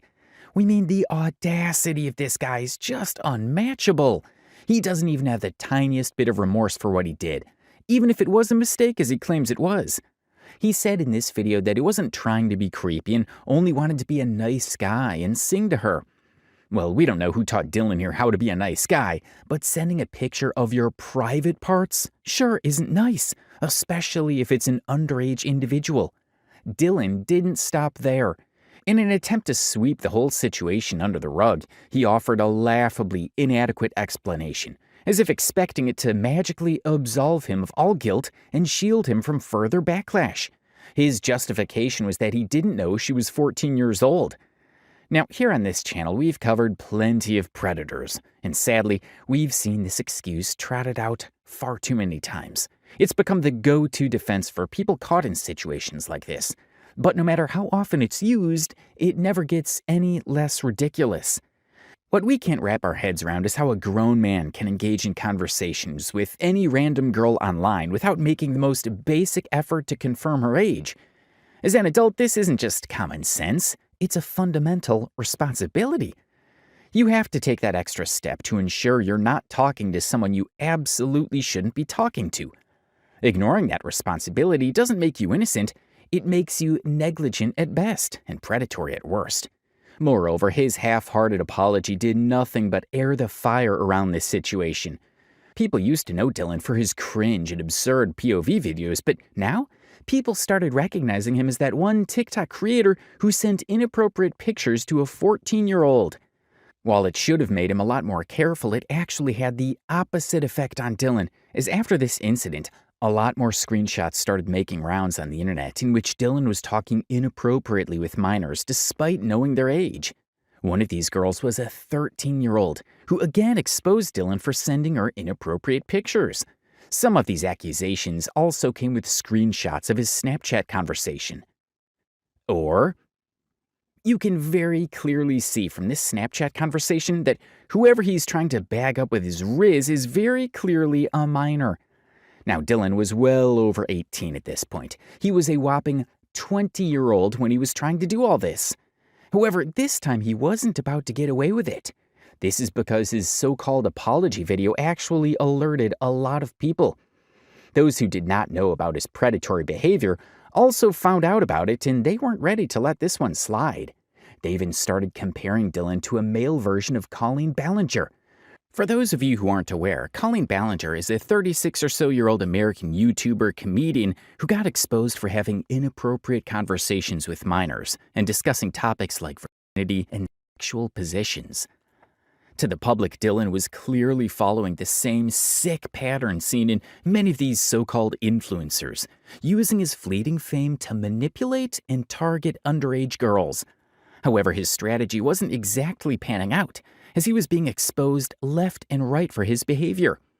The turning point came after a second accusation surfaced. By that time, no one was buying his excuses anymore. The first time around, He'd claimed ignorance, saying he didn't know the girl's age. But when the second girl came forward, armed with damning screenshots of her conversations with Dylan, his carefully crafted facade crumbled beyond repair. The evidence was irrefutable, and any remaining shred of credibility he had was obliterated. It became abundantly clear that this wasn't just a one-off mistake or misunderstanding. This was a pattern of deliberate, predatory behavior. People saw through his lies, and the backlash was swift and brutal, as it should be. There was a pattern in his actions. He was deliberately targeting underage girls and using his influence to manipulate these kids. This is when people started realizing that this guy was way more dangerous than anybody thought. And if you think this is bad, wait till you have a look at some of the other things he has done. When people started noticing a pattern in Dylan's behavior, they decided to catch him in the act and make troll accounts posing as minors. And what happened was far worse than you can imagine. A creator on YouTube called Briz actually made a video on this topic, covering in detail all the incidents where Dylan was exposed for being a creepy predator. This time, Dylan fell for a 14-year-old decoy who sent him a compliment, and he responded with a thank you. Now, if Dylan had just left it at the thank you, things might have been fine. Nice, simple, and sweet. But of course, Dylan being Dylan, he couldn't help himself. Instead of stopping there, he decided to dig his grave even deeper. He followed up this seemingly innocent response with another message, boldly declaring that he is single. Yes, because what better way to escalate an already bad situation than to make an awkward, unsolicited play for attention? This unnecessary addition not only made him look desperate, but also reinforced the public perception of him as someone who just didn't understand how to read the room, or in this case, the internet. So Dylan here just throws it out in the open that he is single and he's available, all because a girl complimented him. We mean, why would anybody not want Dylan? He thinks of himself as the biggest stud on the internet, the guy who no girl can possibly resist. Proceeding with the conversation, he also asks the girl for her snap. Now, this whole thing is very suspicious and creepy. For starters, why would you ever tell an underage girl that you're single even though she never asked? Then Dylan proceeds to ask her for her Snapchat in a true creepy fashion. As we go further into this video, you'll realize that this appears to be Dylan's classic tactic to get girls to talk to him. Most of his victims are girls from TikTok or Instagram who he would get into contact with and then ask for their Snapchat account so that he can move the conversation over to Snapchat. At this point, it's undeniable that this was no isolated incident for Dylan. This was part of a troubling pattern of behavior. He had grown accustomed to sliding into the DMs of young girls and sending explicit pictures. This is not only disturbing, it's deeply alarming. Imagine the fear that comes with knowing there are predators like Dylan Zippy lurking in the dark corners of the internet, trying to take advantage of vulnerable young people.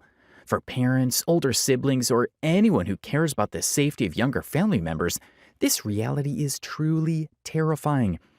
It's a reminder of just how critical it is for us to stay vigilant and educated about the dangers online. While you may think all of this evidence is bad enough on its own, you'll be surprised to know that there is more to Dylan Zippy's disgusting and predatory behavior. There is actually no end to his actions. In another Snapchat conversation posted online, we could actually see Dylan inquiring about the girl's age, and she replied, "Yeah, I'm 14. Why do you care?" This is another proof that Dylan knows what he's doing. He's aware that he's talking to girls who are no more than 14 to 15 years old. And the alarming part is that despite having knowledge of their age, Dylan keeps on talking to these girls who are way younger than him. In another series of texts and screenshots, some seriously disturbing pictures were revealed where Dylan was sending extremely inappropriate and suggestive pictures to a minor. For instance, pictures of his trousers and private parts captioned, "Yeah, I have a spot next to me for you." The fact that he knew he was talking to a minor when saying all of these things makes it disgusting to a whole new level. And trust us when we say that things are about to get way worse from here, because this guy has crossed all limits. Here are screenshots of his conversation with a minor asking for her butt pictures. When Dylan asked for her butt pictures, she replied saying, "My butt isn't even that big. And also, I am in my underwear now because it's hot in my room, LOLs." Dylan, like the true creep king that he is, immediately pounces on this opportunity to ask the girl if she can send him a picture. The fact that he's asking a 14-year-old if she wants to send him a picture of her butt is just disturbing. He's asking for consent from a person who's not even allowed to give consent. She is an underage girl, and Dylan is an adult who shouldn't even be engaging in a conversation like this with anyone who's under 18. Moving on in the creepy world of Dylan's Snapchat, there's another horrifying screenshot where he's asking a 14-year-old to make him come. At this point, things were really getting out of hand. There were all these proofs and screenshots, and yet there was no end to Dylan or his creepy behavior. In fact, things only escalated from here on. Here is another screenshot of Dylan's conversation with a minor, asking her to hang out with him. And when she asks what he wants to do, he says, cuddle. We mean, this isn't only concerning behavior, it's downright criminal. Another piece of information that we discovered on Dylan Zippy was a video by this TikTok creator called Your Favorite Guy. He actually made a handful of videos on Dylan since he knew Dylan from his early TikTok era. Apparently, they've been in a group chat together along with other TikTok creators.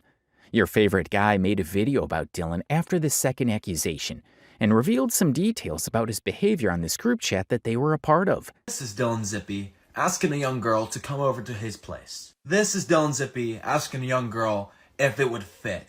Despite being caught multiple times over the past 3 years, Dylan Zippy continues with this behavior, which was going on way before he was 18. When he was 17, he was trying to 13 and 14-year-olds. Dylan Zippy is 20 years old, and I knew him before he was 18. The reason I knew him was because there was a Snapchat group chat of a bunch of TikTokers, and we were both in it. And this was before all of this stuff came out about him. While we were both in this group chat, it came out that while he was 17, he was seeing multiple 14-year-olds, multiple 13-year-olds. I told him to cut it out. Did he? Not at all. Us creators ended up contacting his parents about his behavior. They made him deactivate the account, but since then he's moved out. Unsurprisingly, 2 years later, he has once again been caught trying to and meet up with 14-year-olds. He entirely ignores the recent time he was caught trying to sex a 14-year-old, and he knew the ages. Hell, I even catfished him at the time, telling him I was 14. If we go by what this guy is saying, it looks like Dylan has been doing this from a very young age. He has always had a thing with talking to underage girls, and he was now doing it more openly since he had more followers and thought of himself as someone famous. Then, just as everyone thought there was no end to Dylan's disgusting behavior, something unexpected happened. He completely vanished. This is often what happens with people like Dylan. They're reckless, selfish, and ignorant of the consequences of their actions. Dylan made a name for himself with cringe point-of-view videos, and he used the attention and fame from these videos to connect with countless underage girls. While some of his incidents were exposed, countless others remain hidden, still festering in the darkness. But when the backlash finally caught up with him, and people started holding him accountable for his actions, instead of owning up to his behavior, he ran away like a coward. He deleted all his content, wiping his cringe-inducing TikTok account, and vanished from the public eye. At first, it might seem like a relief, like maybe we've seen the last of this guy. But unfortunately, that's not the complete story. While it might feel satisfying to think he's gone for good, the truth is, these predators rarely just disappear. They often find new ways to lurk in the shadows, ready to strike again when the attention fades, and that's the real danger. Although he has deleted his TikTok account and no longer posts point-of-view videos, he's still pretty active on social media, including YouTube and Instagram. Your Favorite Guy actually made an update video about Dylan after he deleted all of his accounts. I might as well give you guys an update on Dylan Zippy since you guys eat it up every single time. Dylan Zippy got fired from the Sky Zone he worked at, which is a trampoline park where he works with a bunch of little kids who come there to jump on trampolines. This guy Jake hit me up and was telling me about how he knew what trampoline park Dylan Zippy worked at, and I think he worked at multiple. And the reason he knew this is because his friend was working with Dylan Zippy, and last week he hit me up and it was like he got fired from his work, and I said, how do you know? And he said, my friend worked with him and told me he got fired for texting underage girls. So yeah, I think this is a good thing that Dylan Zippy's fired from his job because he should not be working with anyone close to the age of 18. and of course anybody under 18. So that's pretty much where we're at right now. There was a couple other people who I'm waiting on to respond to my Instagram DMs because they reached out to me and were like, yo, Dylan Zippy got caught again, stuff like that, but nothing has been proved so far. But I will keep you guys updated. Thanks for listening, and follow for more. So according to him, there has been no investigation on him, but he's been fired from his job for allegedly texting underage girls yet again. Now, you might be wondering, if Dylan Zippy is still active on social media, where is he now and what is he up to? Well, he rarely posts anything showing his face these days. It seems like he's doing everything he can to erase the evidence of his past actions. He still maintains a presence on platforms like Instagram and YouTube, although the content has shifted. These days, he mostly focuses on photography and music-related posts. He had lately been into EDM music and has even moved towards making his own music. Hello guys, your boy Dylan here, and this is Chasing My Dreams. It's always been a passion of mine, filming with friends, going on long adventures. It's really fun. Creating one passion that I love doing is making a video. So thank you guys so much for the support and love all my videos.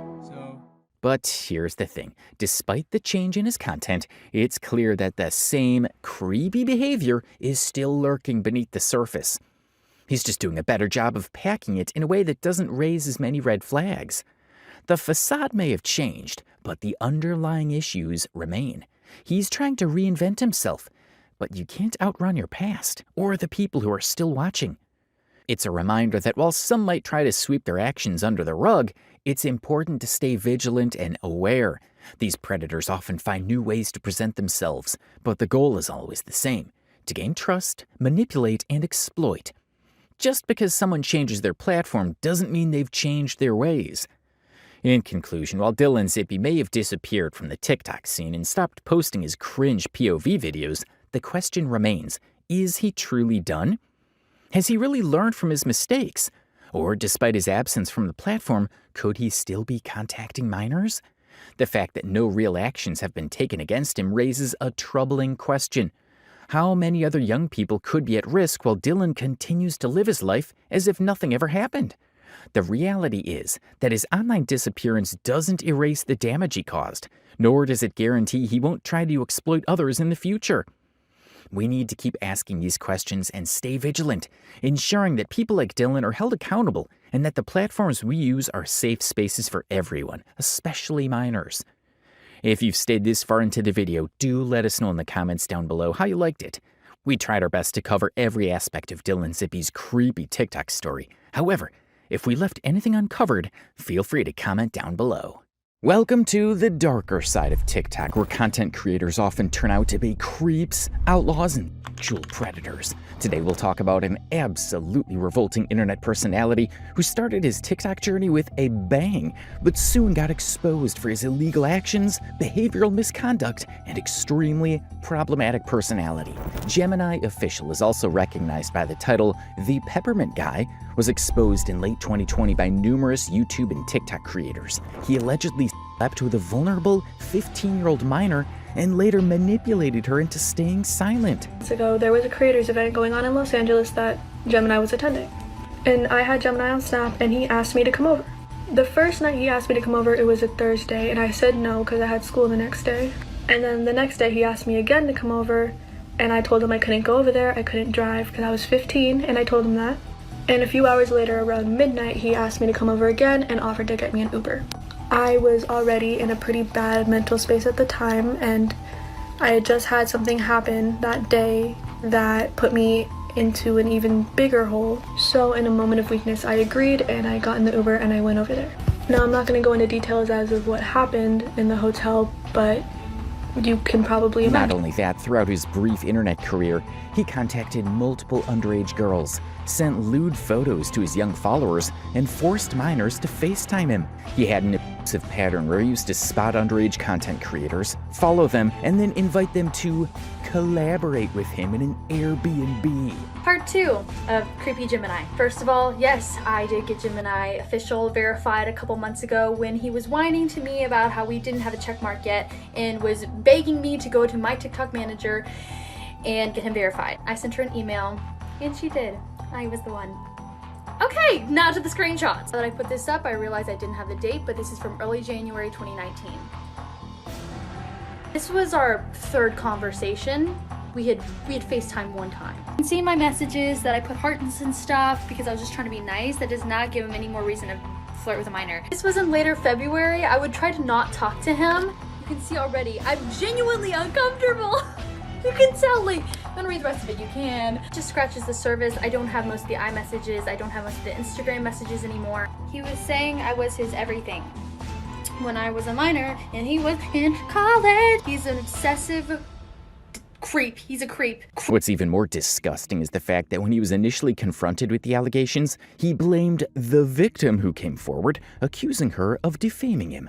Today we'll take a deep dive into the story of Gemini Official, a content creator who horribly used his social media influence to exploit minors and become a plague for the entire TikTok community. So who is Gemini Official and how did he rise to fame? Gemini was among the earliest content creators on TikTok. Starting humbly before skyrocketing to fame with his engaging content and fun-loving personality, his entertaining videos quickly gained traction, making him a recognizable figure on the platform. While his official TikTok accounts have since been banned, making his earliest content difficult to find, we managed to uncover a few of his original videos that showcase the rise of his online presence. Dreaming about girls, girls, girls. I was thinking about. Hey! I don't like the pepper. Ready backwards, go. T-I-D-D-E. Did you say T-I-D-D-E-R? Dang, let me finish. Titter? Yeah. Now what has subreddits? Titter. It's not Titter, it's Reddit. Say your ABCs really fast, man. Go. A, B, C, D, E, F, G, H, I, K, L, M, N, P, Q, R, S, T, U, V, W, X, Y, and Z. Did you say elemental P? It's L-M-N-O-P. Let me show you something crazy. Okay. Say this word 3 times fast. Ocean, ocean, ocean. Ocean, ocean, ocean, good. Okay, do you prefer showers or baths? Say it out loud, showers or baths? Showers. Okay, good. What do you use to brush your teeth? Toothpaste. And a... Toothbrush. Toothbrush, good. Okay, I want you to think of any color. Double tap the screen when you thought of the color. Blue. You thought of blue. Spell corn backwards, go. N-R-O-C. Dang, let me finish. Rock. Now, what's the best vegetable on the market? Narok. It's not Narok. It's corn. Most of Gemini's content was focused on comedy skits, duets, and lip syncs with exaggerated expressions. It was evident that people liked and enjoyed his videos because all through 2018 and 2019, his followers and viewership were steadily increasing. He reached the point where he was known as one of the notable creators on the platform. His first TikTok account, named @GeminiOfficial, amassed over 3.7 million followers in the span of just 2 years. As far as we know, he created his TikTok account in 2018, and by the end of 2020, he had a verified account with millions of likes and followers. The first viral moment that made Gemini a sensation on TikTok happened sometime in 2019. If you've been on TikTok since its creation, you must have heard of the peppermint trend, the one with the song, Can I Buzzing with creators hopping on viral trends. On a platform where following trends is the norm, being the originator of one is a major achievement for any content creator. Gemini, knowingly or unknowingly, started a viral trend that cemented his influence on TikTok. It all began when Gemini uploaded a seemingly random video featuring a clown-faced person dancing to the Peppermint song. What started as a simple post quickly gained traction, and before long, the trend exploded across the platform, with numerous TikTok followers recreating the only good thing that happened in Gemini's extremely short online career. Soon after this trend went viral and Gemini's viewership skyrocketed, the allegations against him started to surface all over the internet. 2020 was generally a hard and haunting year for everybody. But for Gemini, this year was a little bit more atrocious. In August 2020, a girl named Ruby came forward through her TikTok, claiming that Gemini was a creep who FaceTimed her, blatantly flirted with her, and invited her to stay with him in an Airbnb, all while knowing that she was merely 16. This girl, with an account named @RubyTheAwesomeTurd, uploaded a series of videos discussing the questionable nature of her interaction with Gemini. It's important to mention that Ruby's TikTok account is now deleted, along with all the videos she posted against Gemini.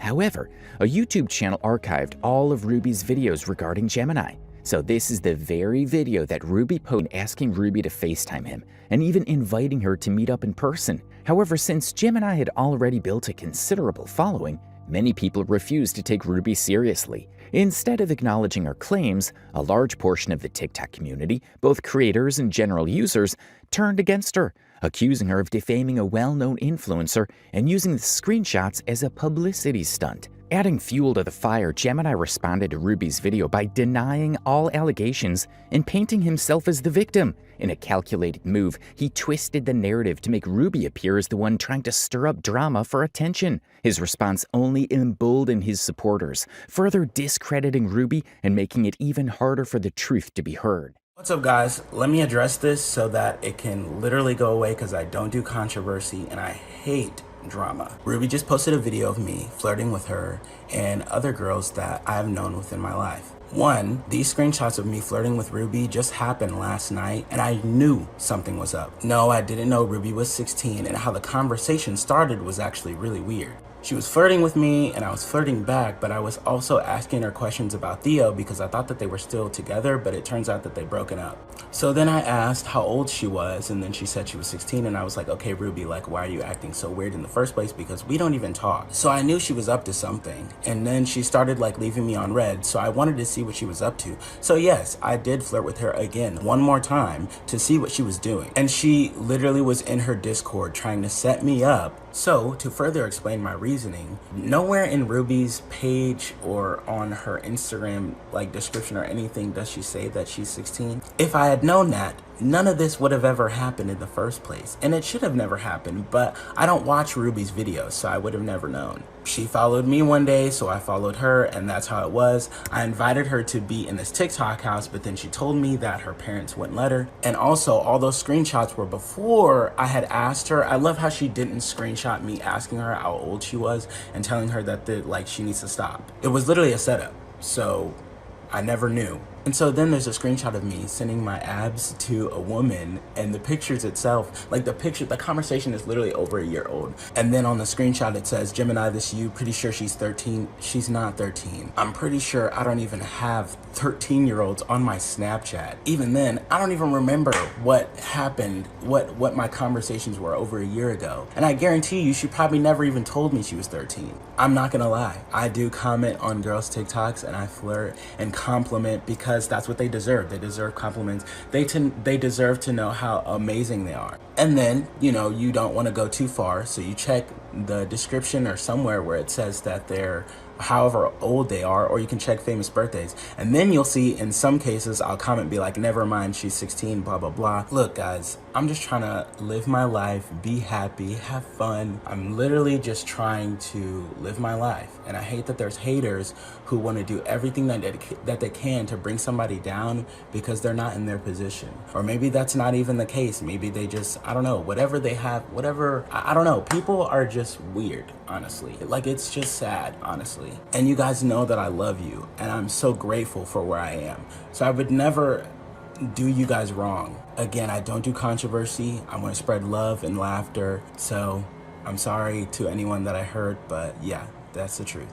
So this was Gemini decoding the entire controversy. What's unnerving is how calm, logical, and believable he sounds in this video. Despite providing no concrete proof to back his claim that he was unaware of Ruby's age, he successfully managed to convince many on the internet that Ruby was the one in the wrong, painting himself as the victim of her supposed clout-chasing tactics. His demeanor and confident tone made it seem like he had all the answers, which is precisely what made his manipulation so effective. It's also crucial to highlight that Gemini openly admitted to flirting with Ruby to figure out her intentions and inviting her to collaborate without knowing her age. This is undeniably shady behavior, but unfortunately, because of his established credibility on TikTok, many chose to defend him at the time. His fan base seemed blinded by his persona, disregarding the red flags that were clearly visible. Adding fuel to the fire, a creator named @TianaCharlie jumped into the conversation with a video accusing Ruby of defaming Gemini, claiming that she had led him on and twisted his words for the sake of clout. This only further complicated matters and further polarized the community, with people continuing to take sides in a situation that was increasingly clouded by manipulation and misinformation. information. Part 2. Why'd you break up with Theo? Oh, because of distance. Alright. So then they went on FaceTime. So he was probably coming in smooth, talking about something. You cute, shawty. You the baddest. And at that point, you should be like, I'm uncomfortable. I'm 15 years old. But thanks for the compliment. And that's it.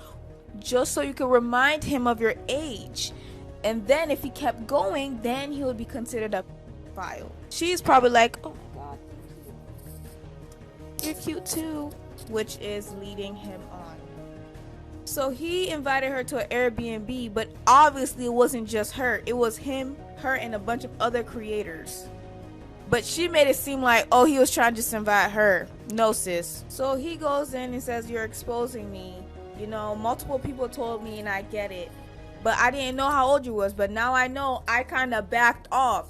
So sis, what are you reaching for? The stars? The moon? What do you want? She was not the only creator who came in support of Gemini. People like Papa God and @Mr. Brunzera also defended Gemini, only to find out a few months later that he was indeed a sexual predator, and everything Ruby said was probably true. Amidst the growing backlash, Ruby also uploaded a few more videos showing some more screenshots and trying to prove her case. 2, there's no evidence at all in his videos, whereas in my video I have screenshots. 3, he makes me seem like the bad guy, which I'm not. This takes a lot of fucking courage to go on a social media platform and try and take down a bigger creator that is literally flirting with minors.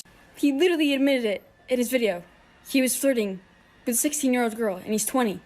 Last night, he would not stop harassing me to FaceTime him, and I obviously did not want to. Last night, you can see that he really wanted to FaceTime me, and I didn't want to. FaceTime me. Come on with the FaceTime. FaceTime.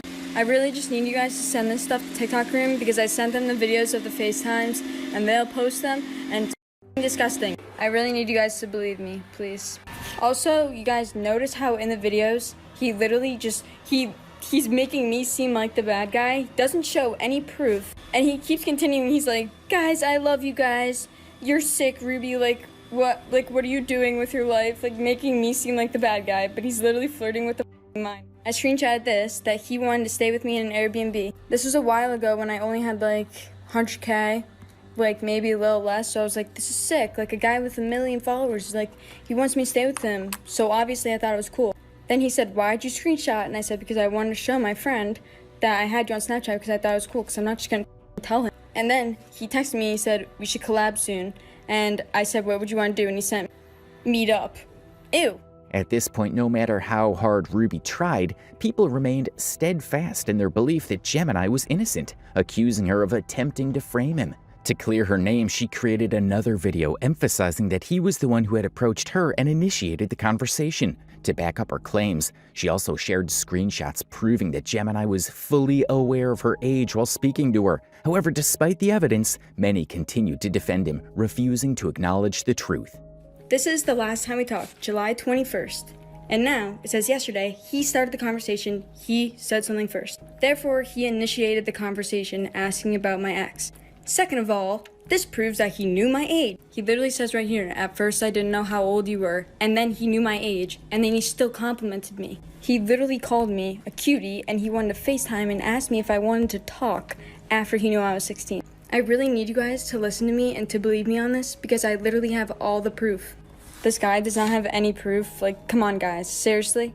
In the end, Ruby just deleted her TikTok along with all the videos she created against Gemini and gave up on the entire thing. A few months after this controversy, a lot of other content creators started speaking against Gemini, and a plethora of evidence started surfacing. These girls, merely 19 to 20 years old, came forward through their TikTok accounts, claiming that Gemini inappropriately interacted with them when they were underage. Interestingly, Gemini invited a lot of these girls to stay with him in an Airbnb and make TikTok content. Among the mass of these girls who spoke about Gemini's pedophilia, a 15-year-old girl named Lily remains strikingly prominent. The reason? She did not just accuse Gemini of flirting with her, but she claimed that he allegedly slept with her in a hotel room. She posted a video on her account @STFulily, recalling that she met Gemini at a creators event in LA. They talked to each other for a while on FaceTime and Snapchat, and Gemini invited her to hang out with him in a hotel room. According to Lily, she told Gemini that she was a minor and was not allowed to drive. Upon hearing this, Gemini offered to pay for her Uber, and she accepted it. There was a creators event going on in Los Angeles that Gemini was attending. And I had Gemini on Snap, and he asked me to come over. The first night he asked me to come over, it was a Thursday, and I said no because I had school the next day. And then the next day he asked me again to come over, and I told him I couldn't go over there, I couldn't drive because I was 15, and I told him that. And a few hours later, around midnight, he asked me to come over again and offered to get me an Uber. I was already in a pretty bad mental space at the time, and I had just had something happen that day that put me into an even bigger hole.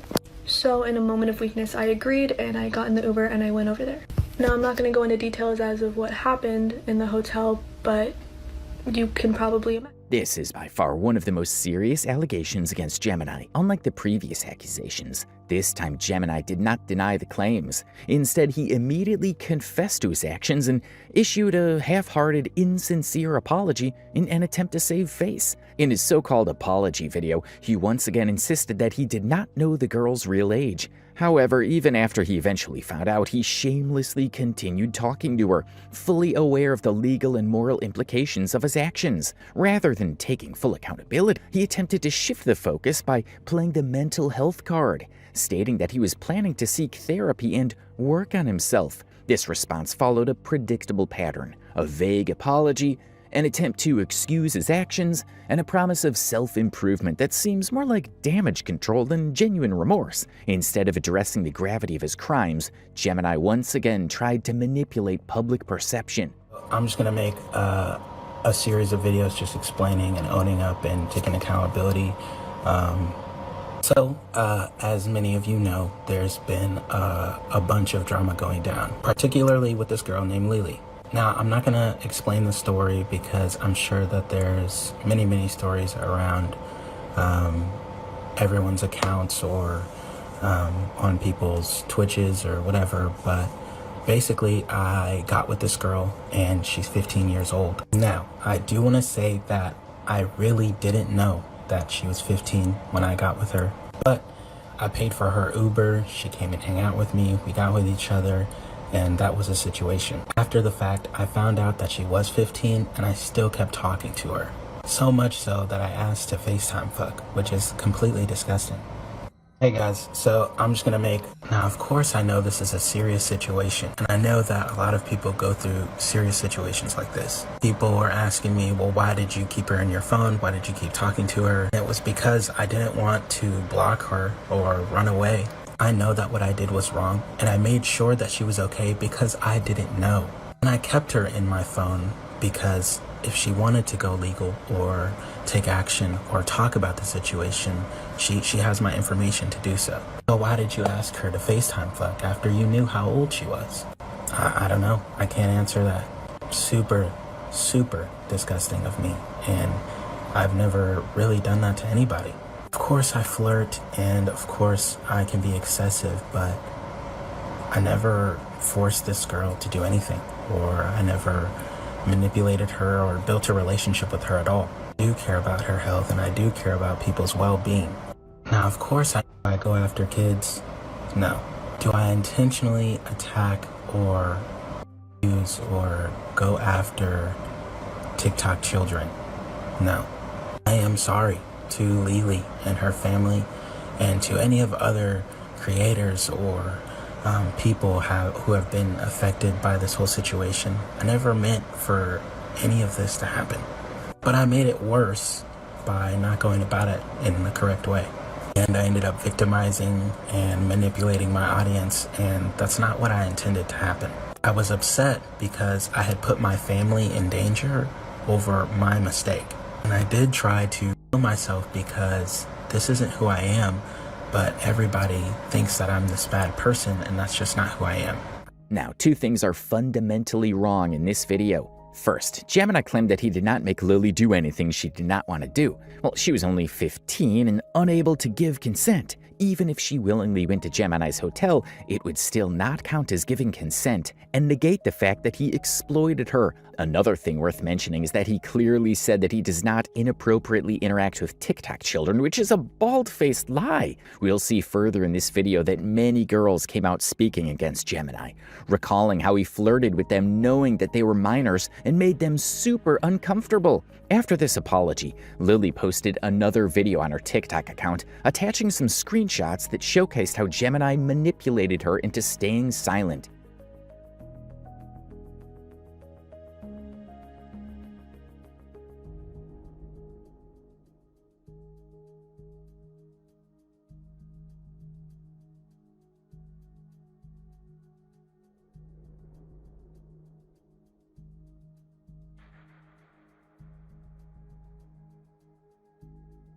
These screenshots are deeply unsettling. On one hand, Gemini's issuing apologies, pretending to be the good guy. On the other, he threatened Lily, implying that he would kill himself if she took legal action, an obvious manipulation tactic. Even more disturbing is how he suggested that they would both face legal consequences if she went to the authorities. He knew she was a vulnerable teenage girl, and that if she reported him, he was the one who would be in real trouble. Yet despite being fully aware of the situation, he chose to gaslight her, attempting to shift blame and silence her. This level of manipulation and cowardice is beyond pathetic. Gemini not only fooled his fans and followers with his manipulation tactics, but also deceived and lied to many of his friends. When the controversy with Ruby broke out, the majority of content creators supported and defended Gemini. Two of those creators were Papa Gut and Miss Bruno. Now, after the truth unfolded and they realized they'd been lied to, their reactions were extreme. Seeing as videos of this nature have been taken down multiple times by TikTok, I'm going to say this once and I'm going to say this loud and clear. And if this gets taken down again, I will repost it over and over and over until I am banned from posting, because I won't allow this man to go by on this app unpunished and unscathed. Gemini official, you disgust me. You took advantage of a 15-year-old girl, a child. You lied to me and manipulated me into believing you and taking your side, and then you blamed your actions on her. You don't deserve your platform, you don't deserve your wealth, you don't deserve your success, you don't deserve sympathy, you deserve nothing. You have abused the power of your platform to use children for your own sick desires. Never, ever speak to me again. Gemini official. I have a very deep involvement with this. Because a lot of people always go, why did Gemini? Why Gemini and not Tony Lopez? It infuriates me to no end because a lot of people I know have been deplatformed by going after Gemini. I lost a lot of, I guess you'd call it, traction. I didn't, whatever. I got multiple reports and whatnot for going after him. A lot of people spoke up. It took a tremendous amount of effort just to get him off of social media. So you need to understand that Gemini official may be the worst person on this list. I don't understand why people are not going after this person with pitchforks. Because they don't care. Papa Gut dedicated numerous podcasts to discussing Gemini's disturbing behavior, exposing his actions, and breaking down the severity of his misconduct. Alongside him, Miss Bruno is also actively speaking out against Gemini, despite initially being friends with him. They were continuously raising awareness about his weird fetishes and trying to remove him from the platform. Amidst this growing backlash, Gemini privated his TikTok account and went missing in action for a while, but this did not help his case at all. In his apology video, Gemini also mentioned Papa Gut and Miss Bruno. But I do need to apologize to everyone because at this point, everybody deserves an apology. I'm sorry, Lily, and your family. I'm sorry that I hurt you in any type of way. I never meant to. I'm sorry, Papa Gut. I lied straight to your face and I tried to manipulate you and I made you angry and upset and I didn't listen to you. I'm sorry, Mr. Bruno. I also lied to you, man. And I know that I messed up our friendship severely. And I know that I made you really upset, which was never intended at all. I love you, man. I love your videos and I love collaborating with you. I'm sorry to my audience. You guys mean the world to me. I'm sorry that you guys had to see me in this way, but this isn't who I am. I'm sorry that I tried to manipulate you guys. I'm sorry that I kept arguing with a lot of you and being petty. As Papa Gut pointed out, deplatforming Gemini took an immense amount of effort. Anyone who dared to speak out against him risked getting banned or having their videos deleted. Ruby attempted to expose his manipulative tactics, only to have her account permanently removed within months. STFU Lily also didn't remain on TikTok for long after posting videos against him, as the platform's moderation system seemed to work more in favor of protecting problematic creators rather than those exposing them. Miss Bruno also took it a step further as he personally reached out to Gemini's victims, gathered evidence, and compiled everything into a multi-part TikTok series. However, despite his thorough efforts, TikTok took down his videos within minutes, preventing crucial information from spreading. The repeated takedowns of content exposing Gemini led many to believe that TikTok's algorithm was suppressing discussions about him, making it harder for victims and advocates to bring attention to his misconduct. In one of his videos, Miss Bruno highlighted numerous TikTok accounts that had spoken out against Gemini. Sadly, most of those accounts are now deactivated or permanently removed, erasing significant pieces of evidence. Since the Gemini fiasco happened 4 years ago, much of the digital trail has either disappeared or become difficult to track. Many of the victims, having moved on with their lives, are no longer active on social media, making it nearly impossible to reconstruct a complete picture of his wrongdoing. What the f?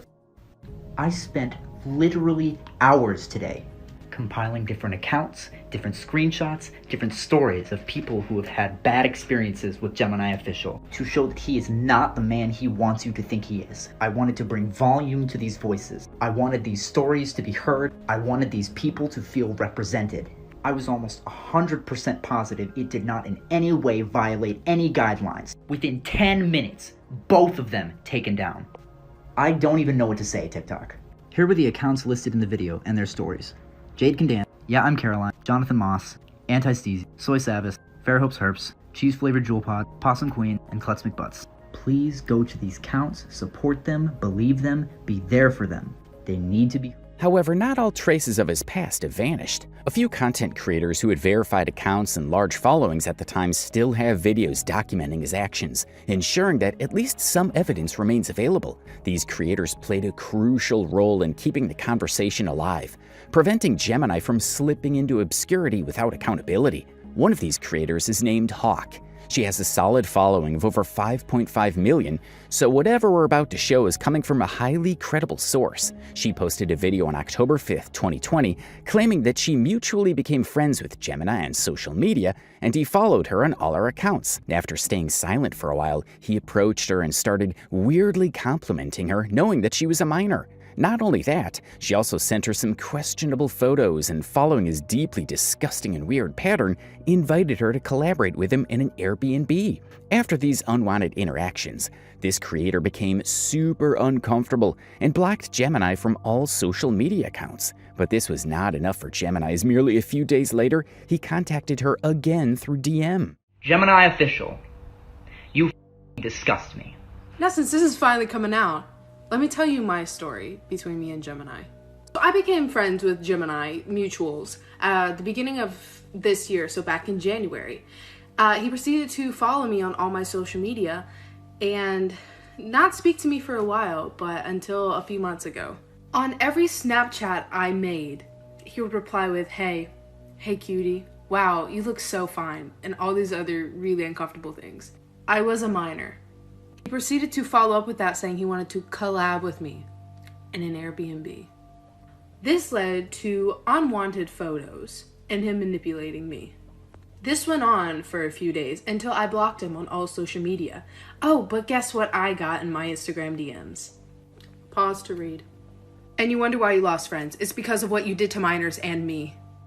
She's not the only person who came out against Gemini. Following her lead, numerous creators reported inappropriate and uncomfortable interactions with him. It's extremely sad and unnerving that most of these videos are now deleted. Not only that, we can't reach out to the account holders, as the accounts are also either banned or deleted. What's troubling is the fact that most of the people who spoke against Gemini reported that he asked them to meet him in an Airbnb, despite his claims that he was arranging a TikTok house in an Airbnb where he invited many creators. It's concerning that he was reaching out to underage TikTokers whom he barely knew. And we know the last time someone accepted his invitation, they ended up being exploited, threatened, and manipulated. It's good that these girls did not accept his invitation, realized that he was a creep, and exposed him on social media. However, some creators were still adamant that Gemini should be left alone. A TikToker named Tiana Charlie, whom we mentioned previously, uploaded an update video somewhat speaking in favor of Gemini and telling people to move on. Update. So Gemini official updated his profile and said, I'm at therapy. We'll make YouTube video addressing, accepting, and not running. Just not right now. I still stand with everything I said in my last video. Ruby did set him up and was using him for clout. A lot of underage girls have been coming out exposing Gemini for setting them nudes or thirst traps while knowing their age. But they had proof. Ruby barely had any proof and she just twisted the words and manipulated it. That's what I feel. So he made a video, but he deleted it, and he said that he often forgets to ask girls their age. Now, if you just forget to ask their age, just start asking it. You don't need to go to therapy. Now, if you go to therapy, I feel like it's a deeper issue where you find pleasure in talking to young girls. There is no need to cancel Gemini. He's going to therapy. He's getting himself fixed. No, move on. Ruby, this you?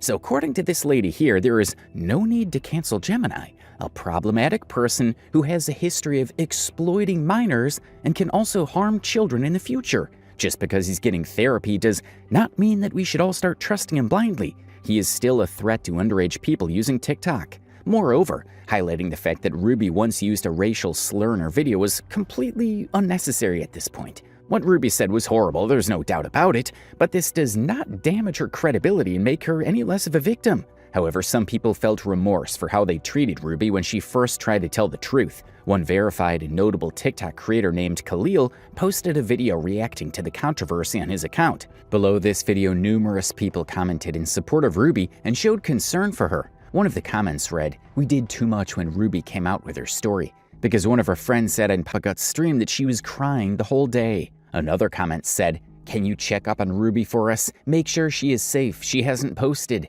Khalil replied to this comment saying, "I've been checking up on her, and she's not doing the best, or her family, from the stuff y'all did to her. Not my place to say what happened, but..." What happened to Ruby reminds us that we should not just outright blame the victim before digging for the truth. As Gemini had a considerable following at the time, and Ruby was just a budding creator, many people deduced that she was stirring up drama for clout. She showed screenshots and proof of Gemini's misconduct, but people were blinded by his illogical explanations. But the good thing is, the truth did not stay hidden for long, as other creators backed up Ruby's claims. During this time, people were actively trying to remove Gemini from TikTok. To save himself from the growing backlash, Gemini not only kept his account private, but turned off comments on almost all of his videos. Next, people discovered that Gemini was not only an internet creep, but he was also arrested in college for sexually harassing and assaulting an individual. An account named @KlutzMcButts posted multiple TikToks, revealing that Gemini was a student at her college and had multiple sexual assault charges. She also shared a mugshot of Gemini as proof that he was indeed arrested on a sexual harassment charge. The account of this individual is now deleted, but Papa Gut reviewed her TikToks on her YouTube channel, along with the statements of various other survivors. Michael's comment section, and I also used to blow up Gemini's comment section, but nobody really noticed or cared, so I decided to just block him instead. But me and Gemini used to go to the same college, Northwestern State University in Louisiana, and he was an RA at my apartment complex, and he used his power as an RA to break into the pretty girls' apartments and wait for them to come home and stuff. And he had been expelled from NSU. He was reported to Title IX like over 15 times by the girls here. He was in a science class of mine about a year ago, and he would turn around and stare at me for sometimes the entire class period. I just got from a guy who duetted my video and posted this, and it's a lot more clear on his duet, and I'll tag him in the caption. But this is the proof for anything that I've said about like him being an RA or anything. I don't have, proof, like physical proof for that. My roommate was an RA, and she would come home and she would tell me about it. And, you know, rumors flied around NSU, like, as soon as it happened. And I did come out about it as soon as I found out it happened, and I did talk about it. I commented on all his videos, but nobody really cared, so I gave up. Another creator who came forward with her own story was Yeah, I'm Caroline, a well-known TikTok influencer with over 9.9 million followers. In October 2020, she posted a series of TikToks discussing her experiences with Gemini, revealing that she was his first trend on the platform and even played a role in getting his account verified. In her videos, she shared how she had multiple uncomfortable interactions with Gemini and backed up her claims with screenshots. Disturbingly, she was a minor at the time of their conversations, yet Gemini persistently bombarded her with inappropriate compliments, making their exchanges deeply unsettling. Her revelations further highlighted Gemini's pattern of targeting underage girls. Hi, I'm Caroline, and I was one of Gemini's first creator friends on this app, and I was the one to get him verified. Let's talk about Gemini. I know so many stories now about so many girls that he's messed with. One of the most terrifying ones that'll probably never come out because she's too scared to talk about it. If you can't hear their stories, at least you can hear mine. Gemini was one of the first creators I'd ever really talked to on the app. I put him in one of my very first creator chats that I made on Snapchat. I was a junior in high school and he was already in college. And he is so creepy, to the point whenever I met him at Playlist, I was genuinely scared to talk to him. Actually, when I spotted him in one of the Airbnbs at Playlist, I tried to turn around and run the other way. I have screenshotted proof of all the creepy stuff he said to me as a minor. As I was screenshotting it, because I had to add him back on Snapchat a couple of minutes ago, he was profusely apologizing. He realized I was taking the screenshots, and when I didn't stop, he was like, Jesus. I'll be posting a part 2 with all the screenshots. 2 of creepy Gemini. First of all, yes, I did get Gemini official verified a couple months ago when he was whining to me about how we didn't have a check mark yet and was begging me to go to my TikTok manager and get him verified. I sent her an email and she did. I was the one. Okay, now to the screenshots. Now that I put this up, I realized I didn't have the date, but this is from early January 2019. This was our 3rd conversation. We had FaceTime one time. You can see in my messages that I put hearts and stuff because I was just trying to be nice. That does not give him any more reason to flirt with a minor. This was in later February. I would try to not talk to him. You can see already, I'm genuinely uncomfortable. You can tell, like, you wanna read the rest of it, you can. It just scratches the surface. I don't have most of the iMessages. I don't have most of the Instagram messages anymore. He was saying I was his everything when I was a minor and he was in college. He's an obsessive creep. He's a creep. In her next video, Caroline mentions someone named Jaden and how Gemini had sexually engaged with her while she was heavily intoxicated. Not only that, he kept badgering her with creepy texts after their encounter, making her scared and super uncomfortable. Someone's still defending Gemini and telling me my situation wasn't even that bad. Me telling my story about what happened to me back in early 2019 with Gemini wasn't to be like, oh, I'm a victim. It was to further explain how much of a creep he is and how long he's been doing this. In the previous video, I mentioned that he did something extremely messed up to one of my friends, and because of that video, she texted me and was like, oh, okay, and posted a multiple part series about exactly what he did to her. Her name is @JadenCanDance, and she tells the whole story of how he took advantage of her while she was under the influence of alcohol. She has pictures of the bruises he gave her. She has screenshots of the excessive creepy text that he sent her afterwards. I was kind of curious at Playlist why he wasn't messing with me. It turns out it's because he was fixated on Jaden. I knew about this whole situation back in early March, but I wasn't allowed to talk about it because she was too scared to talk about it. Don't invalidate me for coming out about what happened to me, because other victims can come out too because they feel validated. So this girl named Jaden, through her TikTok account @JadesWorld, posted a multi-part series revealing her extremely problematic encounter with Gemini. She accused Gemini of some serious and intense things. According to Jaden, Gemini took advantage of her while she was heavily drunk and intoxicated. The next day when she confronted him and called him out, he blamed her for everything like he usually does with his victims. For a while, she was extremely scared to talk about this incident, but Caroline's video gave her the validation she needed, and she chose to shame Gemini for his disgusting actions publicly. This is a message for Gemini and Gemini only. So if you're not Gemini, you can still listen. I don't really mind. So, just because you didn't know her age doesn't mean it's all gonna go away because you apologize. Something else we need to talk about. If a girl is drunk and you're sober and she's calling you, saying that she wants you, that doesn't give you a pass to go in because she says yes. She's intoxicated, mate. That isn't real consent. And the fact you had the audacity to blame her after she called you out, it's disgusting. I told Gemini quite a bit at Playlist. We made a couple videos. A lot of people were shipping us together, which I wasn't quite happy about. I introduced him to a lot of my friends as a friend, and a friend only. Yet he still continued to flirt with me and be very overly touchy and clingy with me. When I go to these events, I like to see my friends, collaborate, but I felt like I couldn't do that because I was always tied down to him. This is where things start to get a little bit messy. I'll do a part 2. Okay.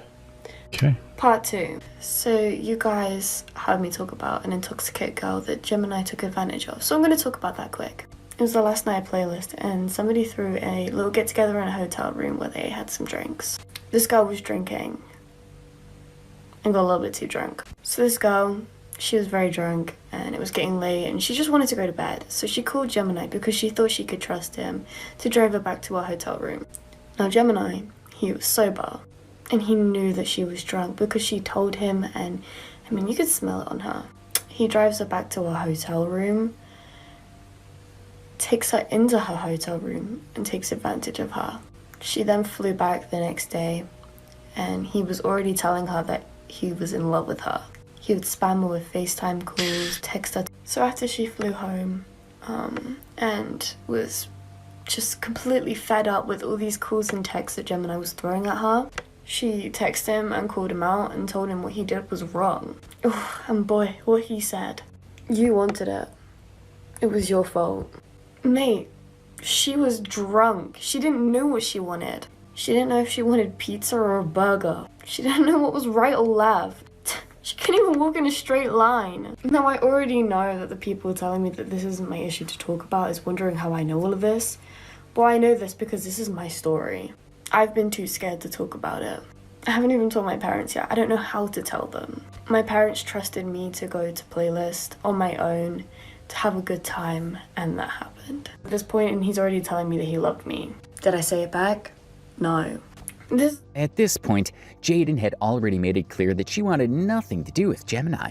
Despite her outright rejection, he continued to pursue her relentlessly, to the extent that it bordered on harassment. She had explicitly told him that she was disgusted by his actions, yet he refused to respect her boundaries. There was absolutely no justification for him to keep contacting her, making his persistence not just unwanted, but deeply troubling and inappropriate. What Jaden shared in her next video was extremely problematic. She revealed that Gemini had been very aggressive with her during their encounter, and she had multiple bruises on her legs and arm. These are the pictures that I took when I got back home. You can see he was pretty aggressive. I had quite a few bruises all over my body. As you can see here, sorry the quality is really bad, but prints on my arms. There's a bruise on my wrist just there on my left side, and another bruise there where he was holding me down. I did have some bruising on my legs as well, but I don't really want to show those pictures as it's like quite, you know. You guys can also check out Yaram Caroline's videos for her story as well. We would like to mention that all of this is alleged information. The mugshot that we viewed earlier in this video came from different people, not from an authentic official source. However, these stories somewhat corroborate, as numerous people recalled the same instances and revealed the same pattern of events. Multiple individuals who knew Gemini before his rise to TikTok also came forward, revealing that he had always been a violent and shady individual. One person who had a close relationship with Gemini and knew him by his real name, Paul, even made TikToks claiming that his downfall was inevitable. According to him, Gemini had exhibited predatory behavior since his college days, when he was arrested on multiple sexual battery charges after countless women reported him. His disturbing actions eventually led to his expulsion from campus, further proving that his misconduct wasn't new. It was a long-standing pattern of nudes. And if you think all of this backlash stopped Gemini from approaching underage girls, you are wrong. A few months later, another girl merely 14 years of age posted a few TikToks discussing how Gemini approached her and flirted with her for days. She showed multiple Snapchat screenshots of their conversation, including the one where she clearly told him she was 14. Even after finding out she was underage, Gemini kept calling her gorgeous and suggested they should know each other better. Calling a 14-year-old gorgeous and flirting with her is disgusting and bad, but Gemini did not stop there. He sent her shirtless pictures of himself, commented on her breasts, and even asked for nudes. He asked me for nudes. And then I just ignored that again. Proceed to post on my story, just me, feeling nice in an outfit. He messaged me again. This time I was not expecting the message I got. Got a message saying, "You've got PHAT."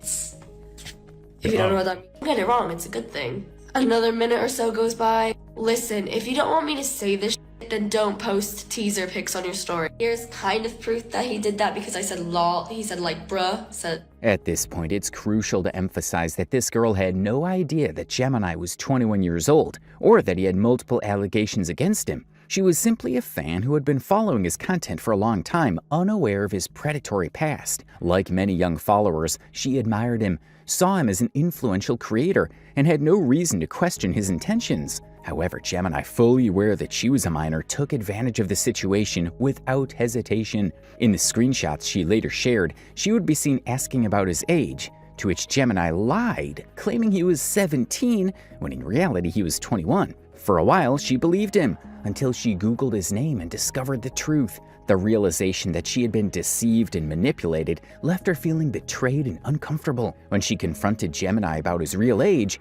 rather than admitting his deception or taking accountability, he twisted the entire situation to his advantage. He manipulated her, downplaying his lies and making it seem as if it was all a misunderstanding. His ability to gaslight and deflect blame were eerily similar to how he had handled past accusations, showing a clear pattern of predatory behavior.